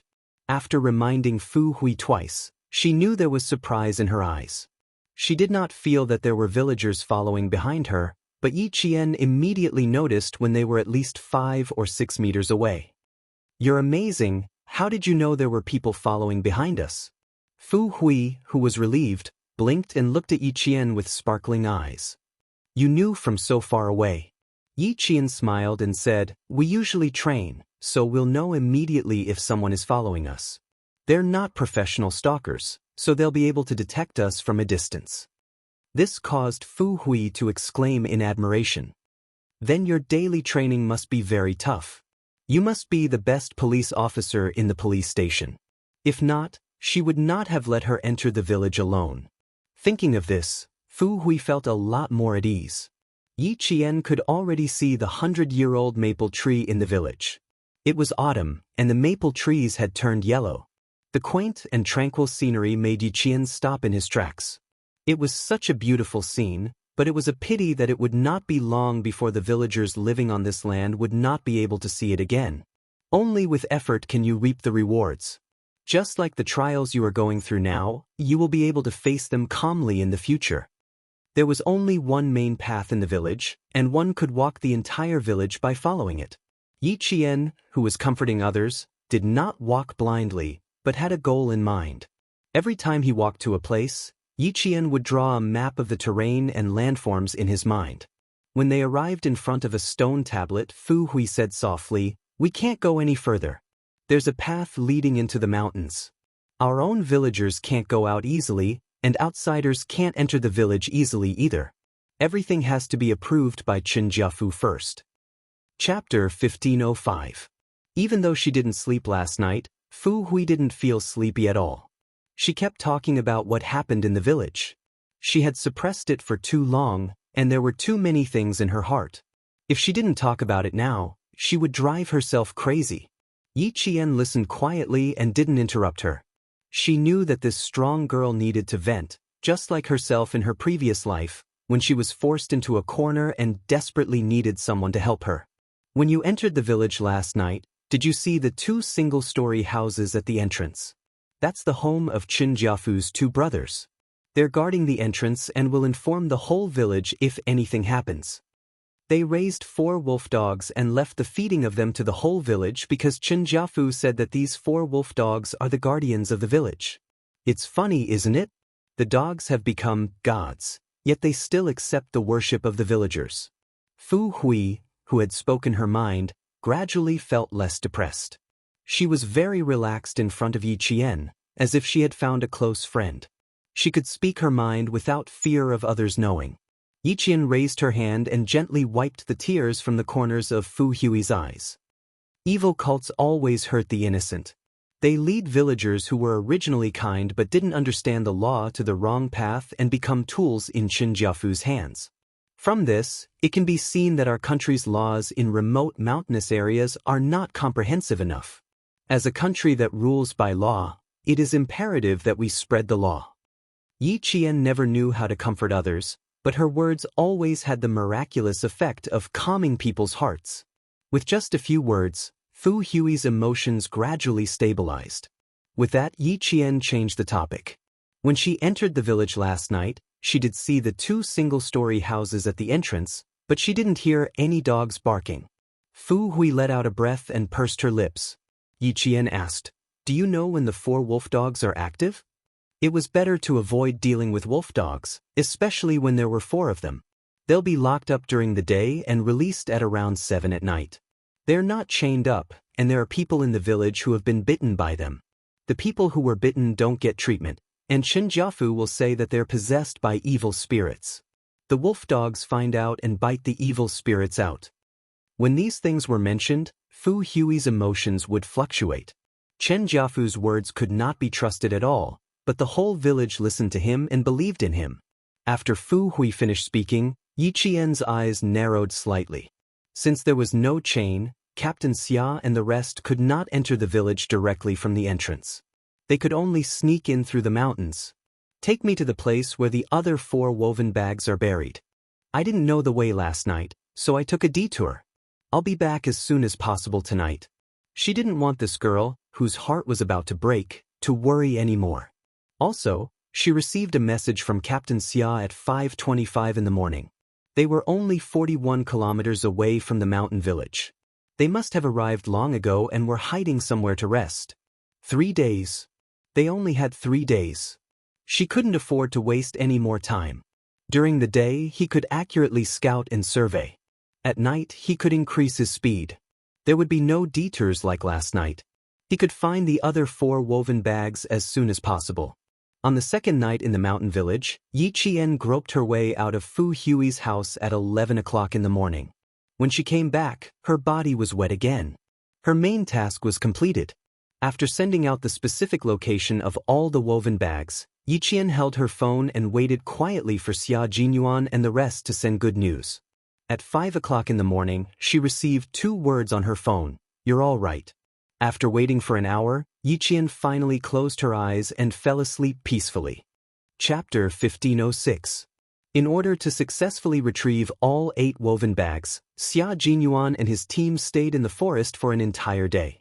When the bags were handed to them, even the Special Forces soldiers who were used to seeing life and death had tears in their eyes. Pack them up and seal them properly to prevent any odor from leaking out. Put on the combat uniforms in the backpacks and bury them in plain clothes. Carry the bodies of the police officers on your backs.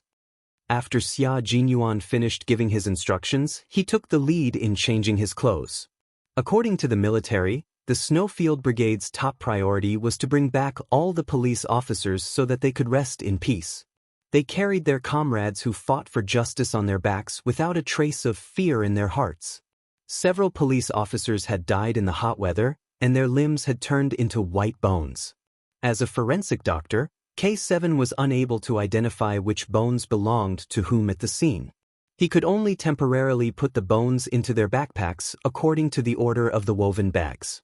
"Have a safe journey, brother." "Brother, I'll take you home. We'll have to work hard for another 12 hours. The 3 of them took out the bones one by one. Their expressions were as solemn as Yi Qian's. They even put the bones into their backpacks respectfully. K7's fingers touched a broken bone. His thin and handsome face was extremely tense. It was chopped with a blunt axe and sawed with a steel saw. "This is a skull. It was once hammered with a heavy object." Xia Jinyuan stood up. His cold eyes shone with a cold light. He looked at the mountain village where smoke was rising from. "Tonight, we can have a good meeting with them." The sun rose, and the sunlight dispersed the fog in the forest. Xia Jinyuan and his team hid their traces and returned to the tree again, quietly waiting for the arrival of the Guilin police. Yi Qian, who had just started the day, finished the most important task and did not have many scruples. However, she still asked Fu Hui to bring her around the village. The villagers received instructions from Li Yi and saw that the unfamiliar girl was always accompanied by Fu Hui, so they were not as vigilant as they were yesterday. Fu Hui was very responsible. This girl with a quiet personality would not ask too many questions. She quietly did everything well. Yi Qian liked her personality very much. She had her own opinions, principles, and justice in her heart. Yi Qian realized that 2 villagers had been following her for a long time. When she deliberately mentioned that she wanted to take a look at the 100-year-old maple field in the village, she saw from the corner of her eyes that the 2 villagers were following her. Her expression tensed up, and one of the villagers quickly turned and left, heading towards the village entrance. When they were still a short distance away from the big maple tree, Fu Hui was blocked by a few villagers. They stopped Fu Hui from bringing strangers over to take a look. "I can't go any further. I haven't even become your sister-in-law yet. Be careful that the committee member doesn't get angry. You went there for a whole day yesterday. Why are you still going there today? Why don't your parents do something about it? Quick, take her home. Don't let her near the door of the committee member's house." Chen Jiafu was their faith, and they would not allow anyone to destroy their faith. Looking at the weathered faces and thinking about the few police officers who had sacrificed themselves, Yi Qian, who was usually cold, felt his heart tremble. She could not understand how they could kill people so cruelly for their so-called faith. In the end, they followed the orders of the ringleader and cruelly dismembered people. On the other side, the villager who had turned and left earlier came back with 2 middle-aged men. They looked extremely serious as they walked to Fu Hui and whispered to her. Yi Qian looked indifferently at the 2 middle-aged men who had just arrived. When her gaze landed on their waists, she felt a wave of sadness in her heart. Chapter 1507. It was noon, and the sun was shining brightly. Yi Qian covered his eyes with his hands to hide the coldness in his eyes. One of the middle-aged men had a dirt-stained belt around his waist. This belt didn't belong to him at all. It belonged to one of the police officers who had sacrificed himself. Now, the murderer who had killed them had actually taken it in such a blatant manner. Fu Hui was a quiet person. When the villagers asked her a few questions, she would answer them. Soon, she brought Yi Qian away. That's Chen Jiafu's brother. He asked me to bring you home. You're not allowed to wander around the village anymore. Fu Hui walked over and said nervously, "Let's go home now. I'll bring you out later." They had indeed been walking for a long time. It was already 11:30 in the afternoon. Yi Qian looked up at the two middle-aged men blocking their way. His eyes swept over the man with the belt. Is the man with the belt Chen Jiafu's brother? It's him. Don't look. Let's go. Fu Hui was very scared. Even her fingers were trembling. Hurry up. You'll be in danger if he has his eyes on you. Before they reached Fu Hui's house, they saw a few villagers standing outside chatting about something. When they saw her, they immediately stopped chatting and looked at her. Don't worry about them. Just follow me. Fu Hui was now protecting Yi Qian. She felt that she had a responsibility to protect the young policewoman who had saved her. Yi Qian did not tell her her real identity, so Fu Hui had always thought that she was a policewoman. The aroma of food wafted through the air. K7, who was squatting in the forest, ate some hardtack and drank some spring water from the mountains. It was a simple lunch. There are a lot of dogs. There are 4 wolfhounds at the entrance of the village. Xia Jinyuan's voice came from the wireless earpiece. It was cold like spring water. There are a total of 34 households. Every household has a dog. If we don't take them down, they'll be exposed. How impressive! He actually called for every household to have a dog. It was not easy for Little Fox to find 4 woven bags by herself last night. He was holding hardtack in her right hand and binoculars in her left. She whispered, "How's Yi Qian doing? When are you going to release the medicine?" He had observed for less than half an hour and had already seen 6 native dogs running over the ridge of the field. If he did not solve some of them, it was bound to bring some difficulties to the operation. Xia Jinyuan lowered his head to check the text messages on his phone. The corners of his mouth curled up slightly. It has already started. There will be news in the evening. Pigeon and the others have already met up with the Guilin police. Bai He, send him our coordinates. One after another, Xia Jinyuan replied quickly, "Everything is ready. We will look for the faraway woven bags. You are responsible for finding the woven bags buried in the vegetable garden. Okay, let's move at 8 p.m. I'll be responsible for diverting their attention." Yi Qian immediately replied after receiving his reply. Ming Yan's delicate face was tense, and there was a hint of hostility between her eyebrows. Chen Jiafu is the main culprit. His brother was involved in the murder of the police officers. Li Yi is the main culprit. Focus on the 4 big fish. After the first message was sent, Yi Qian immediately wrote another message. The firepower is temporarily unknown. After investigation, no weapons were found. We suspect that the weapons provided by foreign countries are false information. We can't rule out the possibility that the 3 Chen brothers and Li have guns and ammunition for self-defense. Seeing this message, Xia Jinyuan's eyes narrowed. False information? Chapter 1508. This was a little thought-provoking. Little Fox would not send such a message for no reason. Did she find out something? The news was provided by the Guilin police. Little Fox said it was fake news. Could it be that the main culprit, Chen Jiafu, was bluffing? Xia Jinyuan was still staring at the message when Yi Qian sent a second message. Investigate Charlie again. I suspect he has other motives. Yi Jian, who was sitting in Fu Hui's house, stared at Chen Jiafu and Chen Jiafu who had just arrived. During the day, when she saw them, she felt that she had seen them somewhere before, but she was sure that she had never seen them in this life. It was only when Chen Jiafu's younger brother, who was wearing a black jacket and had his hair combed, walked in that Yi Qian finally remembered where she had seen them before. She had not seen them in this life. She had seen them in her previous life. Their photos had appeared on a Western country's website and they had openly challenged the country's authority. They had even said that they were being persecuted by the country and had no choice but to leave the country.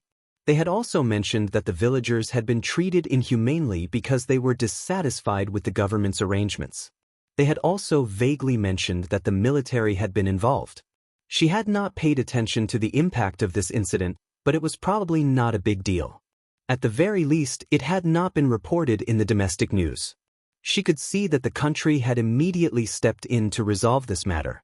Outside, Fu Hui's parents said anxiously, "Our family will not betray us. The committee member has helped our family become rich. We can't be ungrateful."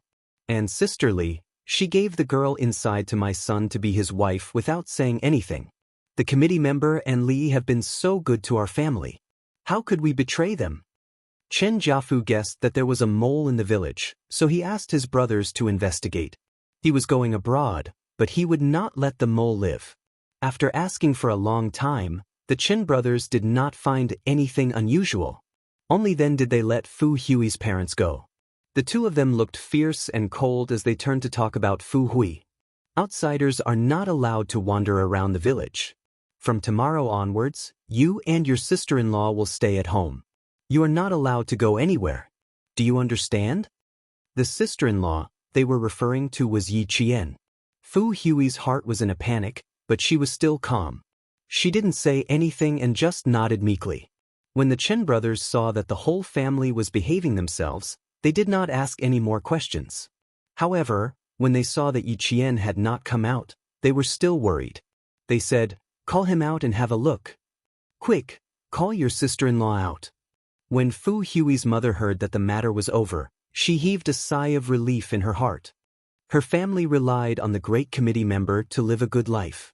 In the future, their life would be better and better. How could she betray him? Yi Qian put down his chopsticks and walked out. He frowned and pretended to be displeased as he looked at the Chen brothers, but his eyes were secretly sizing them up. If Chen Jiafu really had guns and ammunition provided by foreign countries, it was impossible for the two brothers who had the best relationship with him to not have the smell of gunpowder, especially when the whole mountain village was in the teeth of the storm. They even dared to kill the police. If they really had weapons provided by foreign countries, they would be even more arrogant. After the two brothers left, Yi Qian went back to his room with an excuse that he was not feeling well. His brows were still furrowed. In his previous life, the Chen brothers had indeed left the country. Then, in his previous life, did the military and police really enter the village with guns, causing the villagers to be treated inhumanely? According to the information provided by the Guilin police, their village had weapons provided by foreign countries. That meant that they were not completely defenseless. Chapter 1509.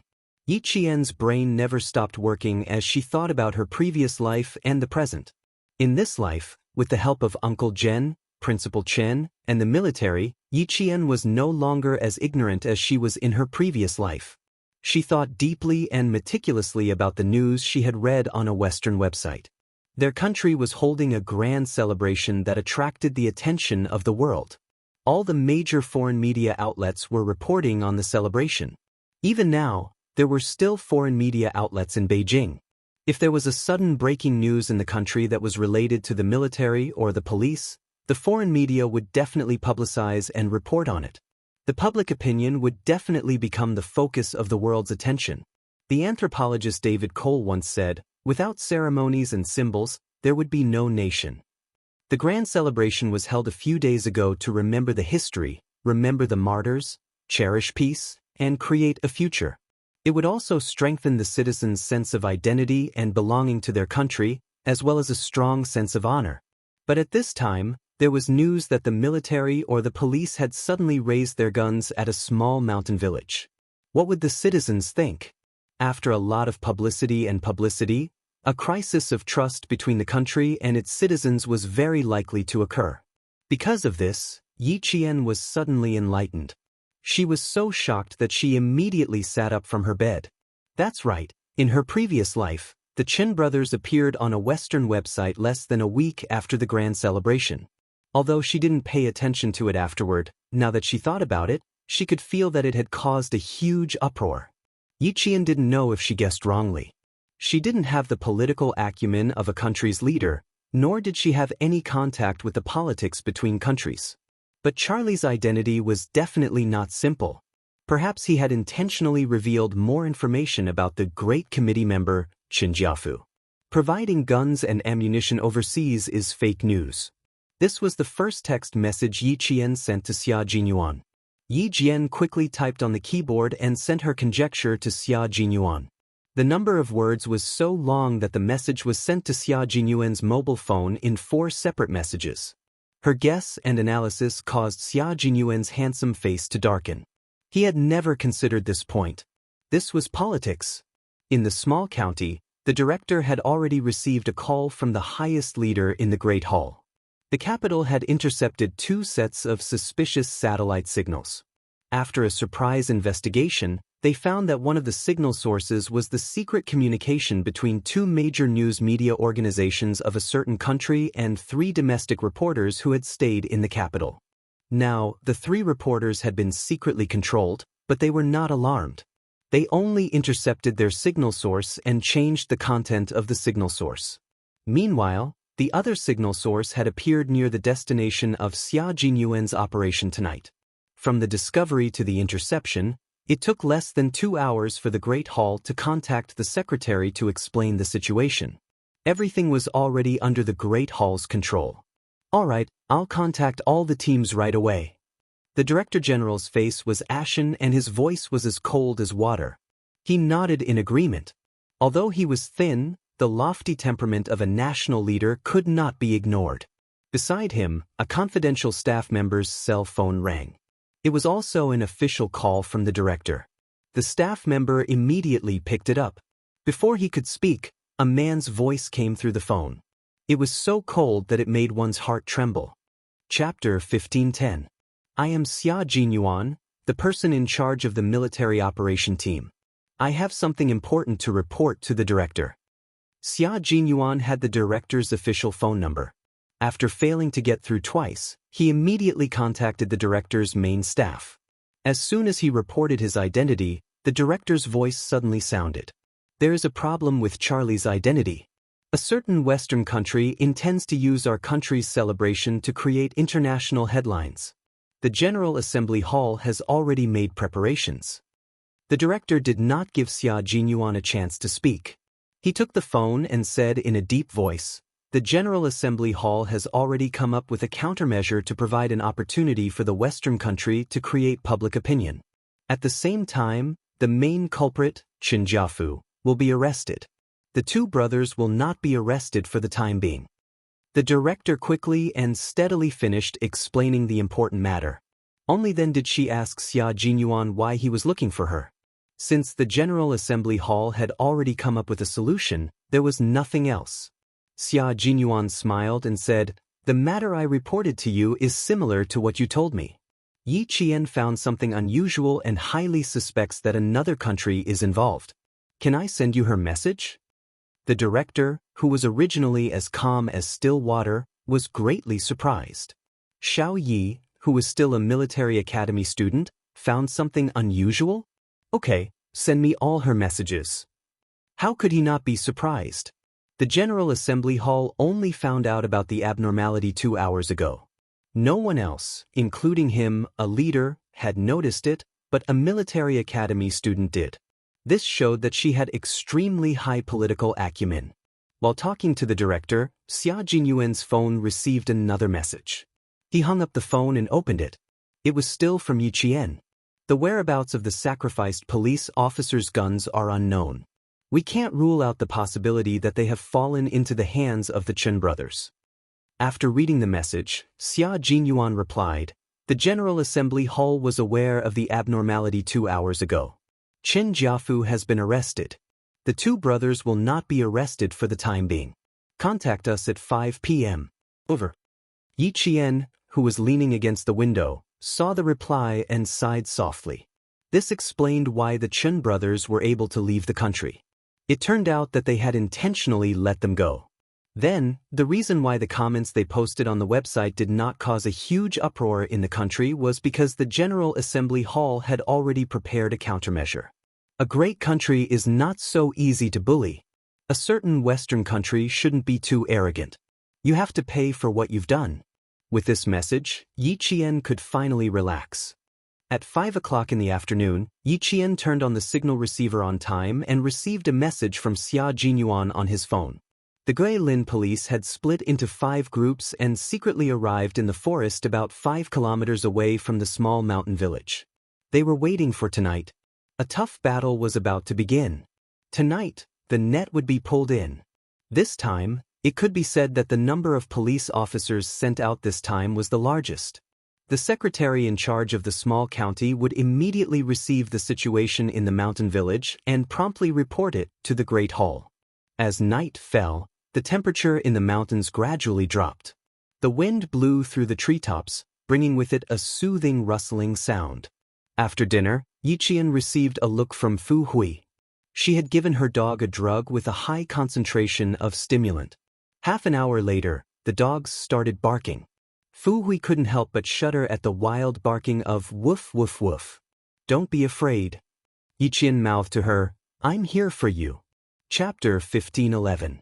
In the forest, Xia Jinyuan, who was resting, opened his eyes when he heard the first dog barking. The moment he opened his deep and dark eyes, there was a flash of sharpness like a cold sword. It's time to solve the dog problem. It's a bit loud. All the dogs in the village must have gone crazy. Bai He, who was lying on the tree, picked up the binoculars and took a look. He pressed on the wireless headset and whispered, "We can take action now." Putting on night vision goggles, several figures rushed out of the dense forest and disappeared into the night like ghosts. The dog raised by Fu Hui's family suddenly went crazy, and the barking caused all the other dogs in the village to echo, breaking the silence in the mountain village. Li Yi, who was on the phone, felt her heart skip a beat. She put down the phone and walked out quickly. "What happened? Did you send someone out to check?" she asked the villager who had a telephone. "Our dog suddenly ran out." "Sister Li, could it be that the police who are possessed by evil spirits are coming again?" The one who spoke was a village woman in her early 40s. She was holding the believer's handbook of the God's Church in her hand and looked flustered. "Great Counselor, we have to ask him to come forward. We can't let evil spirits destroy our village." Li Yi knew about Chenjiafu's situation the best. She knew that the so-called evil spirits didn't exist at all. Because she knew that they didn't exist, she was a little flustered. It just so happened that she couldn't contact the staff she trusted. Listening to the dog barking one after another, she was so flustered that her eyelids began to twitch. She didn't call again but left immediately. She didn't even turn on the flashlight. She walked quickly in the dark towards Chenjiafu's house. A dazzling light suddenly shot from behind the 100-year-old maple tree in front of her. Li Yi was so shocked that she subconsciously turned around and wanted to run away. "Sister Li." Someone called her and hurriedly ran towards her. "Sister Li, why are all the dogs in the village barking?" "Fu Hui's parents said that evil spirits are coming." "Why is your village so weird? Just looking at it makes me feel uneasy." It was the voice of the girl from the city whom she had tricked. Li Yi, whose heartstrings were extremely tight, breathed a sigh of relief. She only felt that her knees were weak. She was frightened and asked in a bad tone, "Why did you come out in the middle of the night? You almost gave me a heart attack." Ian also had a look of panic on his face, as if he had been frightened as well. He couldn't even speak properly. "Dogs, all of them are dogs. It's too scary. Li Yi, I want to go home. I want to go home." She had to hold Li Yi back. At the same time, she had to drag her to Fu Hui's house and tie her up. Fu Hui's parents were tied up tightly by Yi Qian. Their hands and feet were tied, and a towel was stuffed into their mouths to prevent them from screaming. Li Yi, who was being pestered, didn't know what was going on. She was anxious to go back to find Chenjiafu, but Yi Qian grabbed her arm. She was flustered and couldn't break free. She angrily accompanied Yi Qian back to Fu Hui's house. "If you know you're afraid of dogs, then why did you come out?" "Sister, I'm telling you, don't run around tonight. Sister Li is also afraid of the dark, so she won't come over to accompany you in the middle of the night." Li Yi, who was in a hurry, stepped into Fu Hui's house. Her heels were still outside, so she was caught off guard by Yi Qian and fell to the ground. As soon as she fell to the ground, Li Yi reacted. However, no matter how fast she reacted, she couldn't be faster than Yi Qian. She could only make an ugh sound. In the next second, Yi Qian used a towel to choke her mouth. At the same time, He grabbed her back with both hands and pressed her hard to the ground, making her unable to move. Chapter 15:12. Fu Hui didn't come over to help. She didn't know what she could do. The moment she entered the room, Yi Qian immediately restrained Li Yi. Even if she wanted to help, she couldn't. 15 minutes ago, her parents were the same. According to Yi Qian's instructions, she first took her mother away alone. She didn't know what to do. Yi Qian had already captured her father, who was about to pray, and then tied her mother up with a rope. Li Yi, who was restrained, was shocked. With half of her face pressed against the cold ground, she began to struggle violently. She, who had never been obedient, vaguely realized something and struggled even more fiercely. He was quite strong. Even if her hands were tied behind her back, she wouldn't give up as long as she could move. The second her mouth was gagged, she only had one thought in her mind: I have to escape. Yi Jian smiled. Her voice was as cold as the moonlight, as if she was holding down a poisonous snake. Those young girls who were harmed by Sister Li must have struggled like this before. Unfortunately, Sister Li didn't let them go. As he spoke, Yi Qian, who was sitting on Li Yi's back, grabbed her calf with both hands. With just one movement, Li Yi's expression changed drastically. Horror hit her like a stormy sea, and her body trembled violently. Sister Li is really strong. Looks like I have to break one of your legs. The voice behind her was clear and light. It was very pleasant to the ears, but Li Yi almost fainted when she heard it. What is she doing? Who is she? Yi Qian said that he would break one of her legs. He was definitely not just saying it. He meant it. In Sister Li's club, it's very common to break the legs and arms of abducted girls. Sister Li must have seen a lot, so you're not afraid anymore. I just don't know if Sister Li has experienced it before. There's no time like the present. Tonight, Sister Li, you should have a taste of what it's like to have your arms and legs broken. No, no, no. How could Li Yi want to have a taste like that? She shook her head frantically. The fear in her eyes was not fake. Ooh. Li Yi, who was really afraid of having her arms and legs broken, whimpered. She didn't want to have a taste at all. She didn't want to have a taste at all. Fu Hui, right, there's still Fu Hui. Li Yi, who was so scared that her face turned pale, tried her best to raise her head and look for Fu Hui, who was still there just now. Only she could save her. Elder Sister Li is a famous person in Yuyang City. Why is she afraid of a broken arm and leg? I thought Sister Li wasn't afraid. Otherwise, why would she always play this trick on those girls? Yi Qian did not intend to let her off easily. With Xia Jinyuan and the others outside, as well as the Guilin police, she had enough time to play with Li Yi. Let's play with Li Yi, who killed countless abducted girls. With a cold expression on his face, Yi Qian gripped her calf tightly and twisted it bit by bit like a screw. Li Yi, who had just started, couldn't bear it anymore and let out a muffled scream. Li Yi, who did not see Fu Hui, was in so much pain that her entire body tensed up. She kept struggling in her throat. Who was this girl that he had abducted on his way back to the village? She would rather believe that she came back to take revenge on behalf of her kidnapped sister. What was the truth? The truth was something she didn't dare to think too deeply about. Even if she only thought about it, she was so scared that her heart trembled. Ever since she killed those policemen, her heart had not felt at ease for a single day. That night, when she suddenly heard Wang Gray ask if something had happened, her heart skipped a beat. It was not that she didn't suspect this girl, but in the end she still let her greed get the upper hand. After testing her a few times, she thought that there was nothing wrong. Chapter 15:13. It was a big problem. It was a pity that she would never have the chance to regret it. For example, if she had thought about it just now, she would have noticed that something was wrong. However, because she couldn't get through to the club's phone and heard the dogs barking in the village, she panicked and didn't think too much about it. She was obviously afraid of dogs, so why would she appear behind the maple tree? She even knew that she had already come out and directly called her Sister Li when she walked out. Just now, she really only needed to think about it a little and she could have escaped. It was too late. It was too late to know now. That big Sister Li was a death sentence and could easily take her life. However, she really didn't expect that such a young girl would be a police officer. She even dared to sneak into the village alone. Wasn't she afraid that she would end up like the other police officers in front of her? Li Yi, whose facial features were distorted from the pain, was already in tears. It was better to give her a quick death than to torture her so slowly now. Don't worry, Sister Li. We've just started. Wouldn't it be too boring to finish it all at once? Look, I haven't even used the methods you used on those girls. Yi Qian said softly. His voice was really soft, but there was a bone-piercing coldness in it that pierced Li Yi's heart like needles. As he spoke, his hands didn't stop. He continued to twist at a moderate pace.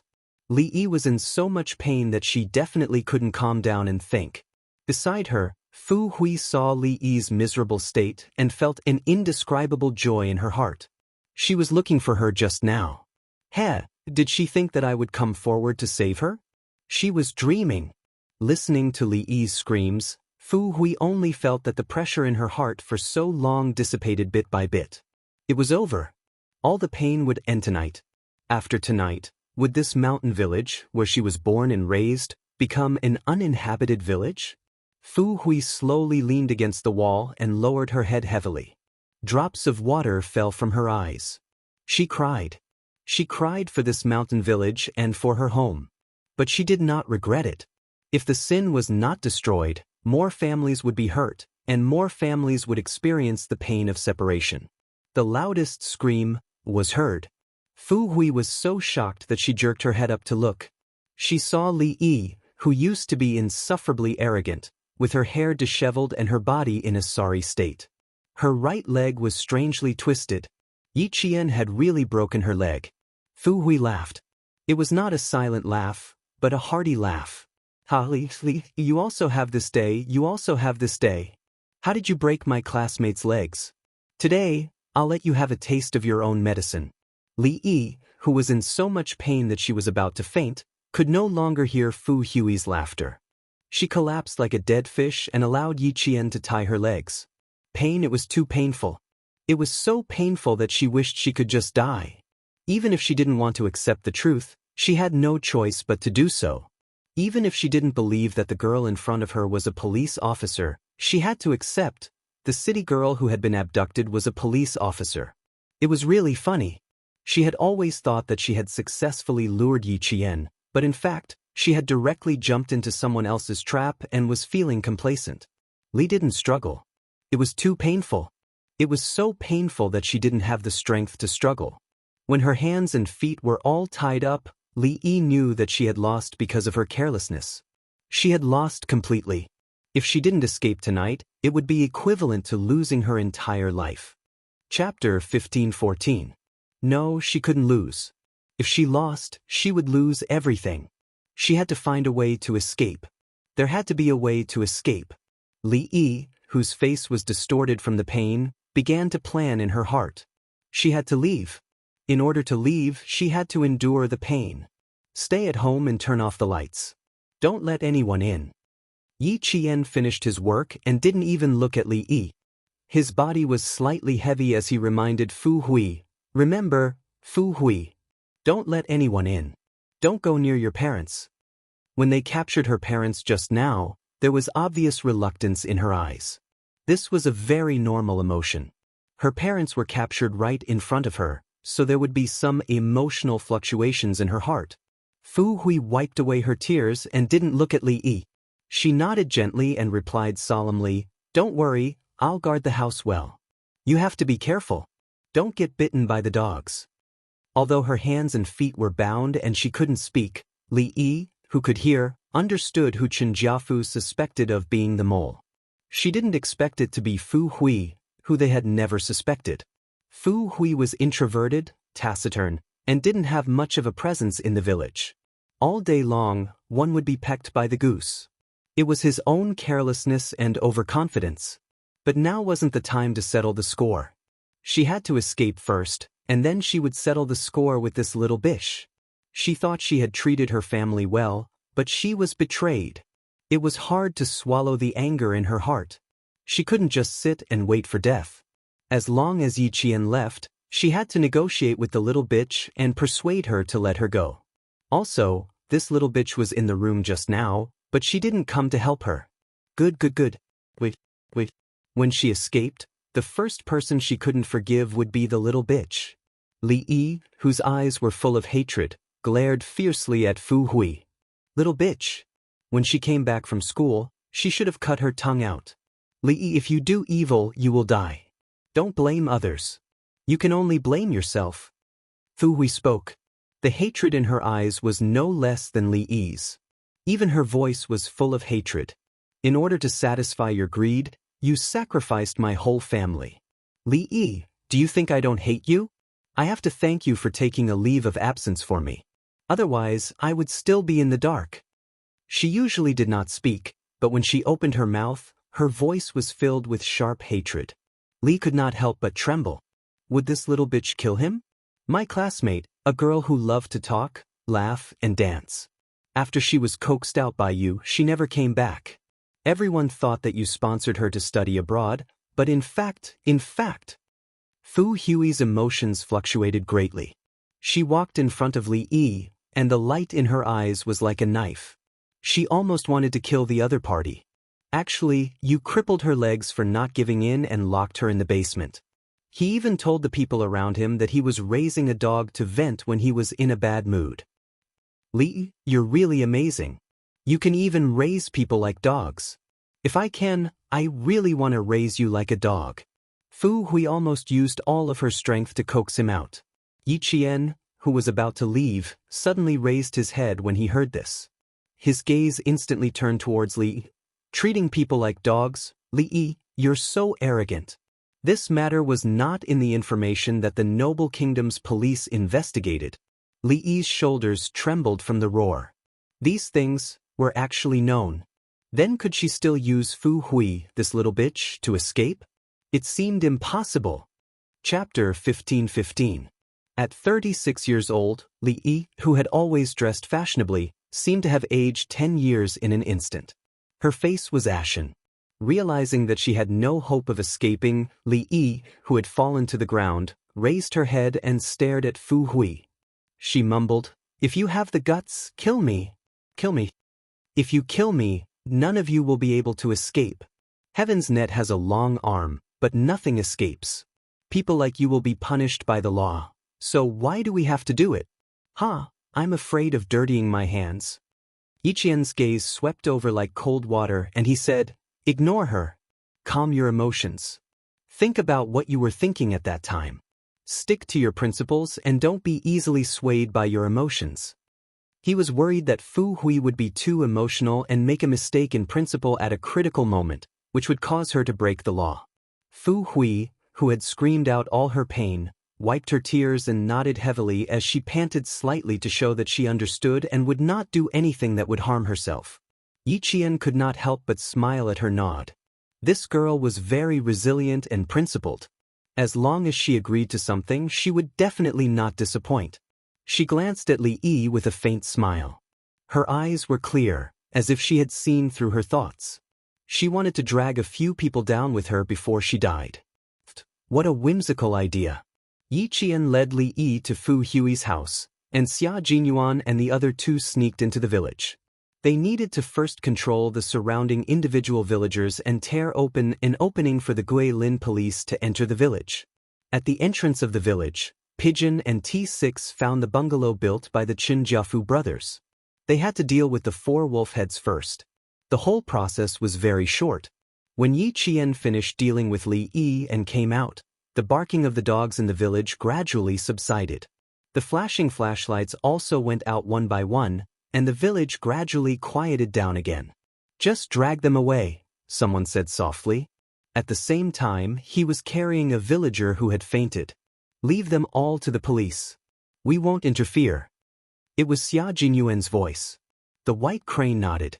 Like a ferocious beast, it picked up a villager in its hands and walked briskly over the fields overgrown with weeds. It brought the man and quickly handed him over to the Guilin police. The Guilin police had already surrounded the mountain village. They were only waiting for the main culprit, Qin Jiafu, to be arrested. Then, they would immediately break in and arrest all the villagers. With a clear goal in mind, Yiqian once again touched the century-old maple tree. At this moment, the village was so quiet that it made people panic.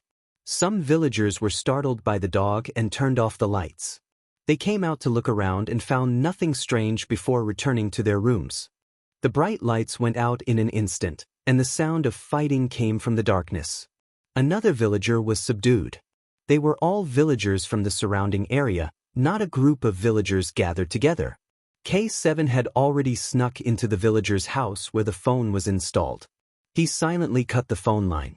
This kind of thing was a piece of cake for him. Yiqian has arrived at Old Maple. K7, meet up with her. The Snowfield Brigade's operation was divided into 3 groups, and Xia Jinyuan was in charge of the whole operation. His low voice came from the dark, like a sword that was quietly unsheathed and ready to be swung at any time. K7 replied with a simple "Roger that," and immediately disappeared into the dark of the night. The Guilin police were holding their breaths as they waited for news from the military. At the same time, they kept carrying the villagers who had fainted. After carrying more than 10 of them back, one of the police officers asked the captain beside him with sweat on his forehead, "Captain, who did the military send to help us?" Chapter 15:16. It was too scary, there wasn't a single sound along the way. "I'm not too sure, I heard it was a soldier from a special force." The captain with the Type 92 pistol in his hand stared at the front where he couldn't see anything clearly. He was waiting for the police to bring back the remains of his fallen brothers. The military special forces put the remains of their brothers into their backpacks and met with another action team. They solemnly handed over their backpacks and then let the police brothers bring back their brothers. The souls of heroes returned to their hometown, resting in their hometown. In a cave about 5 kilometers away from the small village, a few figures stood up and walked around from time to time. These were 4 Western faces, all from a newspaper in a Western country. "God, I don't want to wait any longer. It's too cold here, I've had enough." A woman said impatiently, "No, I don't want to wait any longer, I want to wait any longer, it's still the same." She picked up the backpack by her feet, turned on the flashlight used for walking at night, and insisted on going over.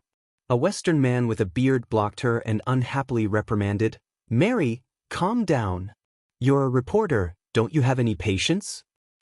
"No, I'm very patient, but you see, oh, I can't wait any longer because we've already waited for 3 days. Damn it, if I knew, I would have stayed in the capital and not followed you to a mountain with no people." The female reporter Mary didn't get any valuable news, her patience had already run out, she didn't want to wait any longer. Damn it, they said that there would be military and police people killing civilians with guns. Oh God, how could she be so naive to believe it? This was a country that strictly controlled guns and ammunition, a country that absolutely didn't allow military and police to point guns at civilians. How could she believe it? Mary's personality was quite stubborn. When she said she wanted to leave, the other 3 people couldn't stop her. She came out of the cave and stepped on the withered grass, rushing to the foot of the mountain alone. She wasn't afraid of getting lost, nor was she afraid of encountering any ferocious beasts. Mary walked very fast towards the direction she came from 3 days ago. She had no intention of stopping. Damn it. Calling her was definitely a wrong decision. A man picked up his backpack. "We have to catch up with her. There's still no news after 3 days. I don't think there will be any news." Gunshots couldn't be heard from a distance of 5 kilometers, but if one walked to the top of the mountain, they would definitely hear gunshots coming from the bottom of the mountain. Bang, bang, bang. 3 consecutive gunshots rang out, causing the 4 Western reporters to become alert. Mary immediately exclaimed, "Oh my God, I think I heard gunshots." It was indeed the sound of gunfire. Chen Jiafu's brothers were shooting randomly as they fled towards the mountains. The village was in chaos. A large number of police officers entered the village. They could be seen entering and exiting every household. The villagers of every household had their hands behind their backs and were detained by the police. The villagers who were arrested all cursed loudly. The younger and stronger ones were still fighting with the police in the house, trying to escape, but to no avail. Even if they ran to the door, They were blocked by the police who were guarding outside. Put the handcuffs on and behave yourself. Take them all away. All promotional materials will be destroyed. Chapter 15-17. Although the village was in chaos, it was only the sound of people talking.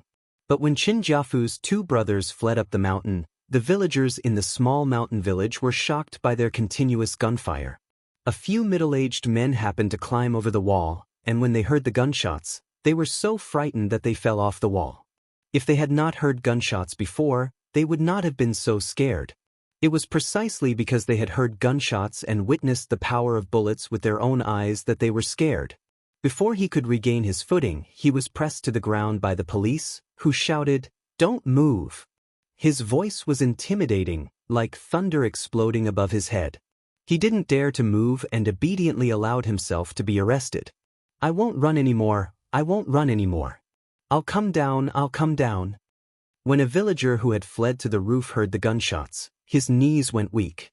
He was no longer as vigorous and bold as before. He sat down on the blue tiles and did not dare to move for a long time. When the police officers climbed up, he did not resist and obediently allowed himself to be arrested. Gunshots. Those were gunshots just now. Since the police had already brought their guns over, why were they still running? No matter how fast they ran, could they be faster than bullets? One of the police officers who had been killed some time ago had run so fast, but in the end, he was still hit by a bullet. Recalling the fate of being hit by a bullet, the villagers who still wanted to escape became obedient. Gather all of them and escort them to custody. Handcuff their hands and feet. The brigade leader in charge of the entire operation gave the order. The entire small mountain village was brightly lit, and there were even high-powered searchlights shining down from the top of the mountain like a small sun, illuminating the entire mountain village like it was daytime. The police escorting them were not equipped with rifles. They only had handguns for self-defense, and they only had 2 live rounds. In fact, they were all Type 84 pistols with blank cartridges. They would only raise their guns and fire in self-defense if they encountered extremely vicious villagers who were carrying dangerous items. They're really coming over. 3 men and a woman, a total of 4 people. They're sneaking around and I can tell they're up to no good. Based on the trajectory of the signal source and the other party's walking path, the T6 combatant, who was secretly following them, pressed down on his earpiece and whispered, "They're fully equipped with camera equipment. Should we do some damage?" When no one answered him for a long time, the T6 combatant chuckled to himself and did not say anything else. "Then let's do some damage." He didn't reply because he didn't have much time. The pigeons and cranes surrounded Qin Jiafu, and Xia Jinyuan, K7, and Yi Qian purposely forced Qin Jiafu's brother and brother to run into the mountains.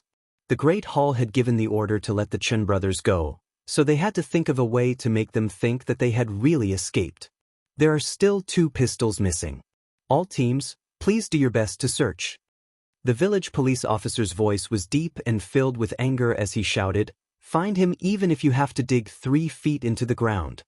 The 2 missing pistols were the guns of the deceased police officers. They were all live ammunition. If they were leaked into society, the consequences would be unimaginable. Yi Qian, who was already equipped with an earpiece, took out a dagger and dug out a bullet that had been shot into a tree. The bullet was still a little hot. Other than the smell of gunpowder, there was also the smell of burnt trees. He put the bullets